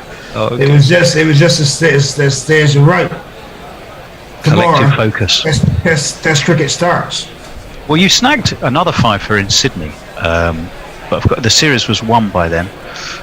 Was it a big disappointment to not close the series out, dead rubber though it may have been? I mean, you got that fifer. Did you feel slightly should have won that? Yes, absolutely. I mean, it was one of those ones where we were still probably celebrating, because back then, after the Melbourne Test, we went over to Perth to play. There was an America's Cup tournament where the other countries, the other country, the West Indies and Pakistan and India had all flown in for that tournament, and we won that as well. We went and won that tournament, so we were full on celebration mode. Even more celebration mode when we got to Sydney for that last Test match. And then the Aussies picked. There was confusion in the Australian ranks. Which tailor? Did they pick the right tailor? And the comment, some people thought the Aussies wanted to pick a guy called Mark Taylor, who eventually went on to captain Australia very well, an opening batsman. And they picked a guy called Peter Taylor, who was an off-spin bowler, for that Test match. And I think all of the England batsmen, including myself, tried to hit him into the Sydney Harbour, which is about 3 miles away from the SCG. And he ended up getting 6 wickets in the first innings and another 4 or 5 in the second, because we just tried to keep munging this guy out of the SCG on that Test match. So yes, the focus again wasn't quite what it could have been, but yes, we're 2-0 up with 1 to play in the Ashes. England hadn't won an Ashes series since Ray Illingworth's team in 71 or so. So it was something that was definitely worth celebrating, that's for sure. So yes, it was disappointing that we couldn't quite finish them off and win the series 3-0 or 2-0. So we gave them a little bit of a still an Ashes win in the record books. We give the Australians a chance, they'll take it. Yeah, well, I mean, a huge part of that story in '86 was not just the win, although that was fantastic in itself, but everything that went on around it. There was the build-up, wasn't there, with the Gower Gatting I'm in charge T-shirt handover. There was the return of Ian Botham after, shall we say, an enforced break. There was parting wine, you've mentioned it, rum, fancy dress. I mean, I think you were Zorro before you went and put Australia to the sword, which is kind of appropriate. Well, it tells me we're running out of time. We're going to have to. I think it was because we had Dan on at the beginning. How did you manage to keep focus? Tell me that. Well, listen again. You're playing for your country. You're playing Test cricket for your country. So there's lots of pride involved, lots of passion. You're playing against Australia, the arch enemy, shall we say? So that also is And obviously you're playing. As I said, when you're playing for your shirt, you're playing for pride. So you can't take things for granted. And you want to set. If you can set a mark and set a standard that carries you through into your career, then the Ashes is a good one to have. So that's what it's all about, really. And I'm sure, as the guys in Australia. For this current series, obviously, and they'll want to create their part of history, and that's when you get a quiet moment to think of what the Ashes is about, and that's what really makes you want to get up there and be the man and perform. You haven't quite done with Australia, Glasgow, because you came up against them again in '89 in England. Didn't you actually rescue a draw for England at the Oval there? Hero with the bat on that occasion. Well, this just goes if only. Listen, I was on my way to my maiden Test match centuries, and I ran out of partners. But it was a draw. People like people like batting down the order with people like Nick Cook, the Beast, and obviously, I think came in on the 11 that Test match. Sadly, recently passed away. Was the Kent bowler Alan Eggleston.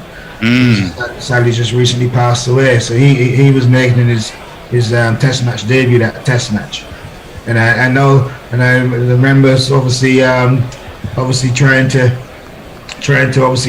get him to stay with me, as I was feeling quite confident. Even on 59, I was sensing myself getting 100 on a good batting track at the Oval. Just 41 short of that.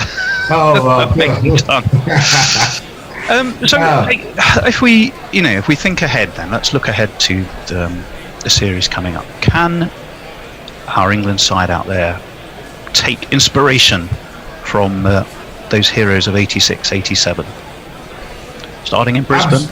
Absolutely, they can, because once again, when you're in Australia, the Aussies aren't going to give them much chance. Obviously, you see the likes of the typically Glenn McGrath would be saying it's going to be 5-0 to Australia, and that would be most of the Australian public would be saying that. So they'll hear that, they'll know that. But listen, it's I think this is going to be a really good Test match series against two quite even teams, quite frankly. And it's the one who gets the leg up first in this series could be the one who controls how it goes. So that's going to be the challenge. That's going to be the challenge for the England team, and that's why the Aussies always take you to Brisbane, because Brisbane, the weather, it's hot, it's tropical, it's hot, it's steamy. The pitch gets harder and faster as it goes. Starts off a little bit tacky, but then it seems to get quicker and harder. And so the Aussie bowlers become more into the game. So you're going to be tested. You'll be tested if you're not just your cricket, your temperament, your ability, but they test you mentally, physically as well. They'll threaten you, you're upstairs, with all the bouncer stuff. It's real, and it's a bit of a cake tin, the Gabba these days. It gets very steamy and hot in there, and so the Aussies, that's the reason why they love, and their record at the Gabba is quite formidable. Well, England haven't won there since you guys, although you didn't play in that game, but 86-87 was the last time. It's going to be a new Kookaburra ball. That sounds like one you'd quite like to have had in your hands. Well, it's the Kookaburra ball. It's a new cricket ball. It'll be 5.5 ounces, But that's where the similarity ends. It always feels a little bit bigger than our Duke ball. It always somehow feels, that little bit more. You've got to really get it into your hands. And then the main thing in the cricket ball is obviously the seam. Yeah. And that seam on a Kookaburra ball, it lies flatter. It lies quite flat, as opposed to our Dukes, which always seems a little bit more. You can really feel when you hold a Duke ball, you think, "Oh, I've got a friend here. I've got this seam as my friend." Whereas on a Kookaburra, you don't feel that. And after 10, 15 overs, that seam goes even flatter. So you got to make use of a Kookaburra ball. That's the key to it all. And the England bowlers will know that. I don't know, this new ball is obviously, I reckon it's got some... harder and a more pronounced seam, I think. So should last... You should swing and move off the pitch for longer than they say. I look forward to saying that, but it's Aussie conditions. But I believe it's been obviously a lot of the practice games, the warm-up games that the England boys have been playing, admittedly amongst themselves. A lot of it has been rain affected, so that tells me that there should be a lot of moisture in the surface. In Australia, they use what they call flat covers. In England, we have our roll-on hovercrafts above the ground. In Australia, they use flat tarpaulin and sheets and stuff. So in Brisbane, that means sweating. They should sweat more, shouldn't it? Yeah. Yeah. So I expect that the likes of Jimmy Anderson and Stuart Broad, even though yes, the batters might be feeling a little bit of trepidation that they need the sunshine and the heat, but I think Broad and Anderson will be licking their lips and knowing that a Kookaburra with a pronounced seam in atmospheric conditions and on a moist pitch. I think our seam bowlers will be looking forward to that very much. So 5 tests. What's your where's your money, Gladstone? I never bet on cricket. All right. Well, your metaphorical money. Where do you want to put it score-wise? If it was a golf game, I'll probably give you more insight. But cricket, no chat. Listen, as I said earlier, listen, the Aussies are favourites. They're playing at home. Their conditions. Their bowlers know they are probably better suited. They're tall bowlers that they have there are probably better suited than our guys to the conditions. But we've got the likes of Anderson and Broad, and I also like Ollie Robinson. I think his how he started off in Test match cricket is a revelation. And I think he will enjoy bowling in Australia. So I can see him being a really big part in this series, Robinson. Then brilliant to have Ben Stokes. Damn, there's literally about 20 seconds left. I was going to try and get it there, but no, we'll just cut in because it looks like they're about to start. Hello, Jules. How are you? G'day, I am fine and or dandy. Excellent. I'm presuming you're thinking you're going to win? I think our chances of 4 wickets versus England getting 480 odd are probably greater. So but we don't need 468. We just need to be there at the end. I don't think that's going to happen though, because the new ball's due in 6 overs time, and that's when I think the game ends. In about an hour after the new ball is taken, England done. Butler might still be there at the end. Wokes might be the man to be got by the new ball, but I imagine Stark will be fired up with the new ball, and Jai Richardson is still pretty fresh. But we're going to start straight after lunch with Nathan Lyon, who is going to continue. I shall jingle him up. He sounds like this.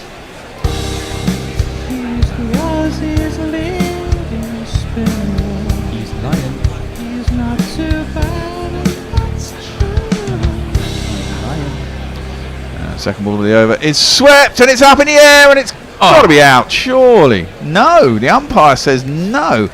I thought that was a bit of a... well, there you go. Davey Warner says no, that came off the arm. But they all appealed. You can never quite tell with those ones. So many things moving. Quite easily be out. And in this case, it wasn't. It was off the forearm in slow-mo. Oh, did it roll out the glove first? I'm not quite sure. I think it came off the arm there. Yeah, it definitely came off the arm, but I thought I wondered if it rolled up from the top of the glove up the arm. Next ball is just played square to backward square leg, and there's no run. Watch closely here. Well, no, maybe not. Optical illusion, possibly. Fourth ball at the over line is into Butler, and he just plays that up to vacant mid-off, and mid-on has to come all the way across, or Nathan Lyon has to chase it down. So Mitchell Stark comes across the mid-on, and there is no run. We'll have a jingle for Joss as he's facing. Pryor ain't no loss, 'cause we found someone Sutler. Okay, he can't spell Joss, but he also can't spell Butler. Joss Butler, just because he is Joss Butler. 1 S and 2 T's, Joss Butler. Goes back, defends that fifth ball of the over. I'd like to see hotspot on that, actually, because it is very, very, very close to that top glove as well. Well, no, having said that from the side-on view, that confirms it. It wasn't. Lyon, last ball of the over, is a little bit too short, and Butler just works it on the leg side, and there is no run. Who's doing social? That's me, I believe, on this occasion. Have we got anyone back after lunch? Well, 1 or 2. Let me see. Farong has sent a picture of Albert Trotter, not dad of Del Boy, the great Buster Merrifield. So Messi Jez did witness that bowling feat. Albert Trotter almost did an Uncle Albert and made a coffee with Akka Masala mix.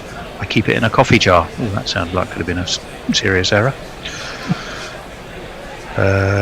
Messi Jez is telling us he's a man of great wisdom and experience. We know he wasn't there in 1895. Indeed. It couldn't have been. It was a school day. He was probably at school. Australia. Your favourite? Yeah, my favourite person I love to hate is going to bowl. It's Marnus. Keep floating on a night beat. His first ball is flashed at by Wokes. It turns, beats the outside edge, and is caught at first slip without any bat on it, and there's no run. It's Marnus Labuschagne. It's Marnus Labuschagne. Second ball of the over is just defended out to the covers, and there's no run. And England will be reasonably happy at this time. Labuschagne, that's a filthy delivery. Full toss, waist high at Marnus Labuschagne pace, and gets the treatment that it deserves as it's slapped out to cow corner, and it's 4 runs. 1, 2, 3, 4.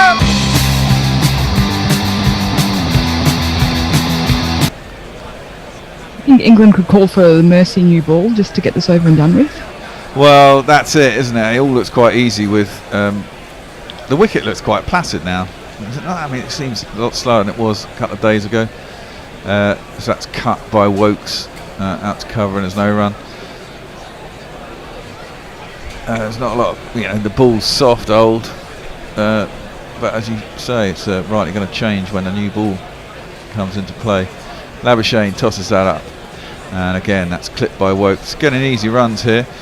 It's played down to wide, long on. It's just got enough pace to take it over the boundary. 4 more runs. And if you kids can't listen, then you bound to see the way you get shot for crossing a boundary, crossing a boundary. Got any ideas why Cameron Green didn't bowl this morning, Jules? No, I don't. I was surprised. I'm surprised he didn't get a go, but I feel like they're saving him for when the new ball comes out, and he and Richardson and Stark will hopefully clean up England's tail. Well, I think but maybe he's injured. Maybe. I think Stark looked injured earlier. Well, yeah, he was as well. He was doing exercise out in the outfield that seems to imply that he had a twinge. So that's left alone by Wokes, and there's no run. But we kind of felt a little bit like that throughout the whole test, didn't he? When he batted in the first innings, when Australia batted, he looked like he pulled something when he was playing a big hoik out to deep mid wicket, and that was on day 2, I guess. But he seems to have, bowled 2 innings, so his facial expression generally implies permanent twinge. Yeah. Yeah, and he's had a fair few too. Yeah. Nathan Lyon is going to continue. How are the overs on this scoreboard at the bottom? They're not there. They just keep telling us the target, which is quite pointless, really. I think we're at about the 76 over here, so yeah, a handful more before the new ball. We are. That's clipped into the leg side. This is the 77th, I think. It is. That's right. Out to mid wicket, and there is no run. England, of course, are 152 for 6. Wokes is 36 off 61. He'll be feeling good. Butler's 18 off 95. At least English batsmen are, getting a few balls under their belt, apart from Ollie Pope, which will make them feel a lot better playing in a full heat of battle. Because that's played into the leg side, and there's no run. Do you think they'll thank Smith for not enforcing the follow-on to get these runs under their belt? Well, yeah, but it's not a bad call, really, is it? I mean, they've been pretty poor throughout the series so far, apart from Root and Milan, as Lyon tosses that up, and it's played to short leg. Marcus Harris is fielding there, and there's no run. They don't have the silly point for the right-hander either, do they? No. But that kind of makes sense. Silly mid off, they should have. Yeah, no, they haven't actually. There's a leg slip, short leg, at least one slip. And Butler is facing up to Lyon. 4th ball of the over, forces that out square on the offside. Just pushes it through the covers. It's chased by Travis Head, but it's an easy 2. And Butler moves on to 20. Did you see? What did you think about the catch that didn't happen off Butler? Yours. The word shouting yours. I just watched it go through. I thought it was pretty amusing, but ultimately disappointing. Again, there's an appeal there against Butler for LBW. It turns back in sharply. I think it's probably got outside the line. It's probably going over the top of the stumps. And it doesn't look like Australia will review. It's definitely Carey's though, wasn't it? I mean, he just didn't go for it. The guy with the gloves. Yeah. Terrible leave. And that, of course, would have been a pair for Butler in this game, along with a couple of drop catches, and his head might have gone. But as it is, I think that's his 100th ball, or his 99th ball he's just faced. 100 balls for 20. And Lyon finishes that over 152 after 31 overs. He's been bowling okay. I don't think he's massively threatening, but England choosing they don't want to score off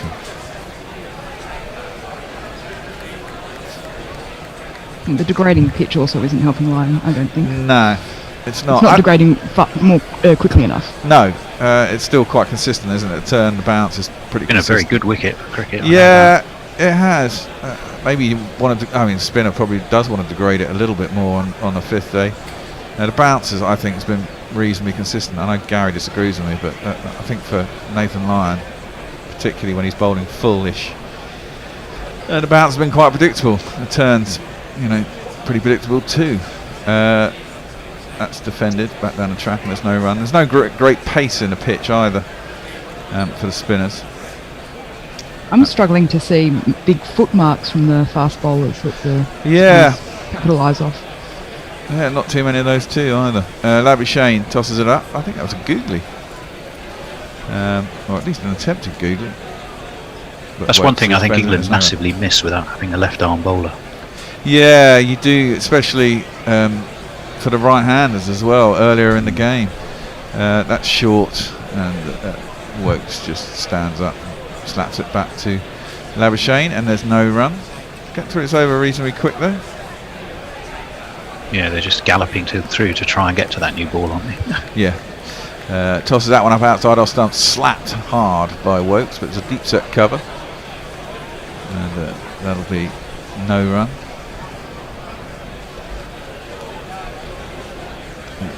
Two overs and 2 balls left till the new ball. Who's counting? The Australians. Yeah. That's Labuschagne, who has 2 slips, bowls up full wide again, and a short leg, and it's driven once more. Wokes out to the point, and there is no run. Last ball of Labuschagne's 4th over. A couple of filthy, shitty deliveries, and the rest has been not too bad. That's left alone outside of off stump, no run. Any tweets, Tone? Well, I'm going to go to YouTube first, but yes, absolutely, people are waking up. Martin Starkiller says, my dream would be going to a test at Lord's, he says. Joseph O'Mahony says, great interview, which is very kind. Martin Starkiller says, agree. Martin Starkiller says, 5:48 on debut, impressive. Yeah, good old Albert. Emily Elizabeth, hello, welcome to you, says, that was a nice interview. That's very kind, Emily. Kishuk Singh, going to be an absolute shame if England draw this outright, boys. I think that's optimistic from an England perspective. Very optimistic. Kinshuk. Steve Kelk, good morning, Gorillas. Morning, Steve. Jeff Thomas, Bear is so keen to get back to his bed. He's looking for gloves that weren't there. Yeah, yeah, a little bit. Let me see. Jeff Thomas, Whisper of a Dream. James Anderson, Stuart Broad with his Karate Kid headband. Stand strong and resolute for the final session and take England to a victorious draw. Jeff, time for your tablets. Fourthy, hello team, missing you. Feels strange not to be talking of Brian Close and Eleanor of Aquitaine. Well, yeah. Well, missing you too, Fourthy. Well, they're going to give Nathan Lyon a break, and this man's going to have a bowl. Oh, hello. Yeah, I'll talk over his jingle. First ball. He's another leg spinner. Of course, it's the Pigster. The skipper has decided to bring himself on. His first ball was thrown up outside Butler's off stump. Turns and there's no run.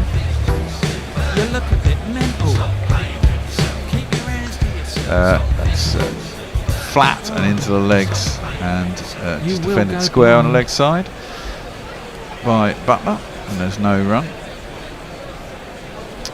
There'll be one more over after this, and then the new ball will be out, and we will see how this game pans out. Tossed up down the leg side. That one doesn't turn, and it goes past Butler's legs, and there's no run. It's hardly any time for any chat in these overs, is it? I was going to say 3 deliveries in 40 seconds. That's one way to get through them. Well, exactly. I was wondering whether I'd get the new ball. A lesson England could learn. Tossed up outside the off stump. There's no run. I was wondering whether I'd get the no ball or maybe an over or 2 with it, but they're going to be done with the old one within 15 minutes, which is 6 overs in 15 minutes. Is pretty good going. England can't manage it. Butler tosses. Smith tosses it up. Butler just defends it out to cover, and there's no run. They could have dispensed with his 6 overs probably in this entire game and just got straight to the new ball and said, here is the game, and taking some time off at the end of the game instead. That's defended into the ground by Butler. Last ball of the over. There's a maiden, Steve Smith. And wouldn't be that surprised. Got best bowling of 3 for 17, Stephen Smith. He's no mugger with the ball. That's how he started, remember, as a leg spinner. Well, he was, and famously, when England were, I think England were playing against Sri Lanka in that weird game where England came back and bowled them all out in about 20 overs for 42 back in about 2012 or something. And Test Match Sofa in those days was in another flat, my old flat in Nunhead. And we'd gone to the pub around the corner because it was raining and it looked like the game was going to be off, and we were sitting in a pub, and Dan made a bet with Sophia, who used to be on Test Match Sofa, and Sophia was convinced that Piggy Smith would get 200 Test wickets and 2,000 Test runs because he was an all-rounder, and that was the first time we'd seen him. And of course he's gone way beyond the 2,000 runs, but the chance of him getting 200 Test wickets, never. Wokes is going to face up to Lyon, and this will be the last over before presumably we see Jai Richardson and Mitchell Stark, and that's just defended by Wokes. It's also worth pointing out that Wokes is now the top scorer for the English team in this innings with 36. He's not a bad bat, Wokes, really. He's very correct. Of course, got a Test 100, and that's just defended into the ground, and there's no run. You've not seen the best of this England side, Jules. Not a little bit more. Of course, we are going to lose the series, but we haven't covered ourselves in glory. Put it that way. Lyon, flatter, straighter, defended by Wokes, and there's no run. I don't mind watching a team who has nothing to play for and they sort of go for it a bit more and a bit more carefree. I'm hoping that will happen towards the end of the series. Yeah, I imagine so. But even if we lose this test, we're not out of the series, theoretically. He says hopefully. That's defended into the ground, there's no run. It's only ever been turned around once in history, a 2-0 deficit in an Ashes series. Yeah. Don Bradman in 36-37, I think, Don Bradman's side. But as every commentator and every player and everybody knows, if you don't believe, what is the point? And until you're out of it, you're not out of it, as that's defended out to mid-wicket and there's no run. I'm more than happy to believe that it's going to be a good series. Still hope for that. Yeah, I think England have got to put some pressure on Australia at some point, but they need to do it at the right time of the game as well. Lyon is in, that's outside the off stump. That's no run. That is Lyon's 32nd over up and done with. He's got 1 for 52. Australia will no doubt dispense with this and immediately take the new ball, and it will be a different game. Demolition party. Dr. Dan is sending goodwill to Annie, copying her County Cricket Matters magazine, saying thanks for all your kind words, and all your great work on cricket, which I'm sure Annie will be grateful for. Imagine says just spend the long tucker break cleaning the bathroom and the toilets. Oh well, gosh, will the fun ever start? Give me a battle for a draw on the 5th day of a test any day. Although an early finish would be a gift to those in the UK. Yeah, you may have a point there. Mog says, well, colour me surprised this is going. Yes, it is, Mog. Barong says, very easy quiz this time. Who is the only player to hit the first ball of a test match for 6? Oh, we have a More jingle. difficult, who bowled the ball? Ooh, they're good questions. Mark Craig hit it. New ball. It is a new ball. We have a jingle for that.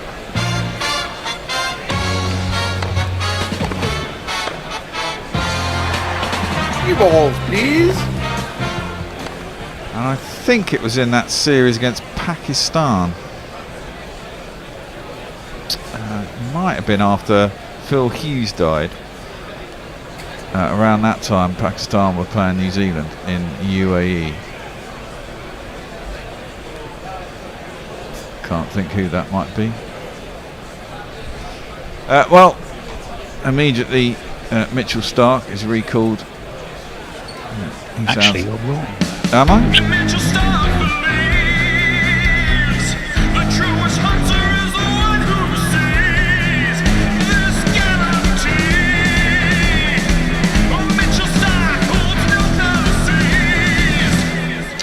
Well, Butler is going to be first to face him, and his first ball is outside off stump, too wide. Butler leaves it through to the keeper, and there's no run. No, actually, yeah, it must be, yeah, because his jingle is Mark Craig hit his first ball for 6, so he must have already done it before we made the jingle, which was that series. It was Chris Gale. Really? Yep, it was against Bangladesh, and he thumped Sohag Ghazi, who was making his debut for Bangladesh, over long on. It was the first test in Dhaka. Well, it can't have been Chris Gale then. Farong knows the answer. But it can't be Chris Gale, because Chris Gale obviously doesn't play for Bangladesh, Tone. No, but he hit. Yeah, you're saying he hit Chris Gale? No, Chris Gale hit the 6. Oh, right. Okie doke. He was hit off Sohag Ghazi. Defended into the onside, and there's no run. But he's not the only player who's here. Is that what was the question, Tone? Who's the only player to hit the first ball of a Test match for 6? Oh, the first ball of a Test match. I thought their first ball Chris as Gale. a Test player. Sohail Ghazi. All right. I misheard the question. It's been a long match. It has. It's gone to day 5. You've been in the studio every night. Exactly. We grant you plenty of latitude. My brain is a little bit scrambled. That one has got through Butler. Probably hit his front thigh before hitting his knackers. And another no one. run. Maybe Mitchell Stark, that's his game plan, is just to work his way through the England teams. Yeah. Nether regions. Abdomen. Lower abdomen. Yes, lower abdomen. It's the lower abdomen attack by Mitchell Stark. It's so funny that they do that. And it didn't hit him there anyway. It's just missed. And got his back thigh. Stark in again. That's full. Good leave by Butler. Quite close to the stumps. And came in a little bit. Not a great deal. And where are you based, Joves? You're in Melbourne as well, yeah? I'm in Melbourne, yes, so technically I'm in the future, I feel, compared to Adelaide. Uh-huh. Half an hour in front of Adelaide, yeah. Will you be getting down to the test on Boxing Day? For the MCG, yes. Excellent. You going? Yeah, and I'm going to fly up to Sydney, COVID pending, to go to the SCG as well. Oh, brilliant. Nice. You can cross borders now then? Is it all going to... I said COVID pending. Yeah. Start in, defended by Butler, out into the covers, and there's no run. There's going to be quite a little gang, a guerrilla gang at Melbourne. Fourth is there. Mog will be there. You'll be there. I think there's I at presume least a Cat couple of and others. Dan are going, I presume, as well. Wouldn't So surprise me. COVID pending, as they say. Make sure you hunt each other down. Yeah. Stay 2 metres away and wear a mask. Last ball of Mitchell Stark's first over with a new ball. He's going to bowl at Butler. It's in at his pads, nicely clipped. Down to long leg. Where Jai Richardson is fielding, and now he could have just come back in with a ball. Because presumably he gets the first over on the other end, or as I was out at lunch just before I came back on, they were talking about Cameron Green warming up in the outfield, getting ready to bowl possibly. And this partnership has reached 50 off 148 balls. They are hanging in there, Works and Butler. They are. But that last spell just before lunch and just after lunch haven't been the most challenging.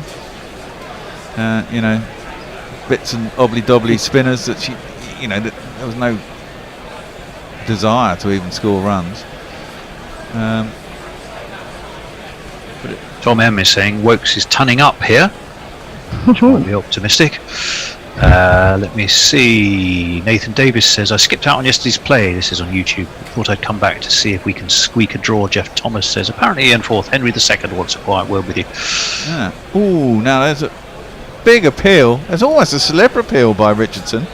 He was running down the track with his hands in the air, giving it a big, that's definitely out. He was convinced it was. But he was the only one. He is the only one, because Smith isn't going to review it. It's probably high. Yeah, it's maybe going down. Certainly angling in towards leg stump. It's probably hit him in line with leg stump and is going further, and it's hit him above the knee roll, and it looks like it's a nice new ball. It is Height and down leg. No, height probably it would have clipped leg stump, but it is missing leg stump. First time England have been in trouble for a while though. Richardson in. Oh, jeez. And it's a different game. Butler doing what Butler does, which he doesn't get his foot across, playing with his hands and eyes, and it's a good ball from Richardson. Full and outside the off stump, a little bit of swing away. and a full stroke by Butler, and that's where his frailty is, his weakness. As Gary says, he just doesn't move his feet. It's all hand-eye, which is fine in Don't ODI. get that out there. Yeah, it's fine in ODI though, isn't it? There's no slips, and you get the edge. Chances are you're going to get 4 runs. In a test match, it's a whole different ball game. That one is closer to the stumps, and he wisely leaves it through to the keeper, and there's no run.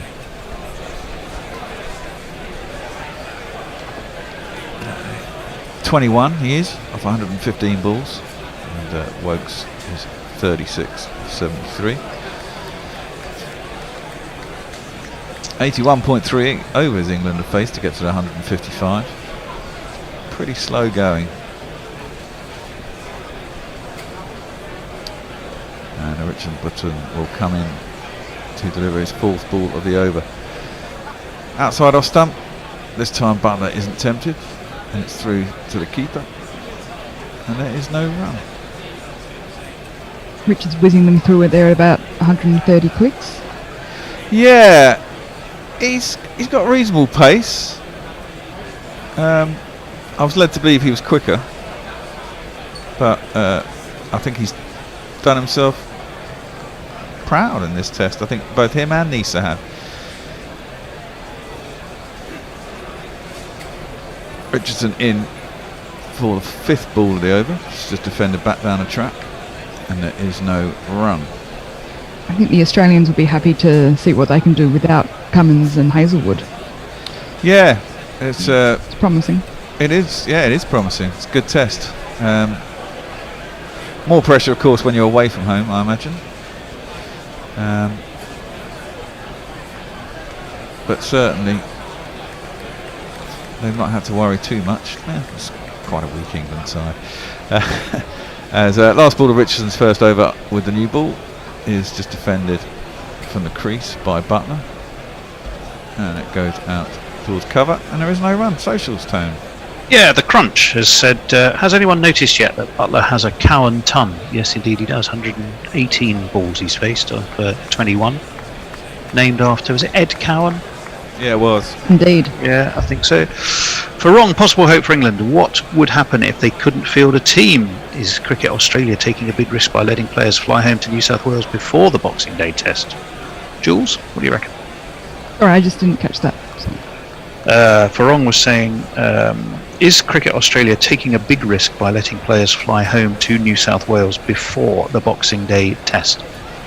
I was thinking just before, when we were talking about Cummings, is he ever going to go to a restaurant ever again?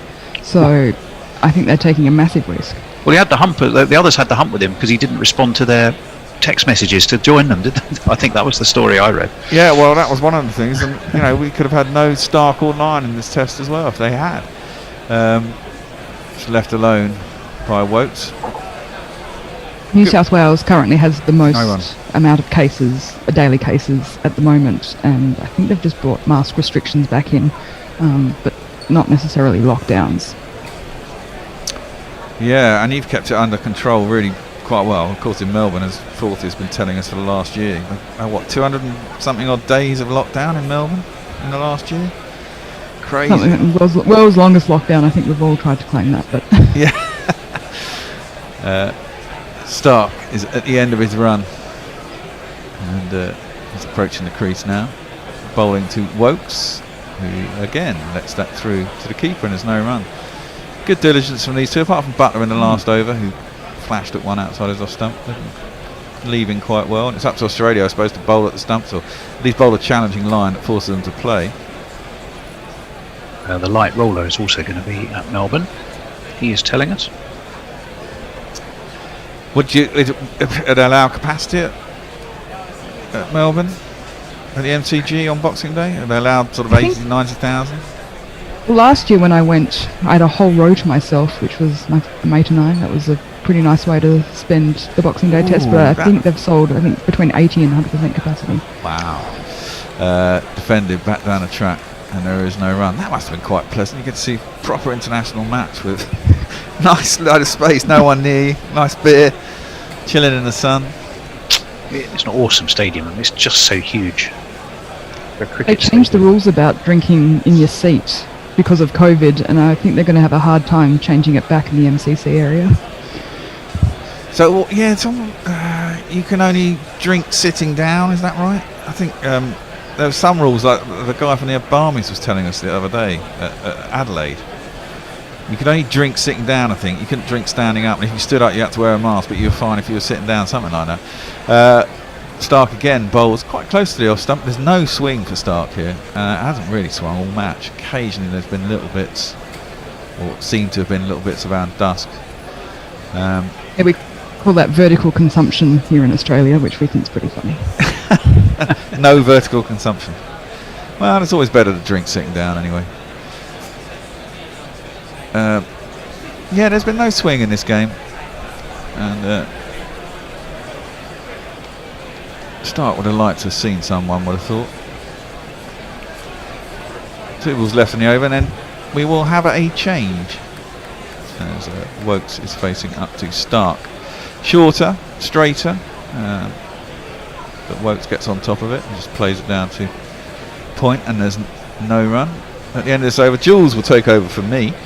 Messi will come in and join you, and Gary. I'm sure Gary will have plenty to say. Oh. Have you commentated with Gary before, Jules? No. What sort of treats am I in for? Well, I think my best advice to you would be just get your head down and keep talking, because otherwise you won't get much of an opportunity. No, he's lovely. You'll enjoy it. He's our friendly scouser. He's an Everton supporter. Oh, well, apart from that, obviously. That's on the pads. It's half a pill by Stark, but it's pitched outside leg. It's going down leg. Wokes doesn't get any bat on it. I think that'll be a leg by to end the over, but he'll take the strike. And that is me done. I don't think I'm back for this session. I might not be back for the rest of the test, because I'm actually not on again. You always put me down for the fucking last session on overspill, don't you, when I'm really tired? Because you're there. Yeah, well, I know I'm here, but I'm also really fucking knackered at that point. Anyway. You want to co-host me, Bear, and then I can let anybody in while you're having a break? I'm fine sitting here for the time being, but if I do feel tired and I go off and it's not ended, I might do that for a little while.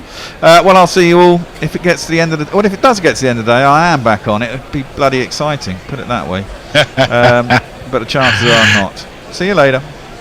Yeah. G'day, Jules. How are you? G'day. Excellent. Thank you. How are you? Yeah. Lovely 31-degree day in Perth. Just about perfect. So I'm Jai Richardson, comes right arm over the Butler slaps it out, gets past point, and it's pushed nearly down to the boundary there. They'll run through for a couple. Nathan Lyon does the fielding there.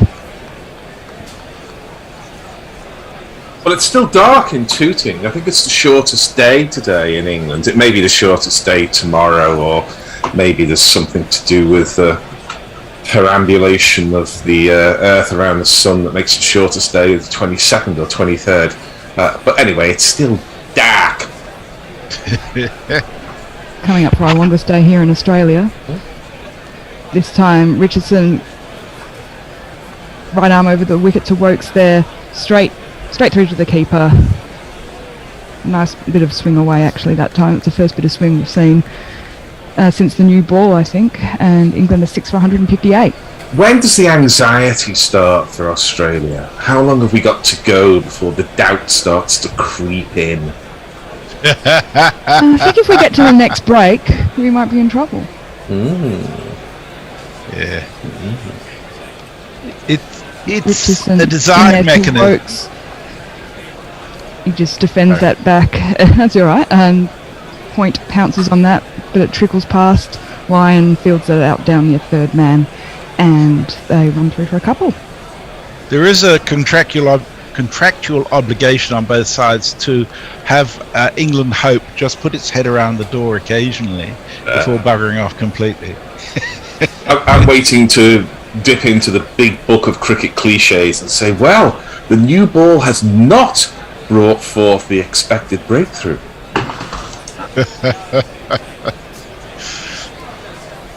Richardson into Wokes there.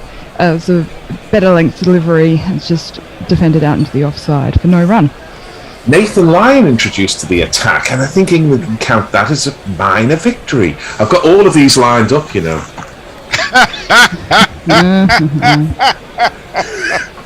Well, you are known as a fiction writer, of course. Absolutely. Absolutely. I noticed that Stark was up 148 Ks. Was he? Passed over, so he's getting a bit of steam up.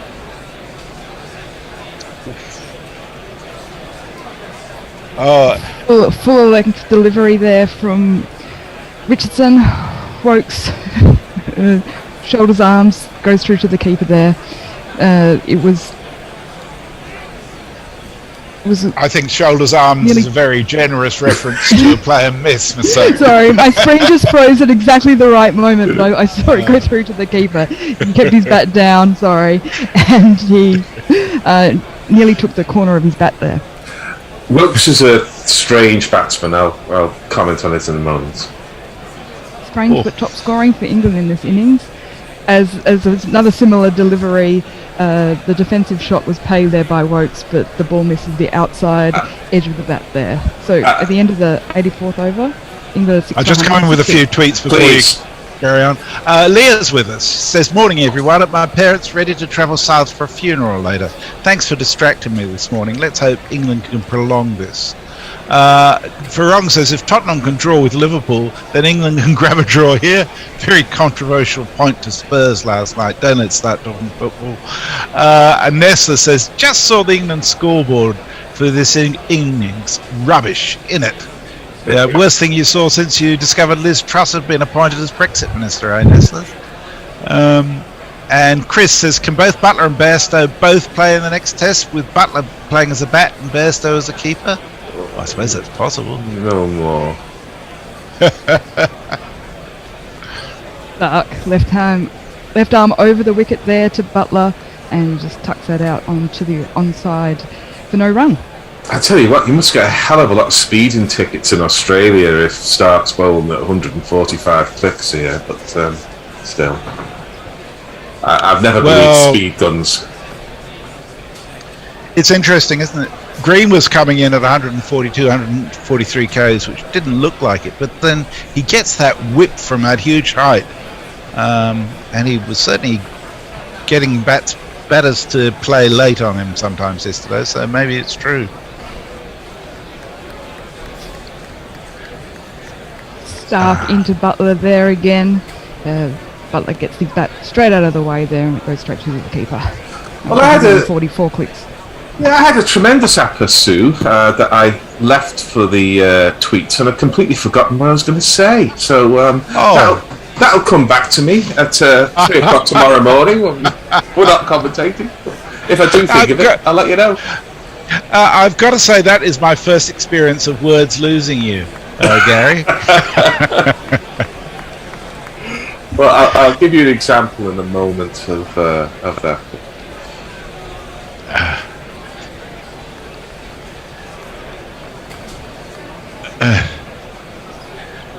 Have you got a frozen screen there, Jules? Yes, sorry. It's through to the keeper, and there is no run. You missed nothing.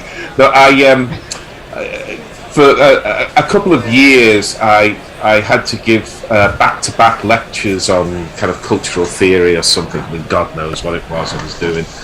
Mainly looking at YouTube clips for media students and then talking about them. But the first lecture would go sort of quite well. I'd get plenty of zip in it and energy and stuff like this. The second lecture, I'll break off.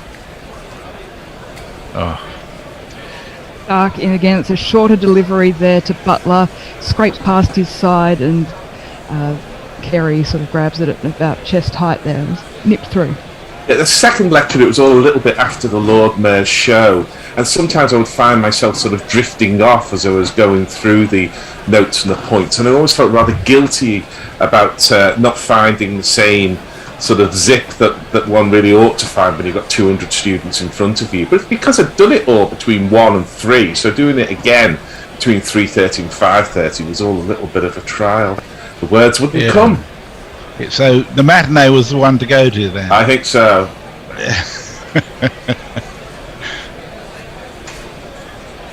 Back into Butler there. That was a full-length delivery this time, defended out onto the onside. There's no run. I've got to see the Lion, Witch and the Wardrobe tomorrow at the Lowry Centre in Salford. My first time at the Lowry Centre. It's been out 20 years or so. It's en route to my brother's in North Wales, but me and Jesper are going up, and it's supposed to be very good. Stage adaptation of C.S. Lewis' classic fantasy, of course. Yes, well, I mean, fantasy is something you're renowned for sometimes, Gary, so it probably suits you really well. Last ball of the the Stark delivery. It's defended out onto the onside by Butler there, and that's the end of the over. Well, 160 for 6. It was Sorry, Gary, it was low-hanging fruit.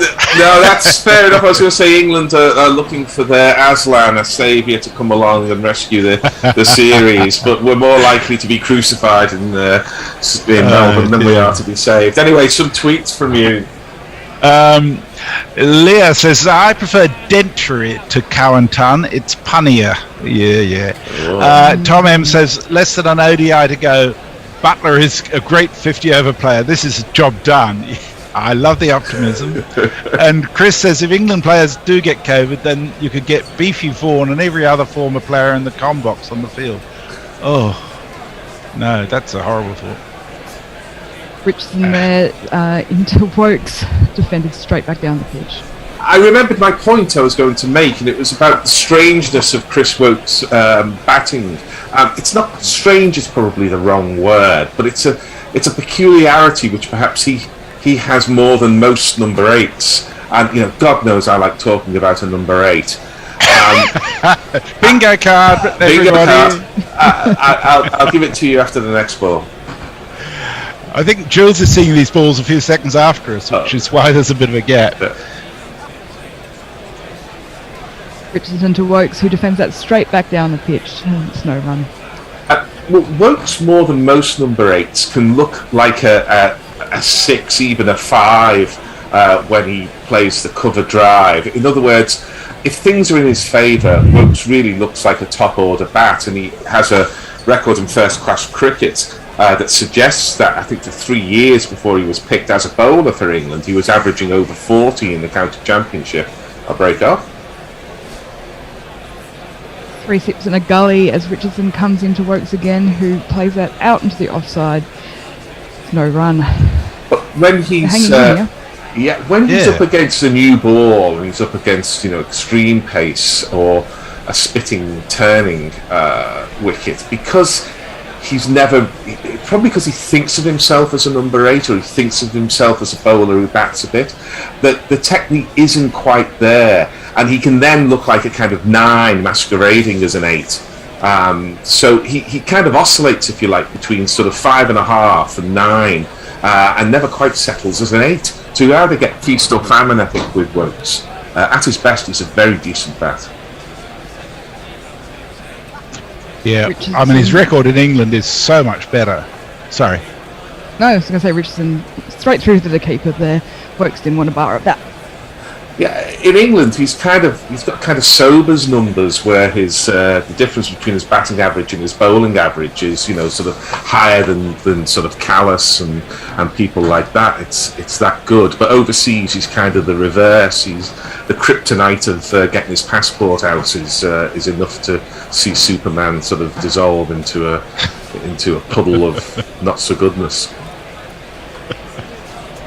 Richardson's a full-length delivery there to Wokes, who plays that out with the onside for no run. The English team haven't scored for a couple of overs, so they're just looking to hang in. Yeah, that'll do though. These two are both fairly phlegmatic. Sometimes you'd like them to be a bit more fired up, perhaps. So I don't think they'll be overly concerned about playing out the dot balls. If we see Robinson, Broad and Anderson, they'll be concerned about playing out the dot balls, but not these two, I don't think. It's the last delivery of this Richardson over, and played out into the onside defensively there by Wokes. And it's the end of the over. England is still 160 for 6. Just finishing Chris's suggestion about getting the old English commentators onto the field as England players, and then for Australia, of course, he says Shane Warne could play with Mitchell Stark, which would be a really exciting experience. PJ Mee says, morning Grillers. Going through to day 5 after being rolled on day 3 is at least an improvement. By the end of the series, they may force a draw. Oh dear. And Chris Acquire is with us. The one we don't want to hear from, Gary, is the one wicket brings 2 or 4. Oh, yeah. I'll leave that part of the big book of cricket cliches to one side. Getting the old commentators on reminds me of that ripping yarn, wasn't it? It was at Barnstoneworth United where they reassemble the old players, and Michael Palin runs through the side, and they all come together smoking pipes and wearing clogs or whatever to relive the old days. Can you bowl? Yeah, Nisa this time. Full delivery, played out onto the onside there by Butler. Lions in chase. Trickle down to the boundary, but not quite make it down all the way to the rope. They run through for 2. We need Nisa to be jingled up? No. I think he just was. We tend not to hear the jingles in the way that our listeners do because of the Zoom thing. Just to make it interesting. Nisa this time, Butler just flat defence straight onto the offside for no run. I got a question for both of you actually. Do you notice any specific contrast between the way in which Smith is captained compared to what Cummings was like in Brisbane? That's a good question, because Cummings said he would always turn to Smith in times of need, and I think that was probably more often than we would probably like to believe.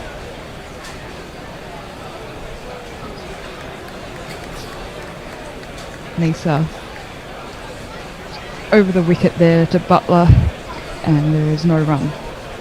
I think Cummins was quicker in changing his bowlers around. I think Hazelwood had 2 overs and he was whipped off, and the captain came on, and there was a kind of more obvious use of matchups. But maybe that's because the data was there. There ain't much data about Nisa and Richardson bowling at Butler and Wokes, so maybe Smith doesn't have that to hand.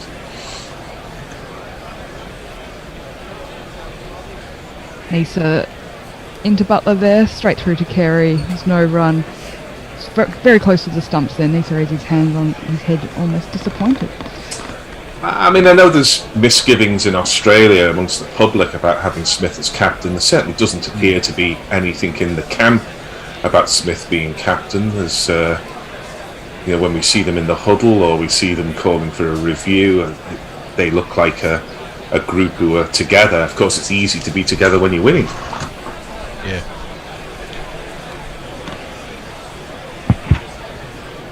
Nisa whistles it straight past Butler again for no run. I think the most important aspect is that the game still seems to be being played in decent spirit. We haven't seen the snarling, ugly Australian that was characteristic of the later part of Smith's regime, and certainly under other Australian captains. And starting with Tim Payne and particularly with Pat Cummins, there seemed to be a kind of civility or decency, and that's still on show today. Yes, I think that's very true. It's a good length delivery by Nisa that's defended out onto the offside, and it's the end of the over, 162 for 6. Of course, that's another thing that's easier to do when you're winning. Sorry, Jez. That's right. Missing you, Tuto says time is moving slowly for me since they took the second new ball.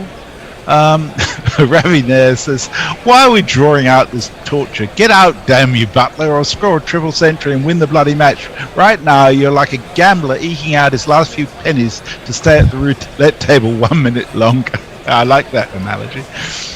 Tom M says, my cat just climbed into a box, triggered PTSD of root last night. So pun's going to trigger you. That's going to be a difficult life for you, I suspect, Tom. And Leah says, I needed that good number 8 during the last match for my bingo. Damn you, Wokes.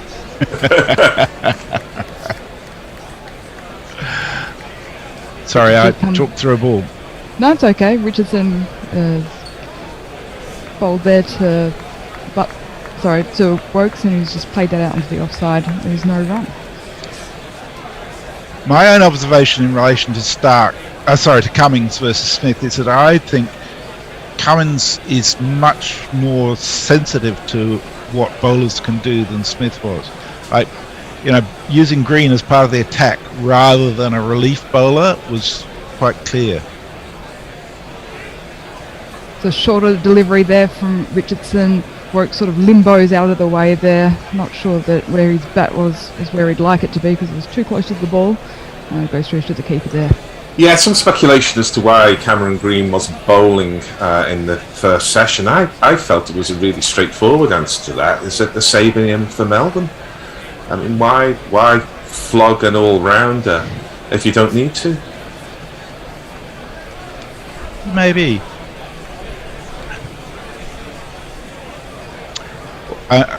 And the circumstances. Sorry, Richardson into Wokes there, and no run. Circumstances probably favour Australia quite well in that regard, given that it looks like both Cummings and Hazelwood are going to be available for Melbourne. So their rotation sort of is naturally handling itself, if you like. Oh, there's your comedy special for the festive season. Unbelievable.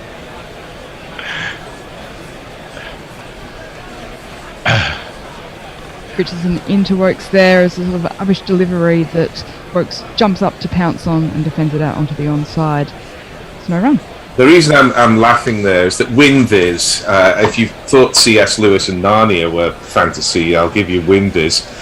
They're calling it a 22% likelihood of a draw here. That means that one test in 5, in fact better than one test in 5, from this position England will get a draw. More like one test in 500. Ooh. The voice of experience. Nice shot. Richardson into Wokes there, and he plays that, cuts that out onto the offside, and it races away to the boundary for 4 runs. It's the first boundary. That went like a tracer bullet. I will remind you that Nathan Lyon is still to bowl with this new hard ball, and that England's remaining batsmen are Ollie Robinson, Stuart Broad and Jimmy Anderson, and they're really going with a 22% chance of a draw. Incredible. Yes, one wicket falls and it'll go down to 2%.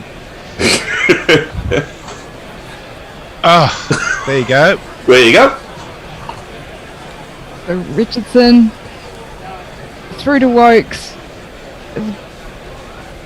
My screen chose to froze. He clean bowled him between bat and pad. So that's Wokes gone for 44. England are now 7 for 166. That's the wicket the new ball the Australians were wanting. They were asking for. Now how is WinViz is my question.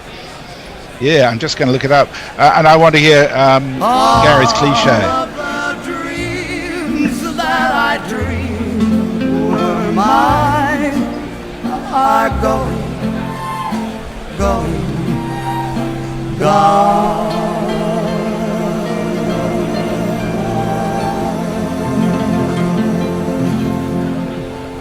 Well, there was a gate as wide as the Nullarbor Desert there from Wokes.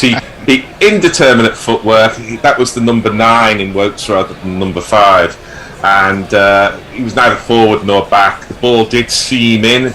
The proud seam, this newer, prouder seam on the Kookaburra did its job. It wasn't an unplayable delivery by any means, but we've seen Johnny Bairstow get out like that quite often, and he didn't hit the top of the off stump, Richardson, but he hit the top of the leg stump, and we're seeing deviation now, deviated from off to leg, but Wokes was late on the shot, and that's no position, I'm afraid, to be playing a fast bowler, so WinViz will now be 0.002%. Well, at the moment it's at 24%, and PredictFizz. So here's the England score is 7 for 166, right? PredictFizz says the England projected total is 162. So go figure. The only thing is whether there are storms about and they think that play will be curtailed. Yeah. No weather at all. Or whether that's in the modelling, with the algorithms they use, they don't account for the fact that there's been days rained off. Butler faces the first delivery of this next Nisa over, tucked out onto the onside for no run. I mean, Ollie Robinson is no mug with the bat, but he's there to bowl. Has he faced sort of 20 deliveries in the middle in the last 3 months? I don't know. Yeah, I think WinViz, CricViz is just a busted flush, frankly, considering they're projecting a total less than they've already got. That was a fuller delivery from Nisa there. Butler digs it out. No further addition to the score. Well, I was watching PredictViz at the beginning of today's, and I had the draw at 9%, and then at the dinner break it was 13%, and then it jumped to 22. So now it's at 24. Is it drunk? Yeah, and it's just reduced England's projected total to 156. So, yeah, it really is drunk. Nisa's good length delivery there, outside off stump, is straight through to the keeper. Well, I'm glad to hear it because, we're all told, very serious faces and boffins and people with rimless spectacles come on, and they do all this data, and they say the matchup we're really looking for here is Stephen Smith bowling to Alistair Cook from round the wicket on the third day, and da-da-da-da-da-dum. And it's all so much alchemy, it really is. Yeah, absolutely. Great length delivery there from Nisa. Defended straight back down the pitch by Butler. And people make a living from it, and I don't mind. Everybody's got to have a shtick, everybody's got to have an angle, but it's the way we're all invited to sort of nod sagely to, oh yes, you're right there, yes. In this situation, Australia really do have to start ringing the changes, because they really are now. England are now up to a 1 in 4 chance here of and it's all nonsense. It certainly is. Butler shoulders arms to Nisa's shorter length delivery there, went through quite high through to the keeper. I mean, one of the early uses of data was to show that KP was vulnerable against left arm spin, but you knew KP was vulnerable against left arm spin because you watched him playing 2 balls and thought, what the hell is he doing? So that's what made him vulnerable against left arm spin, not all this data, the fact that you could just see it. The draw's gone down to 12%. Oh dear. Full length delivery there from Nisa to Butler. Defender straight back down the pitch. I actually tend to agree with Gary, because I can predict with almost 100% accuracy the fact that Gary will have a rant about CricViz at some stage during it, and I don't need computer data for that. Angelic Skoukas says he requotes something from CricViz saying the stand between Wokes and Butler is England's 3rd longest of the series and the 3rd highest scoring. And Angelic Skoukas says, and presumably therefore the longest not featuring both Root and Milan, which is also clearly true. And Chris says, have we heard Gary's view on Wokes as a number 8 recently? Is he good enough for a number 7? Right, that man. Richardson with the figures of 3 for 37. He's having a good day. And this time Ollie Robertson defends that out onto the offside there, and there is no run. Yeah, there would be an irony if Jos Buttler were to bat through here and somehow find, sort of Jimmy Anderson morphing into the Anderson that he was at Cardiff in 2009. And that irony would be, and I'll come to it after this ball. In again to Robertson, and it's a straight back defence. He wasn't using his feet well enough there, and stood still like a statue, and the ball sort of plopped down underneath him.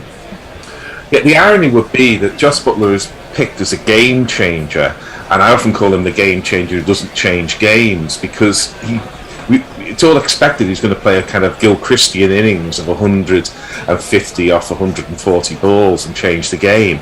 But it could be that he changes the game by blocking this out. It's in there. The wonky bat there from Robertson is on a sort of a rakish angle, which is not helpful if you want to score runs, but it pops it out to the gully region there for no run. Green has got the longest arms at gully of anybody I've ever seen, I think. Joel Garner at gully. He used to be at gully, point and backward point all at once. He claimed he never dropped a catch at gully, Joel Garner. I mean, imagine someone claiming that. Yeah, imagine. Sorry, Jules, that's an in-joke. Gary's never dropped a catch. It's a well-known fact. Robertson there defends another ball from Richardson. There's no run. 166 for 7 still. I did quite say that. I said before my eyes went in my late 20s, when I was a teenager and to the age of about 23 or whatever, playing cricket, or 21. I fancied I took the catches that came my way. Yeah, before your memory went in some ways.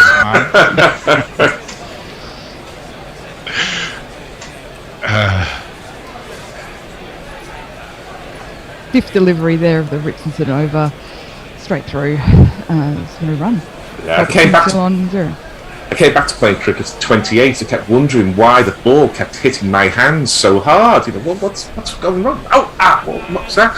Of course, it was my eyes were sort of 8 or 9 years older, and your eyes get worn out between the age of 20 and 28. Yes, we know why that may be the case, but I think it was looking at screens and just stuff at work rather than the other things that wear your eyes out.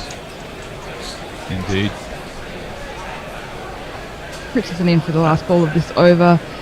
Defended flat bat straight back down the pitch, so veering off to the offside there, and that's 90 overs completed. England are 166 for 7, and I'm going to shimmy on over to the social spot, and Kat Jones and Max Rowe will be joining me. Thanks, Mezzy and Gary. Yeah, and just for you, Jules, Angelic Scooters from 14 minutes ago is the next tweet. Yeah, I'll say bye-bye, because I'll be back for maybe the 4th test, maybe the 5th test, who knows. But thanks very much for listening. My bit's done. Thank you very much to Gary and Jules and whoever else was on shift just then. I can't remember. Jules will know, she was there. It was Mezzy and Gary. We got on with me just lovely. then. And hello to Ross. That's actually Max, but I've signed in with our podcast Zoom account, which has got Ross's name on it, so I should probably change that. Okay. Right, well, it's Max instead of Ross. I don't think I've commentated with you before, but I have commentated with Jules many, many times, so it's lovely to be back on air with you, Jules.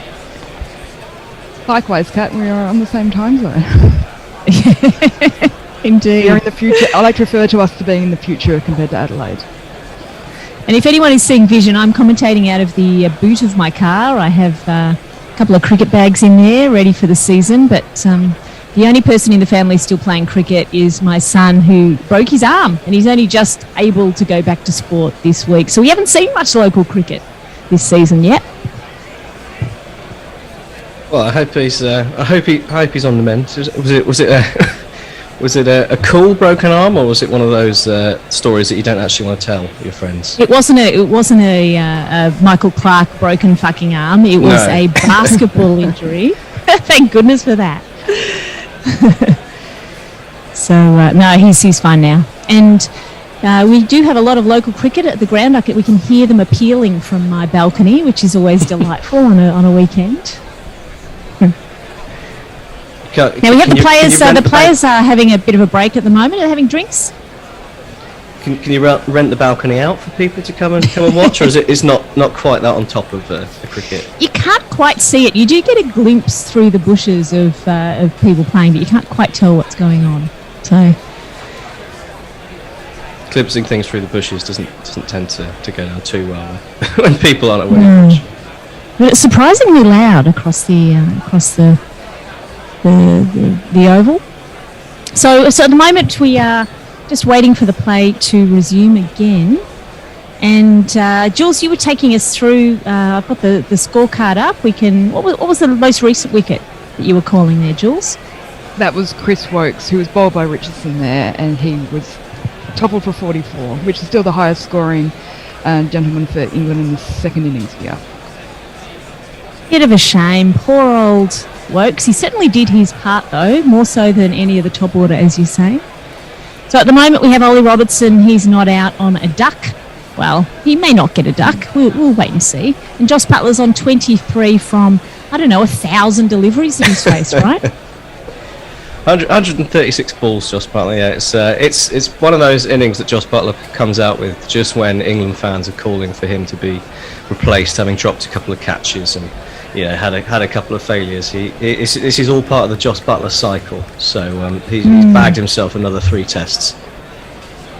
So we have Nisa, who's going to be resuming, and he's bowling over the wicket. He bowls a bouncer to Butler. He ducks underneath it, and that's the opening. We've got 44 overs, isn't it, that England have to survive in order to save this test?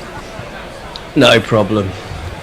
I like to think them up in the dressing room with little stick figures and drawing up a tally and crossing them off as they go, like being in a prison cell. Oh, they're in prison, Can they get there?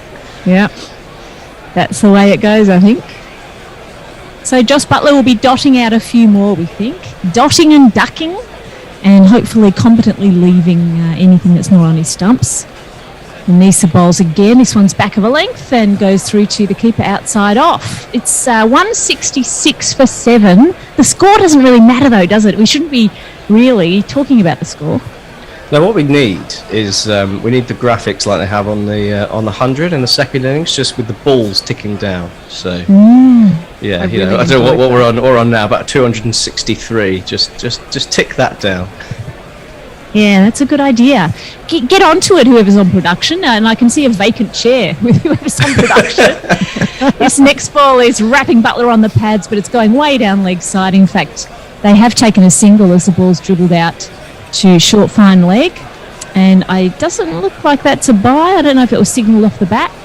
The DRS timer is ticking down, so presumably it was off his pads alone, and we're seeing a replay of this in a minute, so we'll get the expert commentary here from Max. Yeah, that was one of those where the DRS timer comes up for no apparent reason, because that was hitting was it Josh Butler outside leg stump, the impact. So no danger of that one hitting the stumps. Not at all. So Butler quite safely padding that one away. We now have 3 slips and a gully in as Nisa comes in, bustles in, and again he's straying onto the pads of Robinson, but no appeal. A bit of a half-hearted appeal. Yeah, just not quite finding his lines here, Nisa. Just I think perhaps trying to attack the stumps a little too much. Just that old moniker of bowling too straight, which actually means you're not bowling straight at all. I've always found that a bit perplexing. Yes.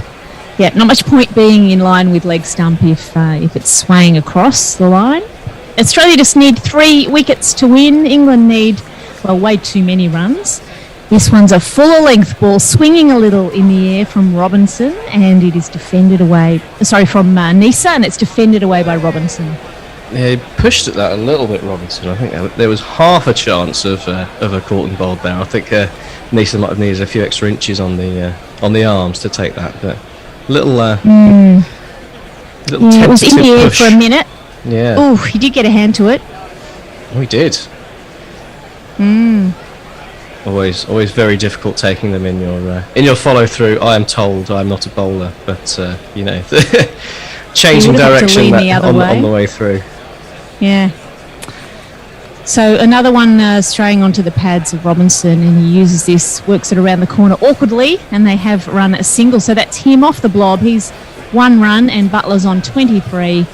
Australia needing 3 wickets to win, and that's the end of Nisa's over. Just 2 runs from it, 1 leg by and 1 off the bat. 168 for 7. And let's see if there's any tweets, Jules. Yes, so at the fall of the Wokes wicket, Mog tweeted, well, that's it, game over, 5, 4, 3. We're still going. was pretty sure I would not get to do any commentary today when I knew Yeah. I was. Yeah, likewise. I was pretty sure I wasn't going to get to do any yesterday when I was on, so that was. It could have ended yesterday. It's done well to get deep into day 5.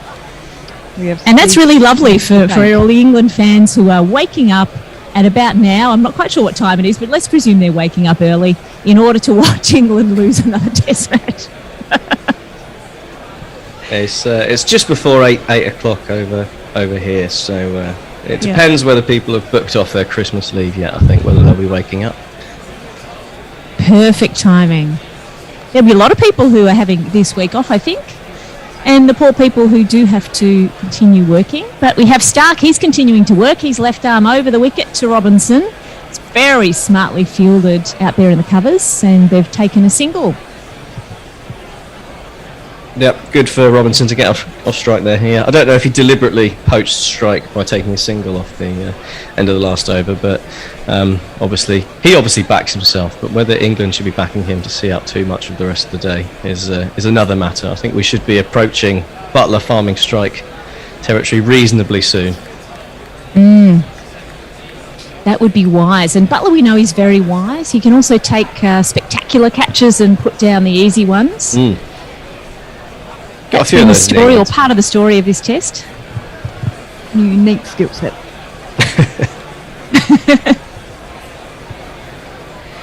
Stark bowls back of a length wide outside off stump, and it's through to the keeper for another dot. It's been a real exercise in self-control today for Jos Buttler. So I think we need a few more people tweeting us in on social media. Jules, you can pipe in between the balls if you want to as well. But tell us what you're having for breakfast as you're waking up and drinking a very bitter cup of coffee, I presume, if you're waking up in England. I'm about to have dinner here in Melbourne, in Australia, and we've got lobster on the menu. So come around to yours. Yeah, it's good. Stark bowls a very straight delivery, in fact, in line with middle stump, and Butler says, "Thank you, I'll defend that away." And the score does not change. That's 3 balls gone so far in this over. What are your guys' thoughts on the predict viz, win viz, crick viz situation? We were talking about it with Mezzy and Gary before, and there's a couple of tweets about it, but what do you put any onus on it? Well, I caught the tail end of that conversation. I'm sort of my relationship with crickviz stuff is a bit love-hate. I love the fact that we've actually got stats and stuff in cricket now. It's a long time coming, but some of it is very opaque. So Stark in again to Butler, and he's again shouldering arms through to the keeper. No run. I think WinViz in particular, it's like it is just like, here's a number, you need to accept that this is true with absolutely no reasoning or explanation behind it, because I think partly because CricViz basically own all of the stats, so they don't want to tell anyone else how they work it out in case someone else tries it themselves. And to be honest though, Max, no one would understand the technology and the probability and the statistics behind it anyway, even if they explained it right. Probably not, but I'd like to know. Yeah, just out of curiosity. I think the subset that would like to know. Online would know. Yeah. This next one, again, a bit straighter from Stark, and Butler defends it to short square leg. No run, no interest in any runs. Butler here is, he's coming up to his Cowan 150. What's that called? The Cowan ton and a half, Jules? The Cowan 1.5. The Cowan 1.5. Jules will explain in a minute what the Cowan ton is. Have you heard of the Cowan ton, Max? I've not. No, we've got the Dentury, which was when Joe Denley was in the side to try and eat up as many balls as possible. But I don't think that's an official term. I think we just kind of made that up. Yeah, there are very few guerrilla cricket terms that are official. We love making up our own terms. And Stark feels like he's losing a bit of oomph, although that ball was going through at 138 kilometres an hour. Again, straight through to the keeper. 1 run from that over. That's Stark over. Stark's 2 for 35, and England 169 for 7. 3 wickets remaining for Australia to get, and 42 overs remaining for England to survive. Jules, any more contact? So, on the topic of WinViz, Darren Macy has tweeted us in, and he says, to be boringly serious for a moment, the problem with all this data is that they give you the estimate from the model, but not the uncertainty. Presumably because it's so fucking big, no one would pay any attention if they knew there was a 20% chance of a draw, or give or take 40%. Well, there you go. There's someone who'd understand the workings. We have Nisa, who's continuing. He's bowling to Robinson, and it is another wicket. Another ball straight through to the keeper. Do we have the WinViz in front of us? Does anyone have that? I don't have it in front of me. I do, and Jules it's currently Australia at 87% chance of a win. The draws, it was down to 12 just about half an hour ago. Now it's crept up to 13, so watch out.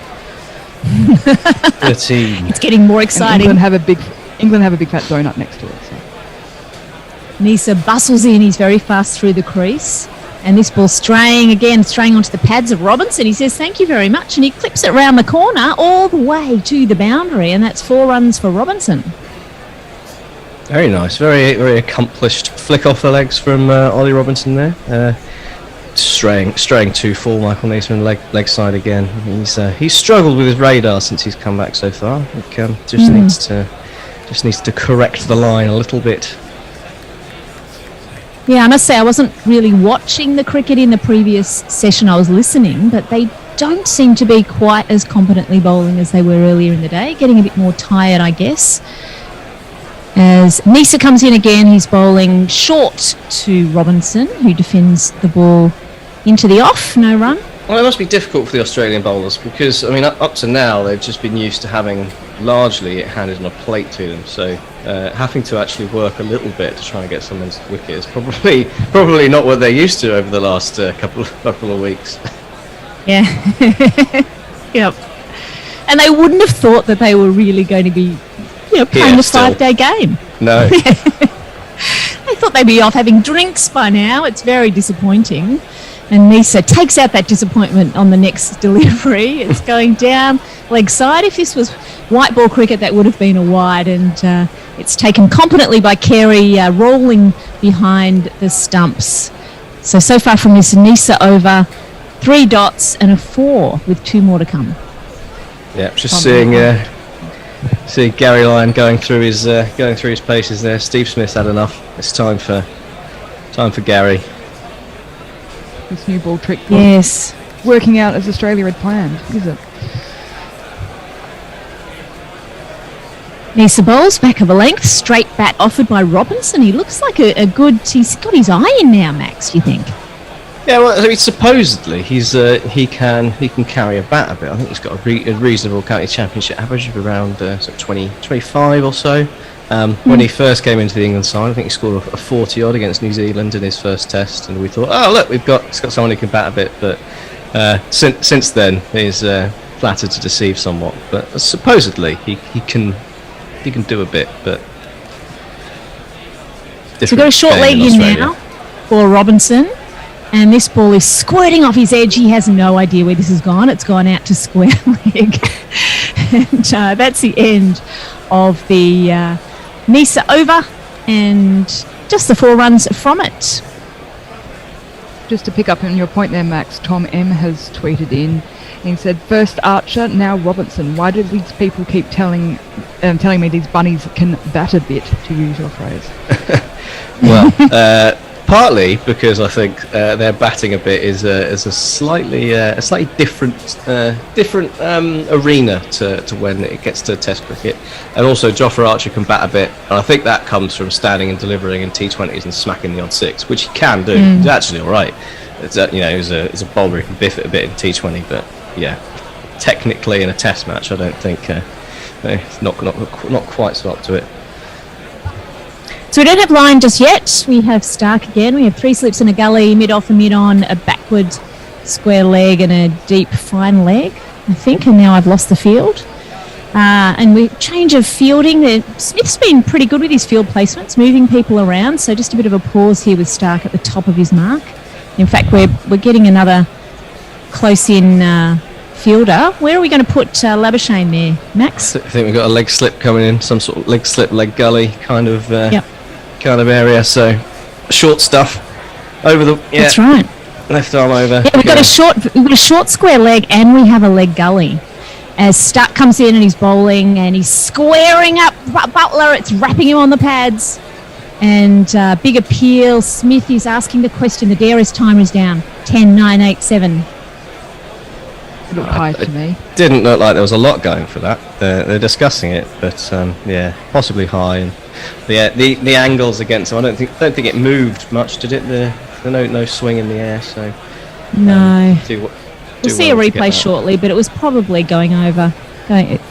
Yeah, that seemed the wrong way if you want to get an LBW from left arm over to the right hand. I think that's probably pitched outside leg and maybe clipping off.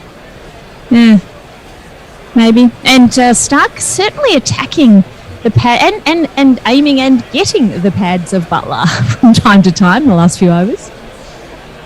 Yeah, a little bit of excitement, which is probably been lacking since the wicket. And that ball was also pitching outside leg, as his next one is delivered by Stark at 141 kilometres an hour, but it actually dies as it goes through the pitch. Just a very small bounce on its way through to Carey, and that's another dot ball. Oxymoronica on Twitter uses one of my favourite words, struth. The Poms are making a fist of it. This is getting more and more exciting. Can we have the wind years? Has it come up to 14% yet? Yes, it has. It's has on it? 14%. Well, at this rate, with 10 overs left, it's going to be about 108%, isn't it, if it's carrying on at that rate? This is a very exciting WinViz snail's pace of escalation here.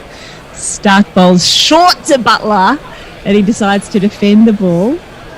He goes out into the covers, and Stark aiming at the nuts of all of the England players, I believe. Well, it was a pretty effective tactic yesterday evening, wasn't it? Poor old Joe. I think Butler is very happy he got his bat onto that, because that's exactly where that was heading. Yeah, the heat map was zeroing in there. That was purely self-preservation. Stark has a very good radar for this kind of thing. Anyway, he's got the pink ball in hand, and this time he's bowling a short and possibly even wide delivery down the legs. That's very off. But anyway. Yeah, a little wayward. Good work from Alex Carey down the leg side to get across to that one. Yeah, saved 4 byes there, I'm sure. Do we have any other tweets in, Jules? Yeah, Lee agrees with you, Max, about the dentry. It's certainly an official, widely recognised term. Excellent. So the dentry, is that facing 100 balls? Yes, yeah. So that's exactly the same as the Cowan ton, which is facing 100 deliveries, usually for not many runs. Stark bowls back of a length, defended by Butler into the covers, no run. So you'll have to forgive my ignorance and delve a bit more into the etymology of that for me.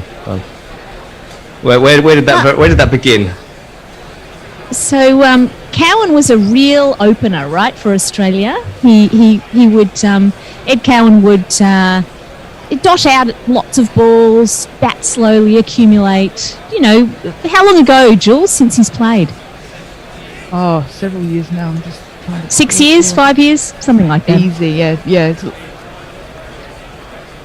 So he was one of our favourites at White Line Wireless, and Stark has completely lost his radar as he bowls again wildly short and down leg side. And is he trying to tempt Butler to have a swing at that? Why not? Worth a go. Maybe I'm giving Stark too much credit for actually putting it in the position he wants to put it in. It's either wild and inaccurate, or maybe he's trying to tempt him to have a hook. But I really don't think Butler's going to be tempted, is he? He's too sensible. Well, let's hope not. I'm saying nothing after what I did to Rory Burns yesterday. I don't know if you were listening, but it was a next baller. I said he looked comfortable, and the next ball he edged it to slip. Oh no, don't say that then. No, we want this to go as long as possible. Yeah, I'm staying quiet. if this gets into the last session, how exciting will that be? And everyone who's watching in England probably has to go off to work, and they'll be very cranky. I have to go to bed. Oh, we're all working. We're pretty much all so I working don't know from how I'm home going to now. do this. So. Yeah, there won't be much working from home happening. Now we have Lion coming in. What sort of field have we got here for Lion? Do we have 5 or 6 people around the bat? Looks That's like on. a keeper and a 4. Yeah, just a 4 for now. But I wouldn't be surprised if that increases. There's Two also a slips short and 2 mid-wicket. silly fielders. As Lion comes in and bowls a loopy delivery, lots of height there, trying to get some bounce. It just goes through to Carey, no run. I have very little confidence in Robinson making it through this over unless he gets off strike. Maybe he'll sweep the next ball. There's a lot of turn here for Lion, this second delivery. And Robinson manages to get a little bit of bat on it, defends it to the onside, no run. I do need to offer an apology to Ravi, and I've missed a tweet of his, and I've upset him, so he's off to sulk. Please come back, Ravi. Oh, I'm sorry, so I've got dogs in the background. Hang on. Oh, dogs.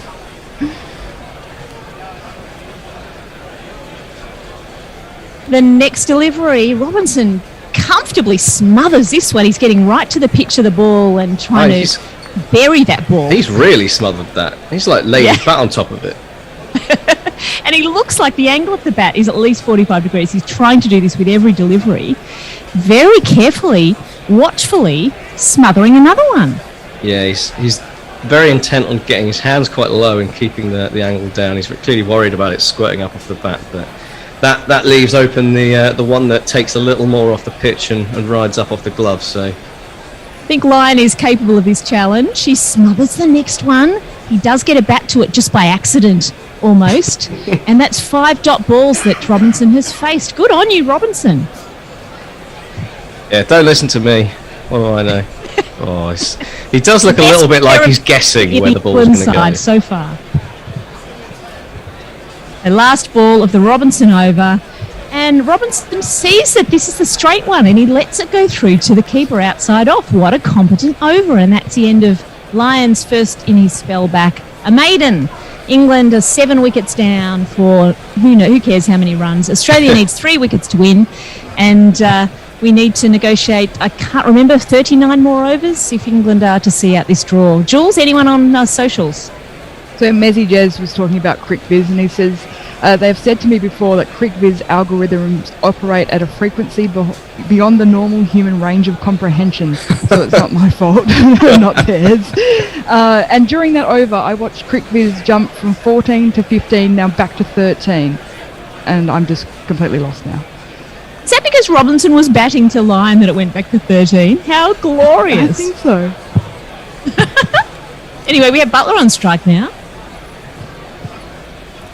I think that's the other problem, isn't it? It updates so frequently and over the course of a test match that's so long. It's like you should probably just update it like maybe every over at most. Stark's bowling around the wicket. The left-hander's bowling around the wicket to Butler, the right-hander, who defends the ball into the offside. We have 3 slips and a gully. We have a leg slip and a short square leg. Lee says Joe Root has already procreated, so he doesn't qualify for the Darwin Award for trying to defend a Stark delivery with his gonads. Gonads is a great word. Does he have a baby, Joe Root? I think I missed that news. Not sure about that. 2, Bear says. Does he? 2 babies. Well done, Joe Root. I think that'll be that for now, won't it? Yeah. Stark's bowling very wide on the crease as he comes through, and bowling with a lot of angle there to Butler, who defends competently. No run. Yeah, Butler so far he's not been tempted outside or something. I suspect Stark's just trying to widen that angle just to maybe threaten the stumps a little more, and maybe get him poking at one he doesn't need to. Yeah, I think I'd bring Labuschagne back in. He was bowling beautifully before. I want to see Labuschagne from one end and Lion from the other end. Sorry, I think, did you pronounce beautifully as trashy, I think? Stark balls again to Butler, who leaves the ball on length perhaps. If David Milan can do it, Labuschagne can do it. Labuschagne can do it, you reckon? I want to see Labuschagne and Smith from either end. That's what I'm here for. Yes. Remember when Steve Smith was a promising leg spinner? He could bat a bit. We had a leg spin from both ends. That would be glorious. Does Marcus Harris bowl? Yeah, he probably bowls leggies too. Why not? Everyone gets it. It is the preserve of the batsman who can't bowl, isn't it? I mean, Labuschagne did a good job, I reckon. Pick of the bowlers so far today. Stark's coming in. He's a bit straighter this time as he bowls his short delivery. Goes through to the keeper. Butler signalling to the dressing room for something. A drink perhaps, a new pair of gloves. I'm enjoying reading... So I was just say we did actually have Stephen Smith earlier for an over. Competent maiden. Oh. Good to I'm see. enjoying seeing what side of the bed people wake up in England on, either the good one or the bad one, because Josie Oak, Woy Prom, sorry, I should say, he says, "Good morning, what a shit show, we're doomed." As opposed to putting You're in a less sort of- doomed than you were before, come on. Much less doomed than you were before. Was that an English person saying that? We're still playing. How's that a shit show? Yeah, that's what I think. We're seeing something in the crowd. Perhaps it's distracting him. Maybe it's a nice cold beer and he just doesn't want to be He's reminded going to have of to where see a he'd lot of rather be. movement in the crowd for the next 39 overs if you want to get through this. Yeah. 4 dot balls so far from this over. Butler's facing up to Stark and he's defending a ball. Drops it dead at his feet. Butler looks like he's in there for the knee. He could bat for another 5 days, Max. Well, let's hope so. He's going to need to. We've got at least 5 days. I think another. Well, it's going to be another 15 after this. I think would be good. Butler's been here so long that we're going to have to jingle him up for a second or third time, Bear. We'll do that at the end of this over. I think he deserves another jingle. I think the Australians are now desperate to commentators curse Butler out, but I don't know if it works if it's deliberate. Stark bowls a ball that would have bowled a tail-ender. And Butler is, on the last ball of the over, competently taking a single out to square leg. That is beautiful batting from Butler. He's on 24. End of Stark's over. Stark 2 for 36. He's bowled 23 overs. Good work, Stark. Any more tweets there, Jules? We're going to change over? Okay, we'll change over. I think I'm still on to something else, so someone else will be coming in. Yeah, I'm shifting over to the ball by ball. I think you're moving into social, and Tony's coming in. I am. I'm right here. So farewell, Jules. Lovely to see you, and we'll see you next time. Thank you for having me. Jules. Kat, did I hear you say England are a lot less doomed than they were before? Yes, that's as good as I can get. That's degrees of doomed. I think still equals doomed. Where are we putting the before? How far ago are we less doomed than? Jules, can you turn your camera off, please? Thank you. Right, the line is in again to Butler. It's outside off stump, turned in. Butler walks outside off stump. Defends competently back to the bowler. We're not quite in the territory of looking up the most heroic draws in Test cricket history, though, yet, are we? This is Fuller from line, a straight, and Butler defends this out to mid-wicket. I don't think so. I think I'm still actually at the stage, Tony, before I joined, I was trying to look back at the last time England actually managed to bat out any reasonable time to draw a game, and I'm still going.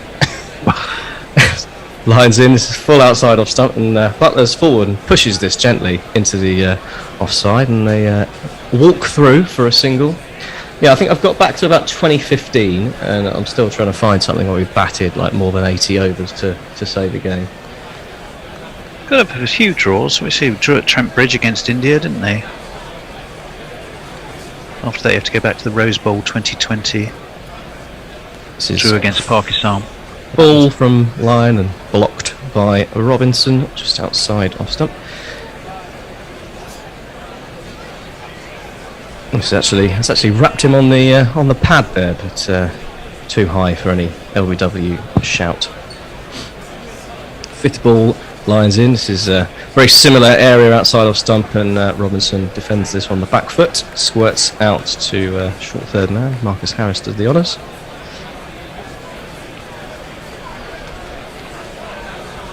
But yeah, ultimately, it's been a while, Tony, since we've Edgbaston 2005.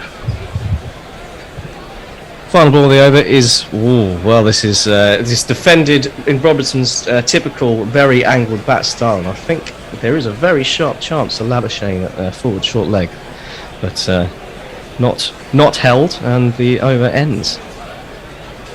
Yeah, if you want to think about draws, Edgbaston 2005 actually was Australia got a draw, didn't they? England had set Australia 282 to win. And they were 175 for 8 at the start of the fourth day. You don't get too many, do you, anymore? No, they were just short. They ended up 3 short of a famous win in the end. How tight can that be? I think was it 2018 was the last 2008. I can't remember. losing my marbles, but since there was a draw at Adelaide, it was against South Africa, wasn't it? And must have been 2008. I think Mike Hussey was playing. Wasn't that Edgbaston? Wasn't that where the glove down leg right at the end? Was that Gillespie or Kasparovich with the hand off the bat. There was a ball there though.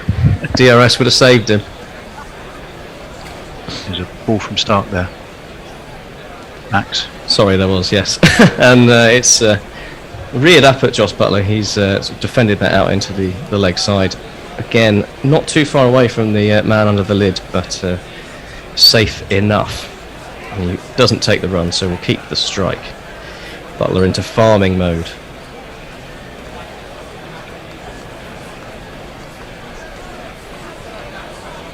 Stark in again, around the wicket to Joss Butler, wide of the crease. This is angled in at the stumps, and Butler defends back down the wicket. Stark gives him a glare, perhaps some frustration creeping in. Don't forget Monty, Cardiff. Ah, Monty at Cardiff, yeah. Monty and Jimmy. But I mean, I think that's the thing, isn't it? It's a long time since England have done anything like that. I suppose we could look at Butler and Wokes against Pakistan. That was a win. I think that probably falls under the category of rearguard actions that we're looking for. But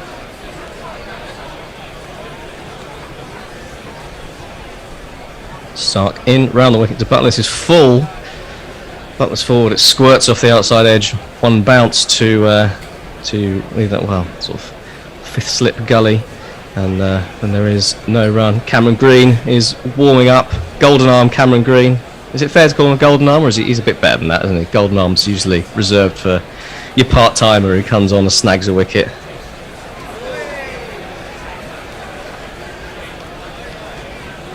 (1902). I can give you 1902 at the Oval. It's test. I'll wait till after this ball. Yep. Stark in, fourth ball of the over. Again, round the wicket. This is leggish, and Butler very well manages to step inside that and leave it under his armpit and go through to Alex Carey. I'm sure we must have managed to save a test since 1902. 1902? Well, I'm just picking them at random for your delectation, guys. Hang on. Australia batted first, made 324. A reply, England only managed 183. Australians are then dismissed for 121 to set England a big target of 263 batting last. Wow. Things didn't look good for the home side. Gilbert Jessop made a rapid 104 from 77 balls to drag England closer to from a perilous position of 48 for 5. Is it 104 from 77? But they won that. Actually, it wasn't a draw. I tell a lie. Yeah, because that would have been a timeless test. You can't have a draw. They won that one, unless there's a boat waiting to leave. Well, Starks in round the wicket. This is back of the length outside off, and Butler in behind it defends out to Labuschagne at forward point. Things we have didn't lots look of good tweets coming in about Root's babies, so please continue to send them in. I'll catch up in a moment. Just let me finish this one on the 1902 test. Things didn't look good for the home side, but Gilbert Jessop made a rapid 104 from 77 to drag England closer from the 48 for 5 position. The final pair was George Hurst and Wilfred Rose, who put on 15 for the final wicket to win. Hurst had reportedly said, "We'll get them in singles, Wilfred," although that may have been apocryphal. Love it. Final ball of the over. Starks in. It's Fuller at the stumps. Butler defends straight to the man at short leg, who has a shy at the stumps for a bit of his own amusement, I suspect, as Butler was going absolutely nowhere. That is at the end of the over. England 175 for 5. Australia still needing those 3 wickets. The countdown continues. Thank you to Katie, who's been tweeting in when I said 2 babies, well done, Joe Root. Katie's saying, I think I can confidently assert he's not done the hard work in producing these babies, and probably a disproportionately low amount of nappy changing and night feeds given how much he's away. So well done, Mrs. Root. And I totally agree with you, Katie. And lovely to hear from you, and hopefully we'll hear you on commentary at some point during this Ashes. That would be glorious. It's the upside of the COVID bubble, isn't it? No nappy changing. As Lyons in to Robinson, who shuffles across. Dead bats that. I think it was, possibly quite full to be going back to, but it did keep low, didn't it? So that'll be tantalising for Lyon. He's in again, walking through. This is Fuller straight. Robinson elects to stay back and defends this out, but possibly danger of getting trapped on its crease here, do you think? Right, I've got some inspiration for Joss Butler. Oh, love it. I wonder if only he had me in a headphone to talk to him. Lines in. This is Fullish, turning back towards the stumps, and it squirts off the inside edge of Robinson past short leg and dribbles out. That is, in fact, that's off the glove, that one. Very close to going to short leg. Just a little fine of Labuschagne under the lid there. Line causing a few problems.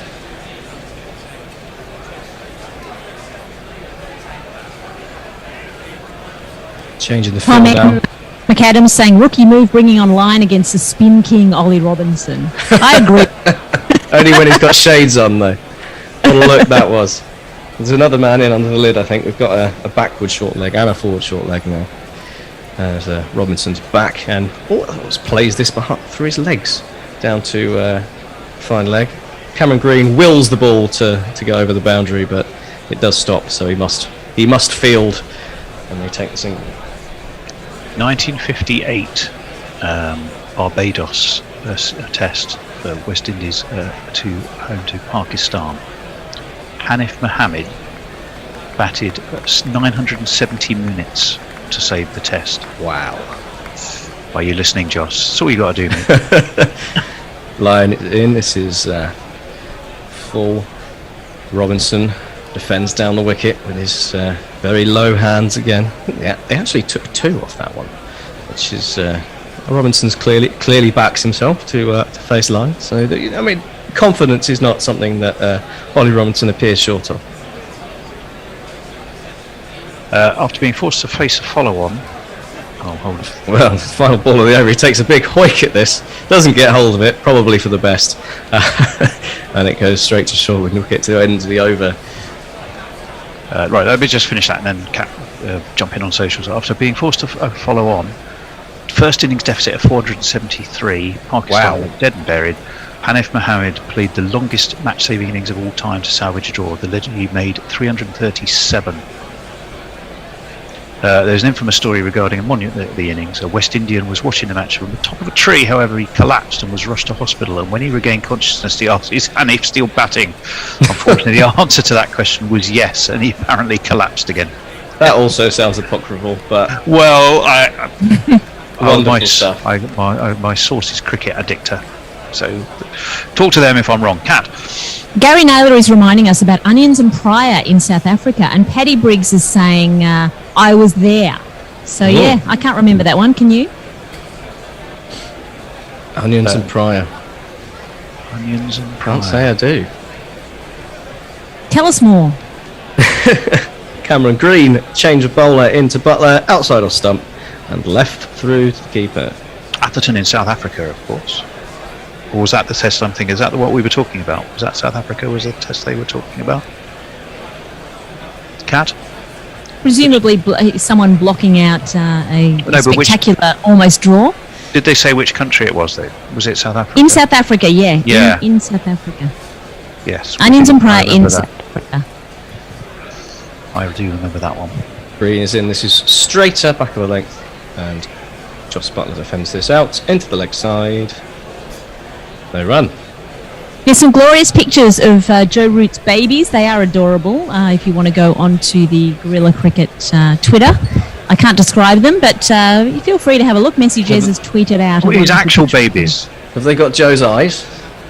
They look just like Joe Root. It's incredible. When you were saying pictures of Joe Root's babies, I thought you were talking about where he'd got injured. I thought This is back of a length again from you actually his real babies. From Green. Butler sways out the way of this well. I don't think he's got those left, does he, Tony? Well, I was going to say, this would be unusual. You know, he's not in the Tim Payne category of, No, he'd probably not be in the team, Tony, if he was tweeting out those kind of pictures. Spider Cam tried to get a look yesterday, didn't it? And he waved it away. Yeah. Camera shy, old Joe. I'm not surprised, poor lad. Cameron Green is in. This is slightly fuller at the stumps, and Joss Butler forward defends it, back to the bowler, and again there is no run. Got another one for you, left of Brendan the McCullum. 100th over. Brendan McCullum. Yeah. After taking a huge lead of 246, India were looking set to win against New Zealand. New Zealand were 94 for 5. Ooh. However, That's about thwarted right, their isn't hopes. it? 94 for 5. Yeah. The rather annoying thing is, it doesn't tell you what the years were. Cameron Seems Green like a outside work off stump. Nothing doing with that delivery. That's a waste of effort, and Butler lets it go. Thank you to Nestlers, who's tweeting in at us saying, I woke up on the wrong side of the bed on my arm that had the booster jab, and it was agony. Yep. I feel ya. It hurts for about a week. I went for the natural booster. Oh, God, did you have COVID? Yeah, I think this is day 8 now. I'm pretty much better. Oh, good. Final ball of the over is back of the length. Joss Butler taps this into the leg side for no run, and that is the end of the 100th over. England have batted for 100 overs. He did make 300, and he made a triple century. He was the first New Zealander to do it in that particular test, did Brendan Wow. McCullum. He reached the landmark in 557 balls. If Butler faces a triple century of deliveries, where does that take us? That's another 20 odd overs. So that takes us about a third of the way there. I have massive confidence in Butler. He has batted better this series than any other English bat. I wouldn't go so far as that. He's probably batted better today than most other England batsmen, but I think Milan's had a good series, and Brute's not done too bad either.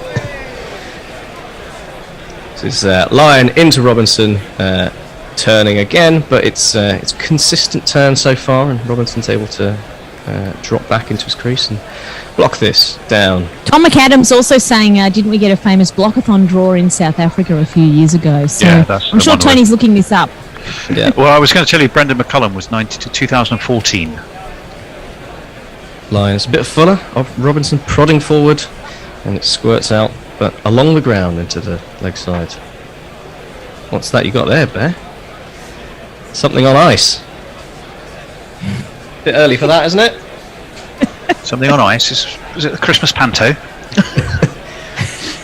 There on Lyons ice. in. This is length ball, and Robinson drops back into his crease deep and plays it to his feet.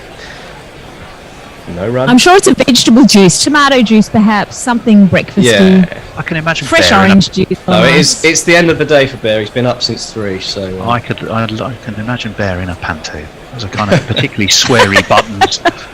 change of angle now. Lyons coming round the wicket to Robinson, and it's full, and Robinson still remains back and plays this off his toes for no run. But Tom McAdam is telling us he was thinking of Collingwood at Centurion, which was pretty much as long ago as Cardiff. Well, Collingwood played a big part, don't forget, in that Cardiff draw, because he held Australia for a long Line time. is in again. This is foolish ball, but it rears up at Robinson. Plays it well, gets back into his crease, and I think it wraps him on the hand, but it goes down into the leg side, and there's no run. A little bit of oohing and ahhing from the Australians round the bat. That did hop up a bit and take the hand, but safe enough. Last ball of the over. Lyon rapidly getting through these. And this is pitching outside leg stump.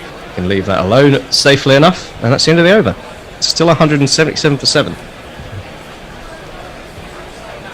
Cat. I can give you an update on the lobster. It is a little bit tasteless. It is Australian lobster, and it does not compare well to the lobster my uncle used to pull out of the beach in Middlesbrough. He used to walk from the beach into the sea with his scuba diving gear on and pull lobsters out of the ocean. In Middlesbrough? And much more tasty. Is there an Australian Middlesbrough, or is that Not Teesside? Middlesbrough. I was going to say, Jesus, if you pulled a lobster out of the sea in Middlesbrough, and you probably have about 7 heads. No, there's not very much ocean. It would have been a big flood if it was happening in Middlesbrough. No, it was in Redcar. Alright, Green in, second over his spell, again, outside off stump, and left alone by Joss Butler. No need to play at those. 2009, Collingwood made at Cardiff. Collingwood he made 74 of 245 balls. Old Brigadier Block. Lovely stuff. Before the heroics of Jimmy and Monty, and those heroics wouldn't have meant anything if he hadn't have ground out that 74. So what we're saying, Tony, basically, it's bloody ages since England had done this. Yes, well, 2009. that was. Yeah. This is Fuller from Green in at the stumps. Butler forward and defends. Yeah. It's. I mean, there are fewer draws in Test cricket now, aren't there? I mean, that is a fact. But yeah, been a while since England have produced this. Well, I say this sort of real action because we're probably still going to lose anyway. But actually, successfully defended a draw and seen the game off. This is back of a length from Green. Shots Joss Butler up on his toes, defending down. Back to the bowler. Ravi is tweeting at us about Root's first baby, of course conceived with Gorilla Hendo on the occasion of Joe's winning an impossible T20 match against South Africa in 2015. I don't think that means that Gorilla Hendo is the father, but I'm not quite sure what it means. 2009 was also the Onions thing. So later in the year, that was in December that year. Oh, this is better from Green. Bit closer to that fourth stump. Joss Butler does play forward. And it beats the bat through to the keeper. That's the first time the ball has beaten, sort of induced a full shot in a good few overs, and that is not far away from taking the outside edge at all. Yeah, it was a good ball. That. To be Lovely. kind, did Joss just play inside the line? No, he did not. No, he was beaten. Yeah.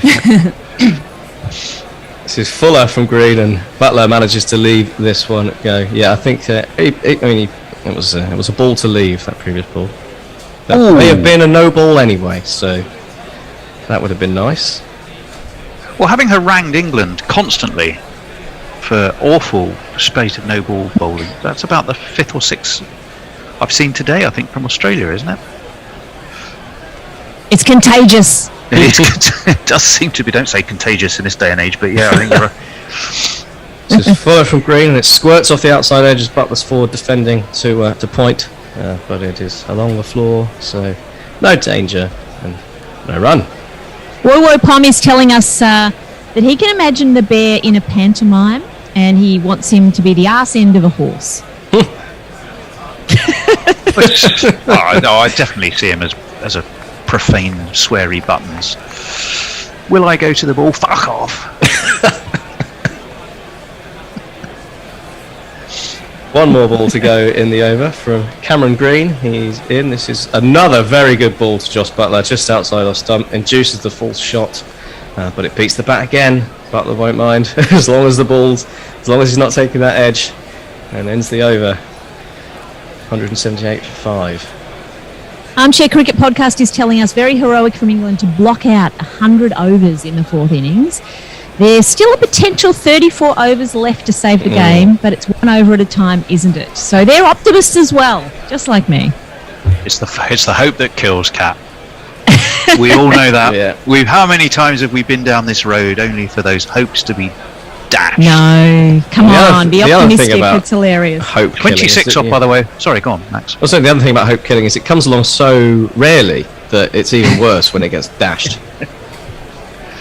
True. I'm not quite sure how many overs we've got left. It isn't coming up on the screen as often as I would like. 32, I think. The line is in, just continuing round the wicket to Ollie Robinson, but this is down the leg side and can be left alone, as he indeed does. 26 off 99, yeah, Paul Collingwood got in that test at Centurion. Butler needs to pick up his scoring rate. The line's in, round the wicket. This is a much better line. It's outside off stump. Robinson's back and he's edged that straight to, well, always the same man at slip, isn't it? And that is gone. He's out. And that is the aforementioned hope being dashed for the English. That's so sad. Another very good catch by Steve Smith in the slip. It's gone quickly to his right hand side and he's got his mitts straight to it. And Robinson's vigil ends for 8 off 39 balls. Court Smith bowled Lyon. I love the way there were six players around the bat there. 3 on the leg side, 3 on the off side, and 5 of them were wasted because it just went to the conventional slip that you would have had anyway. it's a kind of poetic justice there. Yeah, that's exactly what Lyon would have been after, I think, going round the wicket. Just getting one to not quite turn as much, I think, and Robinson playing for a bit more turn, catches the outside edge, playing back. It's a good ball. It's a good ball from Lyon, especially to your number 9.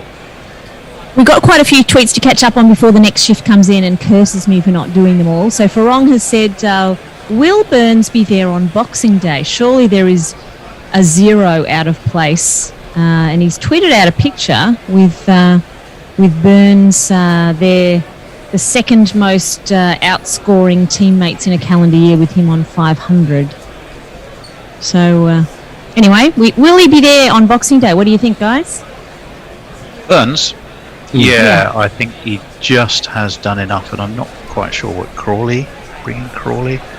The options are not overly attractive. Oh, bring Crawley in, just gives you another opener who's not going to score any runs. So it's a like for like swap then. Yeah.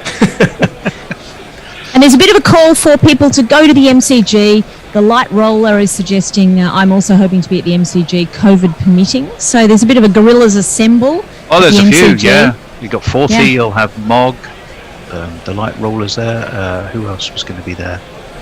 You, I think. Jules, I think. There's a few. Yeah, it'll be a convention. It'll be a whoop. Is it a whoop of gorillas? I think Dan and I are going on day 3, possibly. I'm not sure when Jules was going. Well, we're definitely going to do some interviews from the ground. The thought of getting all together in the same place at the same time, that was a bit scary, but you never know. Right, new man is Stuart Broad. Lyon is in over the wicket and almost takes him with his almost gets him with his first ball. Broad prods forward. It squirts off the outside edge through the what's the collective noun for a group of Australians under the lid to Nathan Lyon? A gaggle. we had a phalanx earlier, didn't we? But that was slip fielders. Or almost. I think you'd have to say it's a mullet of Australian. I like that a lot. Lyon has full here. Broad has prodded forward. This has somehow beaten everything. Gone through bat, pad, stumps, keeper, and Broad has heroically come through for a second bye there. Clearly fancies himself again, having nearly been out twice in 2 deliveries. That has gone through the gate and over middle stump. It did. It absolutely did. I mean, that was there's a big gate as well. I mean, that was the Bairstow gate and had a bit. That was some. Stuart Broad has no right to still be here, but he is facing up for his 3rd delivery to Nathan Lyon round the wicket, and he has left one that is straight, and the umpire has not given it. But to me, they're going to review this surely. He's not played a shot. He headed that away so beautifully. I think it's hit him in line. Innocently. It's full. It's not turned a huge amount. It's turned a bit, but I don't think it's turned enough to miss the stumps. It's full. He's not played a shot.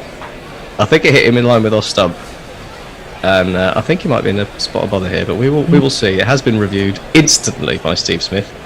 All blocker Wilson knows a thing or two about blocking. Hence his nickname.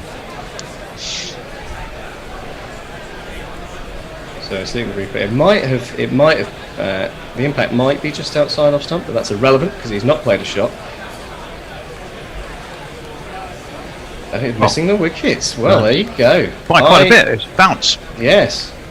I'm a terrible umpire. The professional umpire is an excellent umpire, and Australia lose their review. Stuart Broad, of course, impeccable judgment there, padding that one away. Yeah, the long old legs of Stuart Broad have saved him there. I think. Yeah. Good stride down the wicket, but yeah, that looked. It looked a good shout. You can't blame them for reviewing, but nothing doing. And Broad survives somehow. He's still there. One ball of Nathan Lyons over to go. He's in from around the wicket. It's full again at the stumps. It turns, and Broad lets this go comfortably as it misses off stump. Is it tea? End of the over. Shouldn't it? It is tea time, and they although look like they might be squeezing in one. Well, they might be over. calling 8 down. Doesn't that entitle Australia to take the another extra half half an hour? hour. So, that's a good point.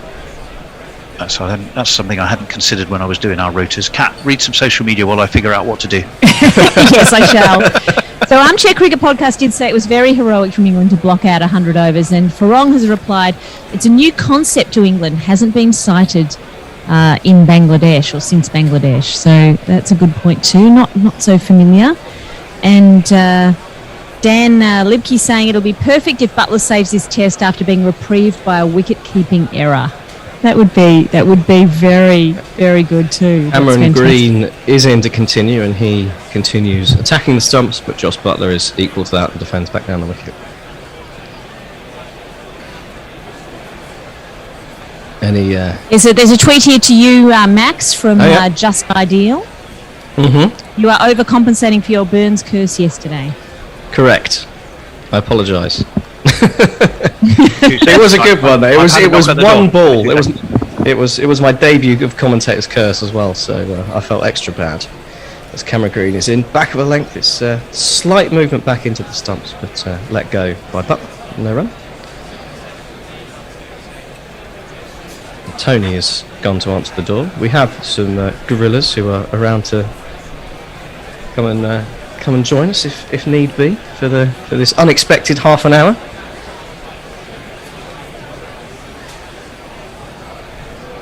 This is the. I think Stuart Broad's probably got 6 lives left after that over. Dropped. Should have been bowled.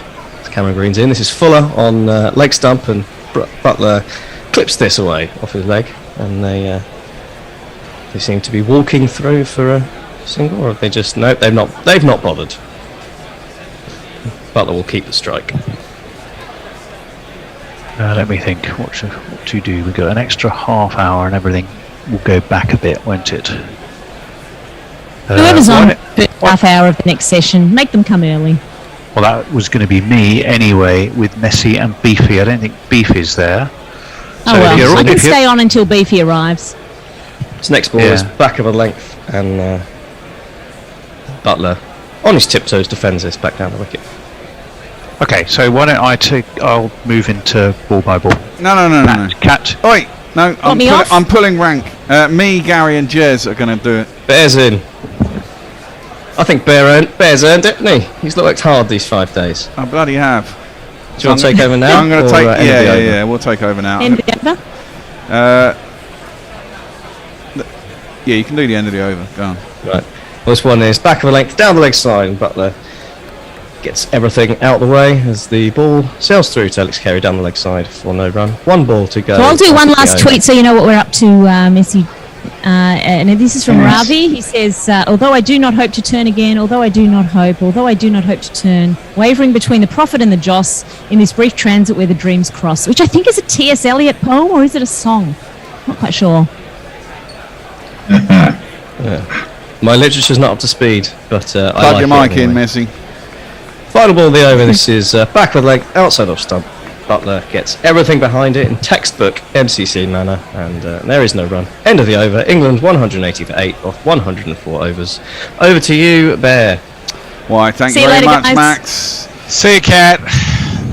This should be the last knockings.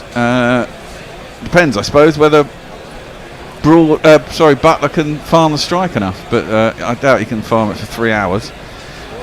Well, as I tweeted, I think Broad very cleverly got Australia to use up their DRS so that he can snick it to first slip with impunity from here up.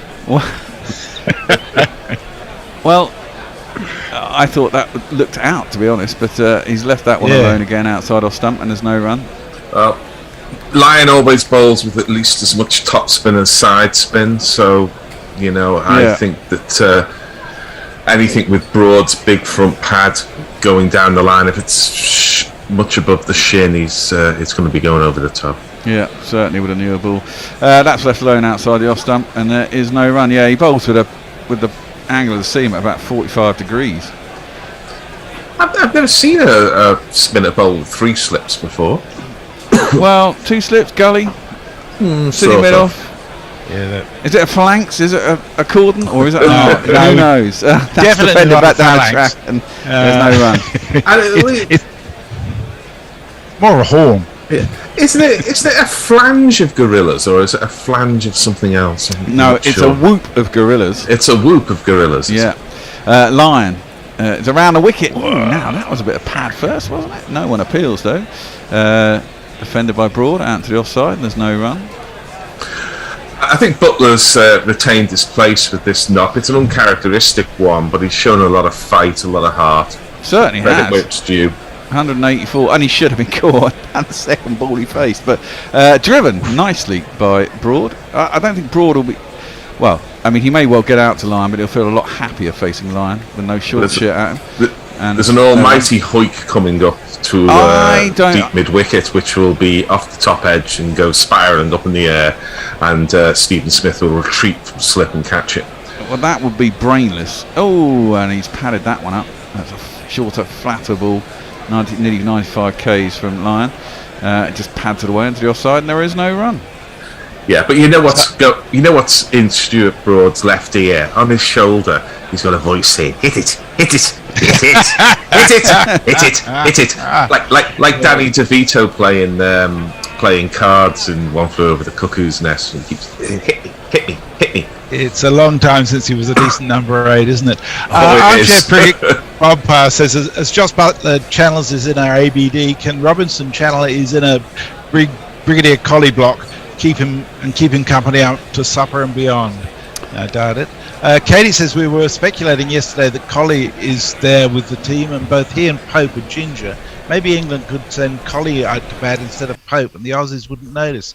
I still think they should have tried that, or maybe a concussion substitute's called for. Well, Cameron Green is in to Butler, who defends sweetly with good timing out through the covers. They won't bother running, and it'll be a dot ball. I mean, no, England will lose this, no doubt. But to survive 105 overs in the 4th innings is actually moral victory. He says warily. It's probably a moral draw. Yeah. Almost. It's played Butler into a little bit of form anyhow.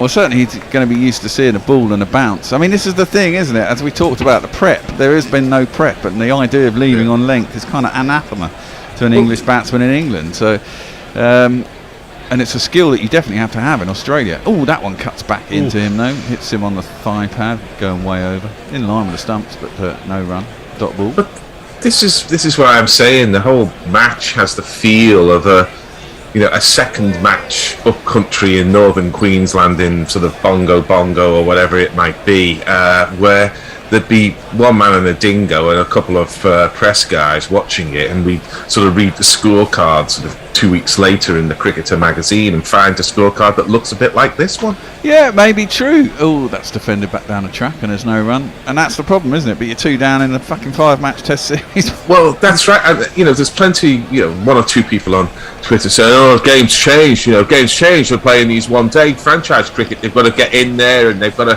play test cricket straight away. They hit the ground running, no time to prepare and everything else.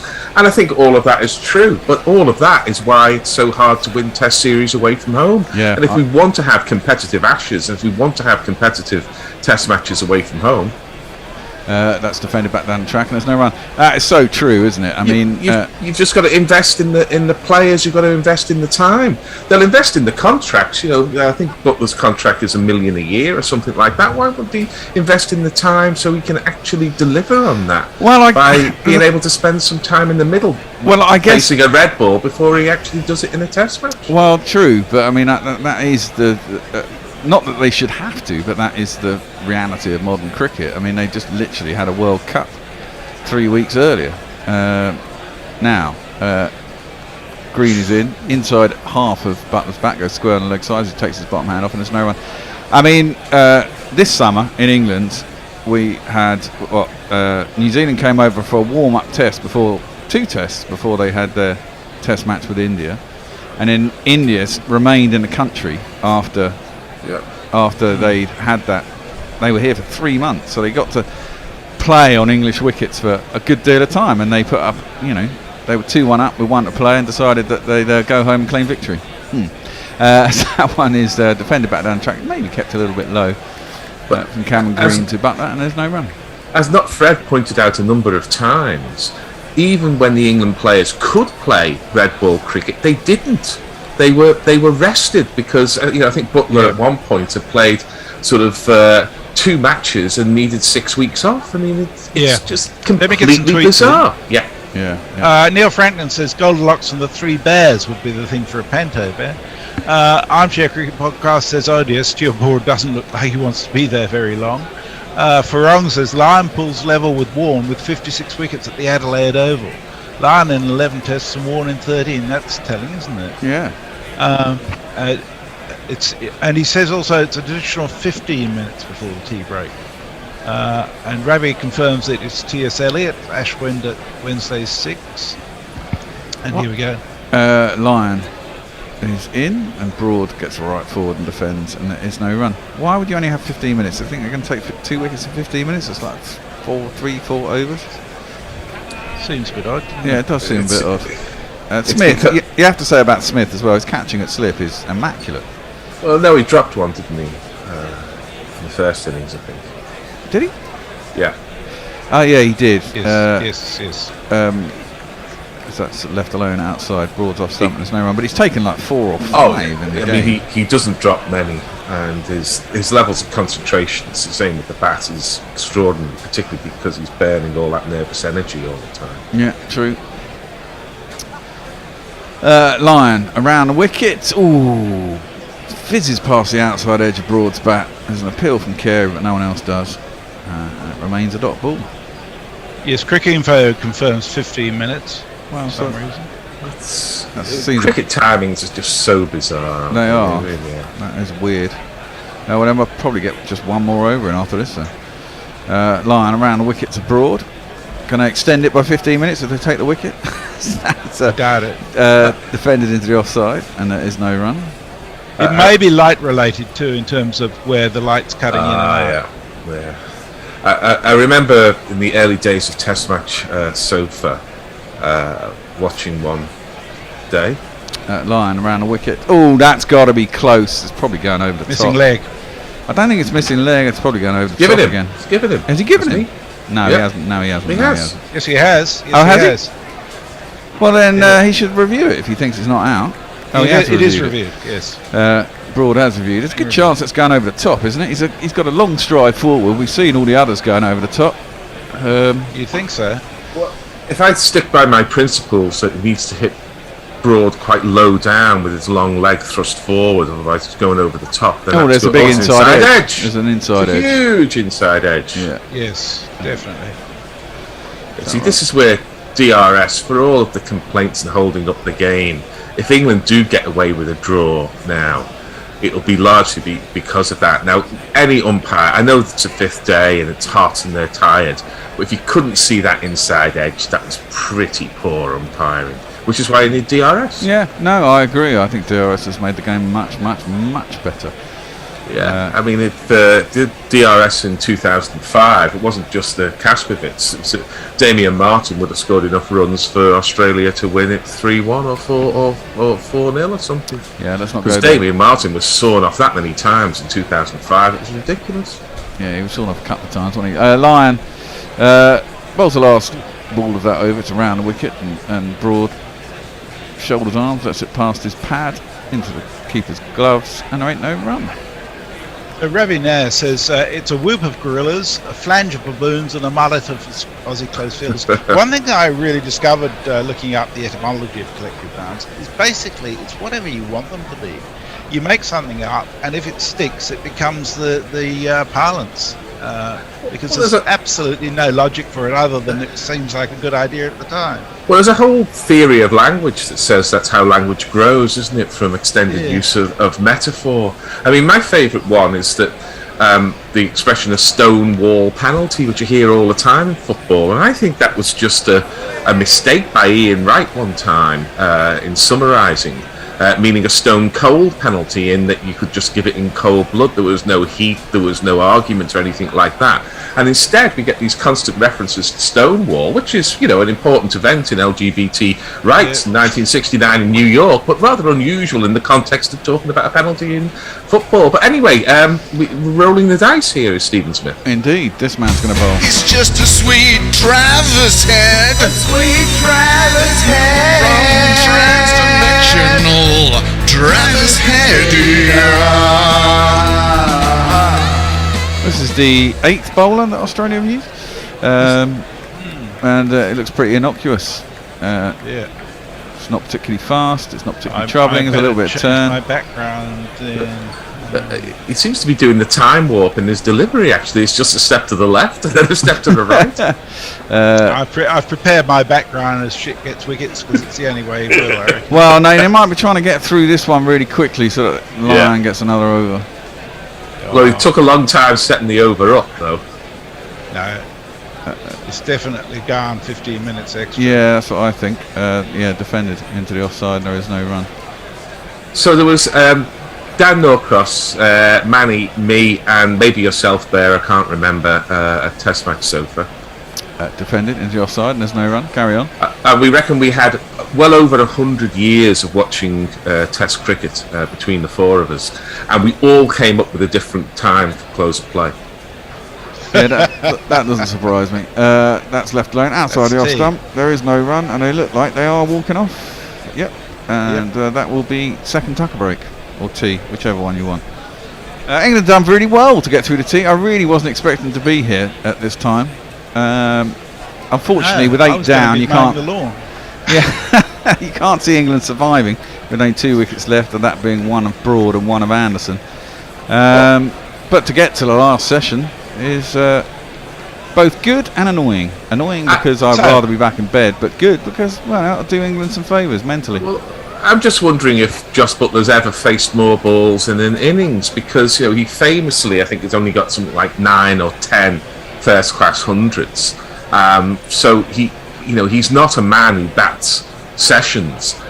He doesn't score his first-class hundreds at anything like the speed that he scores his white ball hundreds. But I wonder if he's ever faced 196 balls before, and if he hasn't, if he's summoning that in a rearguard action at the end of a test in which, you know, his place is in doubt, and he's performed some extraordinary catches but some really dreadful misses behind the stumps, then, you know, you have to say that's good moral fortitude from Buttler. Agreed. So, I agree. So I'm going to suggest something. Bear, you might want to have a break over the tea break, but yesterday we spent a quarter of an hour just talking, and a couple of people, including me, giving sort of background, a story of themselves before coming on to Gorilla. And I just wondered if, Gary, you'd be up for giving us a bit of history of Gary Naylor. Well, I mean, how long have you got? I mean, we've got well, We He got likes at to least talk, 10 does minutes, our Gary? 30 minutes probably. I mean, I was fairly confident that you wouldn't be lost for words to fill in 15 minutes. I'll give you. You're up for it. I'll give you an abridged version then. Okay. The first cricket match I went to, first professional cricket match I went to, was in August 1975, and it was at Liverpool. And it was Hampshire were visiting, and Lancashire were playing at one of their outgrounds. And in those first 3 days of cricket, I saw Barry Richards make 100. I saw Gordon Greenidge get 60 odd. I saw Clive Lloyd make 90 odd, and I saw Andy Roberts take a 5-fer. So that downhill since then. wasn't a bad introduction, was it? Seeing those players who were all in their prime, by the way, there, and you could sit on the rope of the boundary. And I was 12 years old. I remember getting on the 61 bus from Seaforth Sands, as it was called then, and going down, or rather up the River Mersey to Egbert, and watching the cricket. And of course I was transfixed, and that's what I knew even at that age, that I wanted to spend quite a lot of my life watching cricket. And so I did. I played at Hightown. We were in the Liverpool competition. I was an opening bowler, and I was okay for a club cricketer. I never made the first team, but that was quite a high standard, so there was no shame in that. But I did play second team cricket for quite a while, which got me to play on some of the lovely Victorian grounds in and around Liverpool. So I played at Liverpool. How tall are you, Gary? I was got the build of a fast bowler. At 16 or 17, I was kind of 5'10", but 17 or 18, I got to sort of 6 foot tall. I'm just over 6 foot tall, and I had a relatively repeatable action. So I always bowled a lot of maidens. I just aimed at the top of off stump. I didn't try and do anything clever. Hold the seam up, aim at the top of off stump, and bowl a line and length. I literally never tried to do anything other than that. I don't recall ever trying to bowl a bouncer or ever trying to bowl a Yorker. I just aimed at that spot, and some were a bit too short, some were a bit too full, but not many were sort of straying down leg, and not many were wide. So and I enjoyed it. I enjoyed the fielding, the catching. I liked fielding in close, and that was my playing cricket. And my watching cricket was my father taking us to Gillette Cup games at Old Trafford, where Lancashire were still a very glamorous one-day side in the 70s, slightly past their heyday of winning in 71, 72, and I think 73, but still, big crowds at Old Trafford, very much in the game.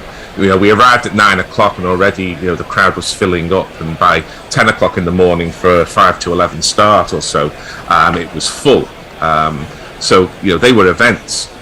And say Test matches too. I remember seeing Clive Radley get 130 odd against New Zealand. I think that'd be 1978, and I was there in 1981 when Botham made his famous 118 against Australia at Old Trafford on a dark and dank Saturday, but an iconic innings, a legendary innings by Botham during the 81 Ashes.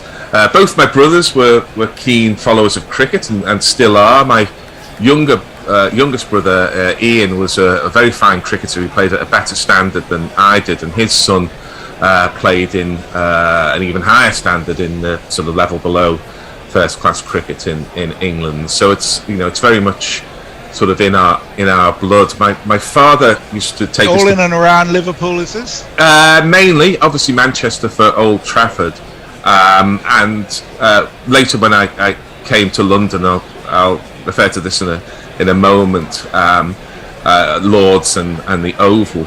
But my father also used to take us to club cricket at Northern, in Crosby, and at Bootle, where my dad would watch when he was younger, and recalls watching Leary Constantine, Lord Leary Constantine, when he would play, I think, Sunday games. He would be in his 50s or 60s then, as a civil servant in Liverpool, where he did tremendous work and got his peerage for it. But he would turn out charity games and stuff like that. And my dad says he recalls watching him at Bootle there, and my father never really understood my academic achievements. He left school at 15, so he didn't really understand, or 14, I think. He didn't really understand what going to university was and all of that. But he definitely had a flush of pride in his face when he saw me opening the bowling at Bootle playing for Hightown Seconds. So I was pleased that he got to see that. And then I came to London in 1981 when I was 18, and I remember leaving lectures a bit early and seeing one of my law professors at Lord's, where we had a conversation because we were both sagging off, if you like, in the afternoon. But I remember seeing Imran Khan and Garth LaRue opening the bowling for Sussex. There. This was just county cricket. This was just, sort of paying 40 pence on the gate or something and going in. You get to see Garth LaRue and Imran Khan. And I still think Imran Khan bowled about as fast a spell as I can ever recall from the pavilion end at Lord's. We were sitting in what's now the kind of Compton and Edrich stands. And it was just amazing. And then he came out to bat and he hit one that on the up went into the old Father Time scorebox, which was in the grandstand side of Lord's. It's moved across to the other side with the ground development. But I don't think I've seen a six hit harder or higher than that six that evening. He must have been riled up. He must have got turned down in a Brighton nightclub the night before or something like that, because he was really up for it there. So I watched cricket at Lord's in the Oval. I saw Neil Fairbrother make 300 in a day in 1990 at the Oval. So cricket's in the blood there, and it's been a huge part of my life. And I used to throw in some comments to the Guardian's over by over coverage, and I got a bit of leverage with that. And a guy called Lee Calvert, who now does the Blood and Mud podcast on rugby, and we later worked together on the Nessun Dorma 80s and 90s football show. But Lee contacted me one Saturday morning when I was at work, because I used to work Saturdays because you just had to try and get through the bloody stuff. And he said to me, do you want to write for this thing I'm doing called The Googly? And that was an early kind of online cricket magazine. This would be about 2007, I think, 2006, something like that. And so I did. And I used to write these posts. Some of them were humorous, some of them were serious, some of them were, why you need a good number 8 or something like this. It was the early days of online writing about cricket, or about anything really. And that was a lot of fun. But when that folded, one of the writers for the Googly, Nestor Quinn, as he was known, Australian, Tasmanian based, he said, well, let's continue, the two of us and maybe one or two guest writers. And he set up the cricket blog called 99.94, which is a famous number in Australia. And and 99.94 was became the blog where I wrote about cricket, and Nestor did for a while, but then he went off and did other things.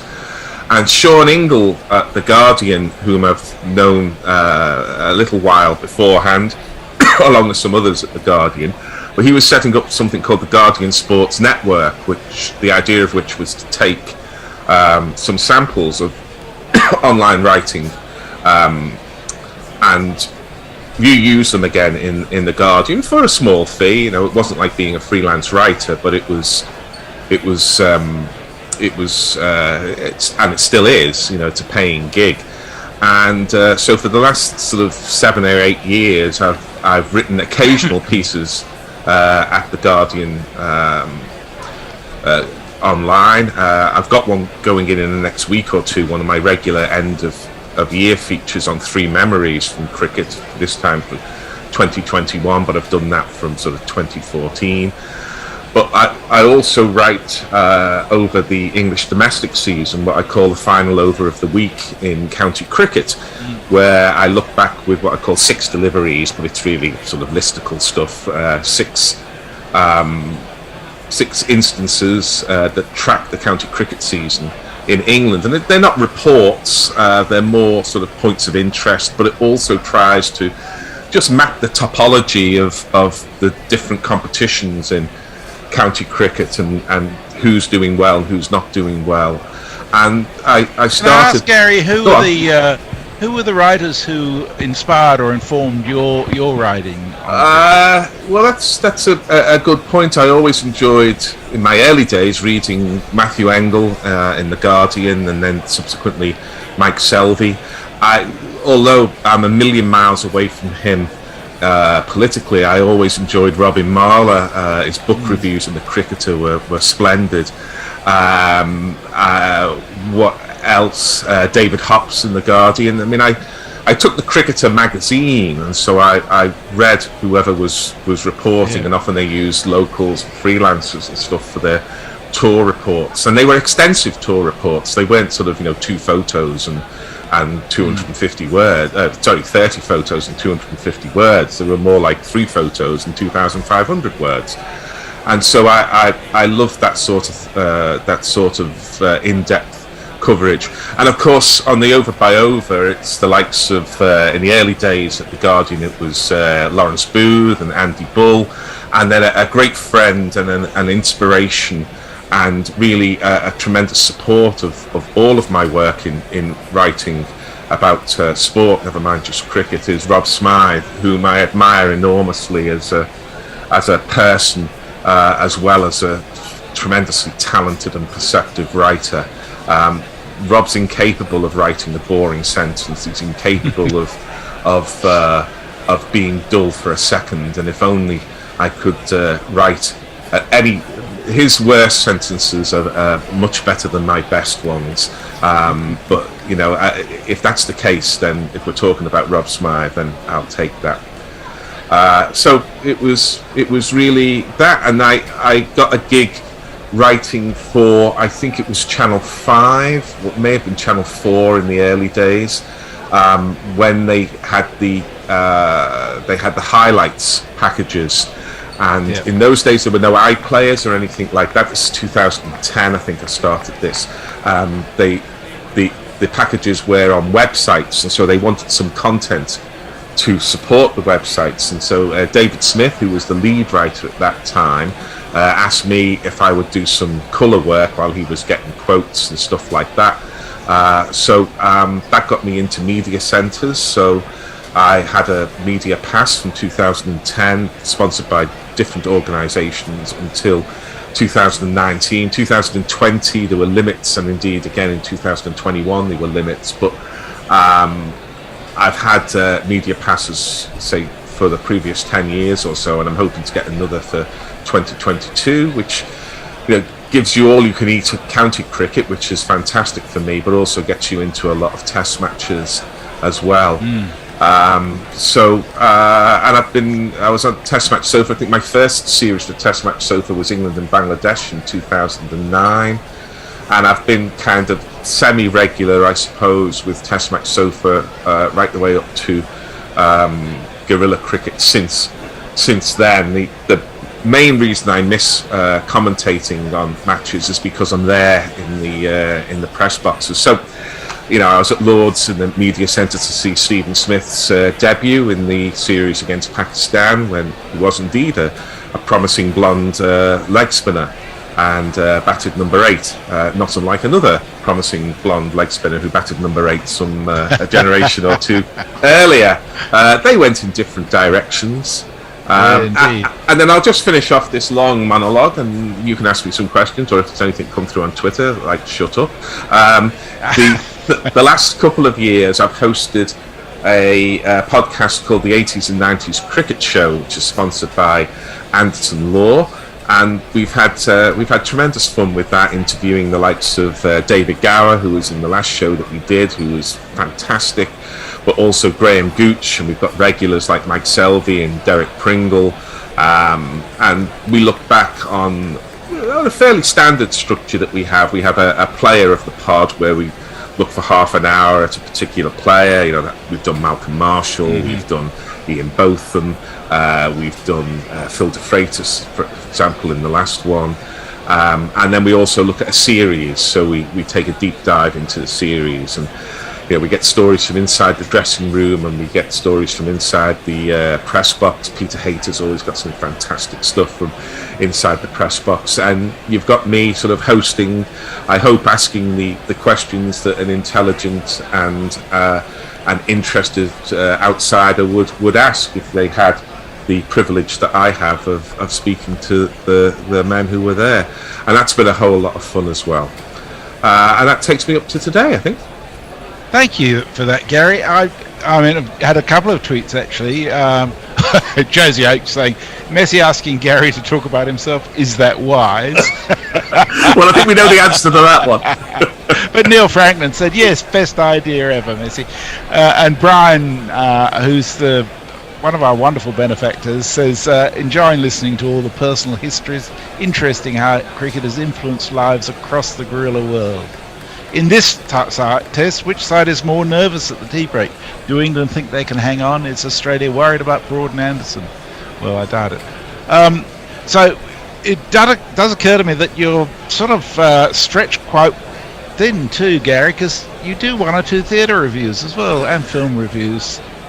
Yeah, I was very lucky. Again, it was contacts I made during an academic career where I was employing lots of practicing journalists to teach our students, and one of them, Carrie Dunn, who has also written extensively about cricket and football, and she said to me, look, you go to the theatre with your kids, and I said, yeah. She said, well, do you want to write reviews for us? So I said, well, yeah, okay. And I started with Pinocchio at Collier's Wood in, I think, 2008 or something like that, and so I've been very fortunate since then to do lots of theatre reviews. So it's a hard knock life, as they sing in Annie, spending your time watching and writing about cricket and watching and writing about theatre. So lucky me. Thank you very much for that, Gary. We're going to have to go back to the cricket, although I don't see Tony on screen at the moment. Bear? No, Tony, he's not. So Gary, you can do ball by ball until Tony appears. I'm sure I'm sure he'll appear pretty quickly. He's probably having a piss or something, making a cup of coffee. G'day, Beefy. Good morning, good evening, or afternoon, evening here, morning with you guys. Hope you've had a fantastic day, or night, as I should say. Well, it's been with my timetable. I was going to be mowing the lawn and doing the shopping by now, but I didn't expect to still be here, to be honest. No, I thought it was a bit pie in the sky when I got the email saying, if God is on our side, can you do this? And I thought, well, if God is on our side, then of course I'm going to do this. Well, the sun's going down in Australia. The question is the sun going down on Australia's chances? I don't think so. There's still a lot of cricket to be played, and there's not a lot of batting to come. Yeah. 26 overs is the minimum remaining. Sweep the leg, Brody. Got the best headband around. Something has gotta keep her down. Got the best headband around. Your ego ain't gonna beat you down. Got the best headband around. Even though your hair is thin now. And England start with runs to the vacant third man as Mitchell Starc came in, and I'm afraid my computer froze just at the moment Broad played the shot, so I'm not absolutely certain what happened with the shot. Just a little dab down to a vacant third man there, and I don't think it even got to the boundary, and I don't think they ran, so there were, unfortunately, no runs. Oh, didn't they? Because I think Broad's now off strike and Butler's on strike, so I think they've taken a single. Oh yeah, they got a single. They did get a single. I'm sure they have. Mitchell Starc has smiled more in this series than in the previous 10 or so years of his Test career put together. He didn't smile this much when I saw him get 99. We were commentating on that, India against Australia. That may even have been his debut. No, it was Shikhar Dhawan's debut, wasn't it? But Starc made an extraordinary 99. But he's in again, is Big Mitchell, and this is left alone by Butler, whose feet are moving so much more, with so much more precision and grace than those concrete boots he was wearing for the first half hour of today. So we're basically all channeling our inner Joburg 95s and our inner Cardiff 09s and Auckland 2013s. This is what it boils down to, isn't it? This last couple of hours of play. Oh dear. It's nice when a test match goes to the final session, isn't it? It is. Well, that's the crux of it, isn't it? This is just tucked off the pads by Butler and fielded at short leg there. There's plenty of attacking of Butler, but I have to say, apart from that sort of first sort of chance that he gave that was eschewed, really, flew between the slips, didn't it, early on? Butler has played out this innings chancelessly, and he's faced 198 deliveries, which is pretty good, you have to say. Yeah, indeed. It has been a fairly staunch rearguard attack, or rearguard defence, I suppose. Not even an attack, is it? It's mind you, he is batting for his Test career at the minute as well, which double pressure. Stark's in again, looking slightly stiff, I have to say, coming round the wicket, and that one dropped just in front of Marcus Harris there at short leg. He is quite deep there. I'd be inclined to get him a bit closer, although the short legs these days do like to go deep so they get a chance to see the ball, but no, he would have to be sort of as close as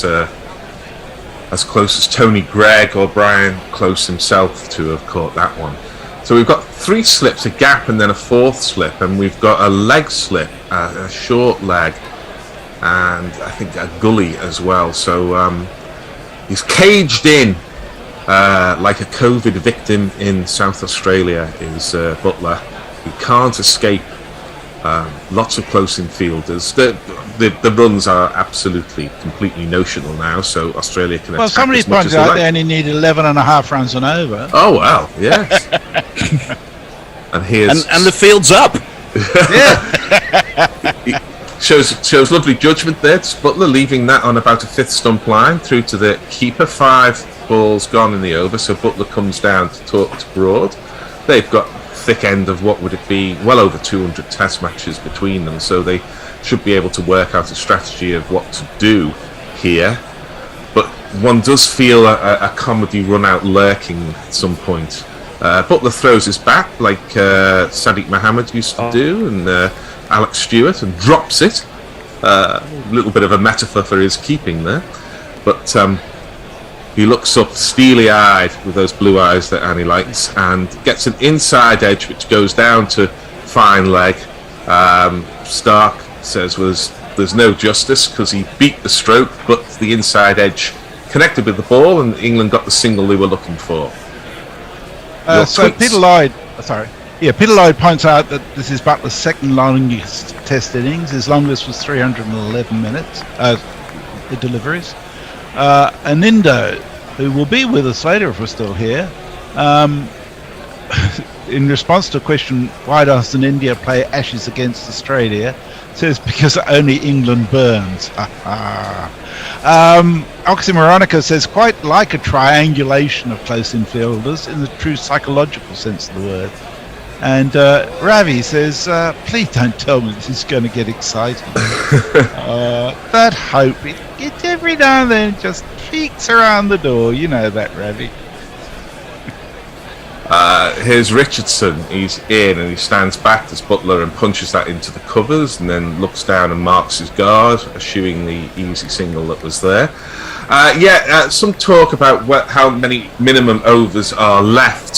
So nobody's ever quite sure of what happens towards the end of the test match. But we did have the middle session extended by 15 minutes. So my assumption is they've taken the overs that would be bowled in 15 minutes and therefore taking them off the overs. I think that was only to do with the fact that England were 8 down. I'm not sure that is the case because they were 8 down, so they took the extra half hour. So this ball goes through to the keeper. It turned out to be only extra 15 minutes before the tea break, but it's a kind of notional thing by this stage because it's a minimum rather than anything else, and I'll be amazed if Australia don't bowl Lyon quite soon, actually, and therefore they'll easily bowl the overs that are required to be bowled in the day, and it'll be a matter of the time that will determine the close rather than the overs.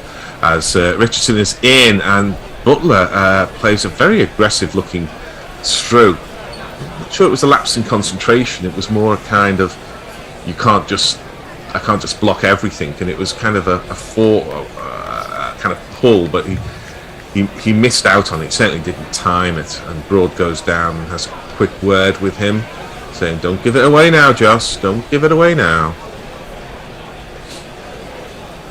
Yes, indeed.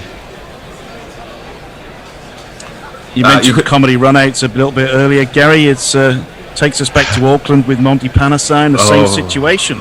Dear, yes, and Richardson's wide of off stump there and through to the keeper. But for true comedy, what you want is Shannon Gabriel, don't you?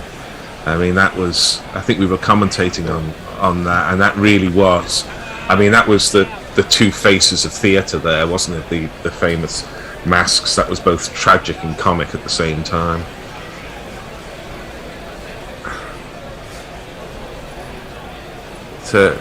Richardson, the pink ball shining under the lights, always looks better under the lights, I think, than in daylight. As he's in, goes wide on the crease, and Butler, a tired-looking stroke there. He sort of hopped across to it and he's sucking on a thoughtful tooth there because he knows that there was a bit of fatigue in that shot and could easily have got out because the feet went nowhere and the hands came down. He looks very tired. Yeah. And I'm not blaming him for being tired.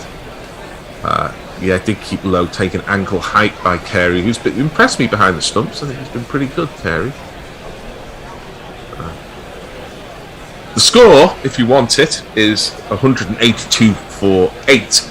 But England have resisted for what will be 110 overs after this ball, and Butler looking for the single there. And do they get it? No, they don't. It's run out. There's the comedy run out. Oh, fuck There is the comedy run out.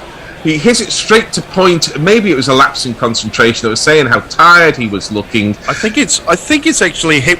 I think it's hit wicket. It's hit wicket. I don't think it's a run out. Stepped on his stumps. Stepped on his stumps. You're absolutely right, because I saw the bails go, and I thought that's it. So he goes back to Butler in the crease, and he puts a foot on the bail. Didn't see it until the lights went out. It is a lapse in concentration. I think he was just so tired. He'd been keeping wicket for a long time in this match, and I just think he's so tired there that we could see his feet were not moving in the previous shot. And it's tempting to say that's foolish or that's a comedy run out of its kind with a hit wicket, but I just think the man was exhausted. Yeah, I think takes us back to Warney in 2005, who kind of did exactly the same thing when the Aussies were getting on top chasing. Yeah, and Dominic Cork, who did it and famously took two and then put the bail back and said, bowl me another one. And they did! Yeah, not quite so much TV scrutiny in those days. No, not lit up bails either. Oh, dear. Lights go out for England as bails light up for Butler. I think that's the headline. I've got to have a comment off YouTube from a little while ago from Tinmosuke T, who says, "This is quite remarkable. Bear has agreed with Gary at least 6 times in a row in the last 5 minutes. It's a good omen for England." It's a rapprochement. I think that's the second most tragic hit wicket I can recall, because you'll probably remember it, Jez. Do you remember Roy Fredericks in the first World Cup final in '75, hooking Dennis Lilly, I think, out of the ground at Lord's? But as he swivelled, he took the stumps down, and obviously West Indies won, but the prospect of watching Lillian Thompson going up against Roy Fredericks was something that we were all looking forward to, and he hit wicket. Okay, we're in the last rights now as Broad. There's a big LBW shout. Surely they'll review this. Surely they'll review. Or if they've got any left. Maybe they haven't got any left. The camera's picking out Stephen Smith. So, Broad feet went nowhere. Well, presumably they're thinking it's too high. I don't think certainly it would have online. hit a fifth stump. Don't you? Oh, No, going down. Yeah. Oh, well, fair. Too high, too wide. Fair enough. Yes, I think you're right. It hit him well outside leg. I was getting a bit too excited myself, but I do want to bring in some tweets there because I'm sure there'll be some reaction to Butler's innings and his mode of dismissal. Dr. Leonie Hicks says, positives on the cricket. England made it to the final session on the final day of the second test. That's about it. I refuse to hope. Hope lurks in a corner of the living room, peering through the branches of the Christmas tree. Left arm over is Mitchell Stark, and Broad is showing all 3 stumps, but he gets bat on that, goes to extra cover. There is no run. You might have just missed that, but there was an actual review for a run out as well, as Broad only just beat the throw back to the stumps by inches, centimetres I should say. I tell you what, that LBW is a bit closer than it first appeared. I mean, it's got to beat the umpire's call because it was a not out from the umpire, so there was no chance of it being overturned. But it was a bit closer than first appeared. Broad looks up, and he gets a shortish one from Stark that he turns his back up. Then it goes through to the keeper. These must be the 2 most experienced batsmen who have ever taken guard together, I presume. Maybe Dravid and Tendulkar towards the end of their cares. But I don't think Well, even there was they a could remarkable match. stat somebody shared with us, I think Farong yesterday, that Anderson's 100 not outs in test matches is 39 more than anybody else. That's quite extraordinary when you think about it. Yeah. So both of these batsmen in the middle have got over 150 tests, so they should know what they're doing. And Broad dabs this down, and Jimmy Anderson labours to the other end, and he could have been run out as well there, but Broad's got off strike, which was his objective. And Mitchell Stark can have a go at another 6 foot plus left-handed tail-ender. Yeah, it's hard watching Broad back to think that he's not only got a test century of 169, but 3,370 test runs. Well, I think 11 test match 50s as well. 13 actually. Yeah. Is it 13? Yeah. Yeah.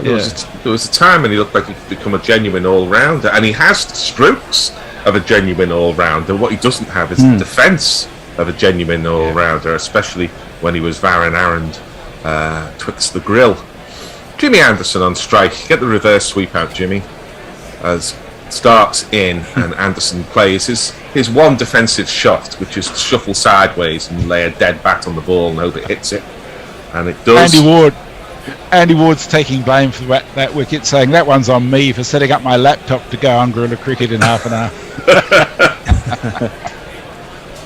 Just, we're talking about Broad. I'll take you back to Auckland again. I mean, what did he take? He took 90 minutes to get off the mark that day or something, or he got 1 run in 90 minutes. That was a great knock to save the game in Auckland. Yeah, that was a famous one.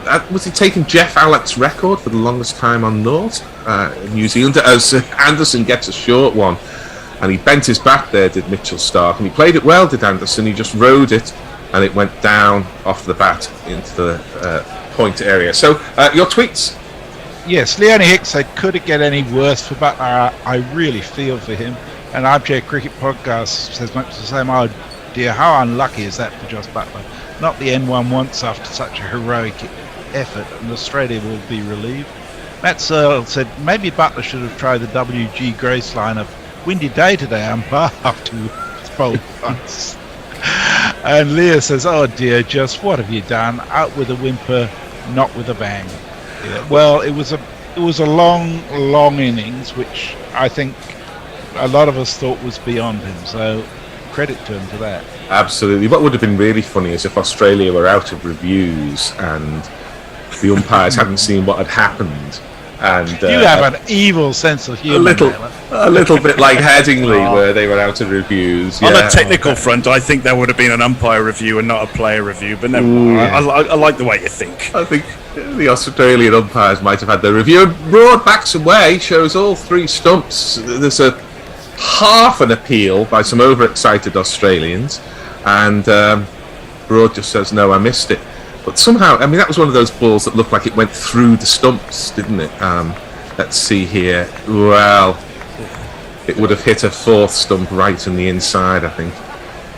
But the Richardson end has is picked up nigh. 4 for 37 here, and he's looking for his maiden fifer in a test baggy green as well. So that's something to look out for Richardson. Yes, his fourth test or third test. As Broad Third, gets one on I think.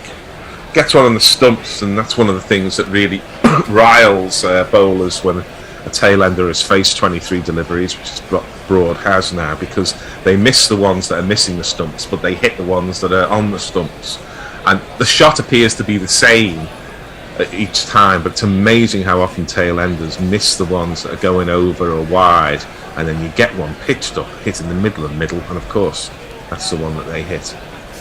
Broad looks up again, he gets Richardson round the wicket to the left-hander, and he sort of cloths one to mid-on, and they take 2 there, so Broad quite fancies his 3,300 going up a little bit, and he moves to 4. Richardson 4 for 39 and 18.3 overs, absolutely right. I keep seeing the little Australian crest there that's on our screen next to the scorecard. It looks just like a mask, and I'm thinking, God, they're even advertising Australian masks here. Like a baggy green round the nose and mouth. Broad edges this, or rather he steers it, or he rode it to the gap between one gully and the other gully, and gets away with it. So picks up another single. He goes to 5. He definitely didn't know much about it. No. Yeah, he just let the ball hit the bat really, and it could have gone absolutely anywhere. I'm not sure why Australia haven't got 3 gullies into Broad, because that is a definite area of weakness, to be completely honest. He plays that shot quite a bit. He does. Yeah. Yeah, I mean, I would have everybody sort of around the bat, maybe a fly slip, and say, if you want to score some runs, have some. Richardson's in again, and Anderson does his thing, which is put his feet together and bring bat onto ball, and it goes along the ground, I think, this time, through exactly that same gap between 2 gullies, and they take 2. We're not yet seeing a countdown. The countdown probably comes when there's kind of 10.1 overs left in the day or something like that. But the TV people quite rightly have decided that the issue in the match is Australia needs 1 wicket to win, not England need to survive 24 overs or whatever it is to draw. Broad looks up, he sees Jai Richardson, Anderson does, and he defends it, and it's the end of the over. I won't yet draw the cricketing cliche as of another one ticks by, because it's not really in play yet. England 188 for 9. Your tweets. Neil Franklin says that's tragic, or whatever John Hart said. Oh, it's tragic, yeah. Dan DeCrastra on YouTube said, being a white ball thrasher, that was a bit of a career-defining innings for Butler. And Superbus Thorough Dub says, impressive innings from Butler. Iwa Tigere says, the English end is near. Valiant fight, but cream rises to the top. Oh, well, thanks for exploding our little romantic interlude with that dose of reality. Here's Stark again, and edge from Broad, but it got plenty of bat on it because it scooted across this infinitely quicker boundary to Phil Brown, who's there with his mask on and taking photographs, and 4 to Broad. Yeah, good shot by Broad, kept it all along the floor. Beautiful.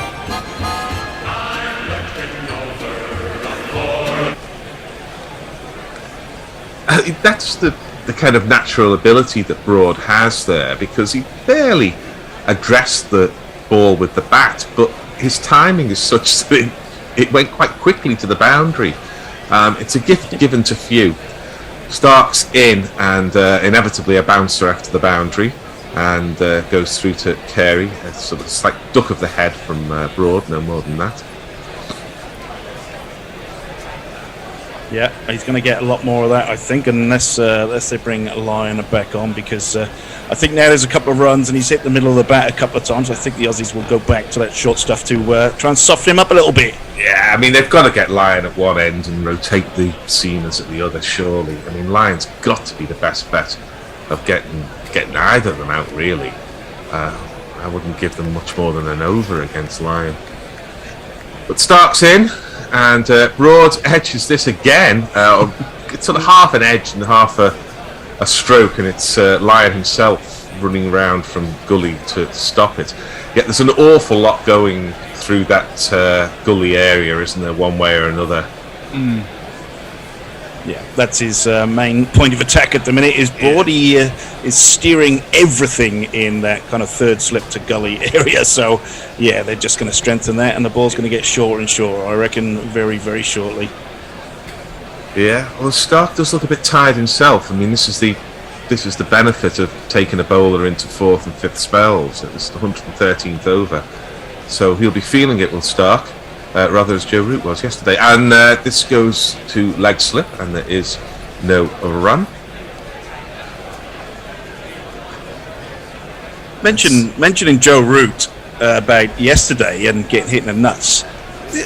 Has everyone as shocked as me as though that he was in the nets without a box yesterday? That's really odd. Defies belief. They treat nets with such contempt. The bowlers bowl big fat no balls. You get some batsmen just trying to hit every ball for six. Certainly warm-up nets, I don't think they're that serious, as this ball is ridden by Broad. Does well with that one, got in behind it, dropped it on the ground, and he's rubbing his side now. Maybe it did hit him. But I'm amazed as well, but it kind of doesn't surprise me, because they don't do it seriously enough. To me, the old adage is, you practice hard and you play soft, or whatever it is. I don't think England do that in cricket, and given that that's a kind of marker of success in golf and in lots of other sports, you think they would. No doubt they'll say that they practice hard, but it doesn't look like that, as this ball's another short one, and Broad again plays it well by getting his elbow high.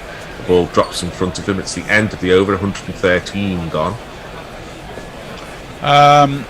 So, Armchair Cricket Podcast says, suddenly flicked on me. A good time to bowl for Jay Richardson, looking for a maiden Michelle. Stuart Broad isn't looking too comfy against this short stuff. I don't think either of them is. Tom M says, I don't know whether to be angry at Butler or devastated for him. I think sad for him. I think he did well. Armchair Cricket Podcast, how well do the two newcomers, Jay Richardson and Nisa, have bowled for Australia in a test expected to be dominated by Seaman Swim? A much more fancy pair coming for England, Jimmy and Stewart, didn't make such a big impact. Well, Jay Richardson certainly made an impact, because he's got his five. He got the ball to jump on Jimmy Anderson, who could only steer it down into the hands of Gully.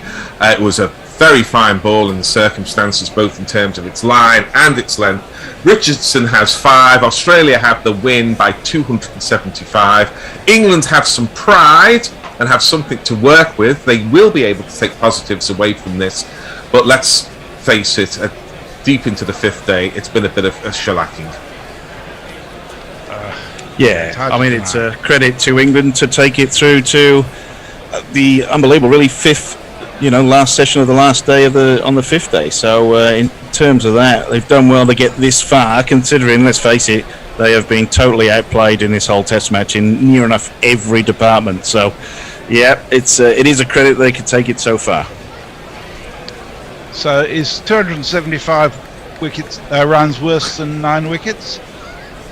Or are they getting better That's or not? That's a great question there. It's about the same, isn't it? I don't think that the actual result or the way it's stated properly captures this day in particular, because Smith battered on to a totally unachievable target. But what England wanted to do, obviously, was to back through over 4 sessions. And if they couldn't do that, they wanted to take it deep into the 5th day. And I think this has been a kind of 7.5, 8 out of 10 day for England. They lost Ollie Pope early on. They lost Root, of course, to the last ball of last night. But England fought hard. Wokes fought hard. Butler, in particular, fought hard. Tempted to say playing against type, but in red ball cricket, he's often a defensive batsman who doesn't play many shots. And he was a defensive batsman today who doesn't play many shots. But he showed tremendous heart and no little courage in facing up to his critics, of whom there were legion after his wicket-keeping display, and making Australia fight, I won't say every inch of the way, but certainly fight into the darkness of the South Australian night. And I don't think many people would have predicted that. Well, it's not quite dark, it's the twilight of the South Australian night. I don't think many people would have predicted that. So England have salvaged some pride. They've got something to work with. I don't think they've got enough to work with to win the series 3-2. Probably not enough to draw it 2-2, but they've shown that they can hold their own with an Australia shorn of Cummins and Hazelwood at least. And I think England have got something to work with. But congratulations to Australia. They were better at batting, they were better at bowling, and they were better at fielding. And if you're better at all three of those, then you tend to win cricket matches. And they well, there's a fourth one they're better at too, which is team selections. Absolutely.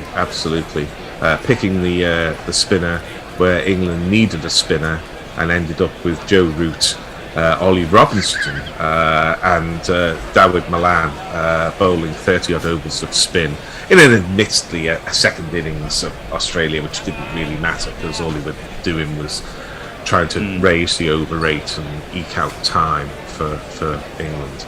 I think you highlighted at least two of the options is England aren't scoring enough runs and they're not taking enough wickets, and it doesn't matter about the fielding with those or the, and you're right in what you say. If you're not getting your team selection right, you aren't going to score enough runs and you're not going to take enough wickets, and they're really the two main things that are going to worry England time after time. Sorry, Jess. Yeah. There's a tweet here I just had to make me chuckle. It's from Warren. He says, "Morning all. Is Messi going to ask Gary to reminisce until the next test?" Well, seeing as you've asked, no. Just a couple of others. Farang says, so to get in early, season's greetings to all. What festival were they celebrating in Bedrock, aka Perth? He sends a picture of the Flintstones celebrating Christmas long before the birth of Christ, which is interesting. And Neil Franklin says, oh, well, thanks for the cricket. Just need to bat, bowl and feel better. Indeed, Thank you all so much for being with us. Thank you. Enjoys your feedback. I don't think you look to the Flintstones for historical verisimilitude, though, do you? So No. And final tweet, Leah says, "Oh well, at least there's India and South Africa on Boxing Day." Oh yes. So you have stereo on Boxing Day, won't we? Well, round the clock. Is that in India? Indeed. South Africa. No, South Africa. In South Africa. Well, in that case, you'll finish the Ashes and you can get straight into that. You can have double header if you want to stay up from midnight all the way through. Thanks, guys, everyone who's been here. I'd say it's a pleasure, but whilst it's been enjoyable, it's not a pleasure getting up at 3 in the morning. And I guess we'll see you. We'll be on air at 11:20 on Boxing Day. I just want to say thank you, Bear, because for all the fact that we have the fun and come along and chat, you're the one who actually has to get up and do the bloody work. Yeah. And to Tony Bishop for wrangling the rosters, which are not easily done. So thank you both. Yes, indeed. Thank you. Our pleasure. And as I said, if you're in England, we'll be on air at 11:20 Christmas Day. In Australia, of course, it will be Boxing Day. I guess until then, it's goodbye from all of us. Goodbye. Bye-bye. Guerrilla cricket. Whoa. Guerrilla cricket. Whoa. Guerrilla. Take large, man the barricades, patrol the cover boundary. At last the time is come, this is a cricketing emergency. Hear this call to arms for every cricket revolutionary. Take up your bats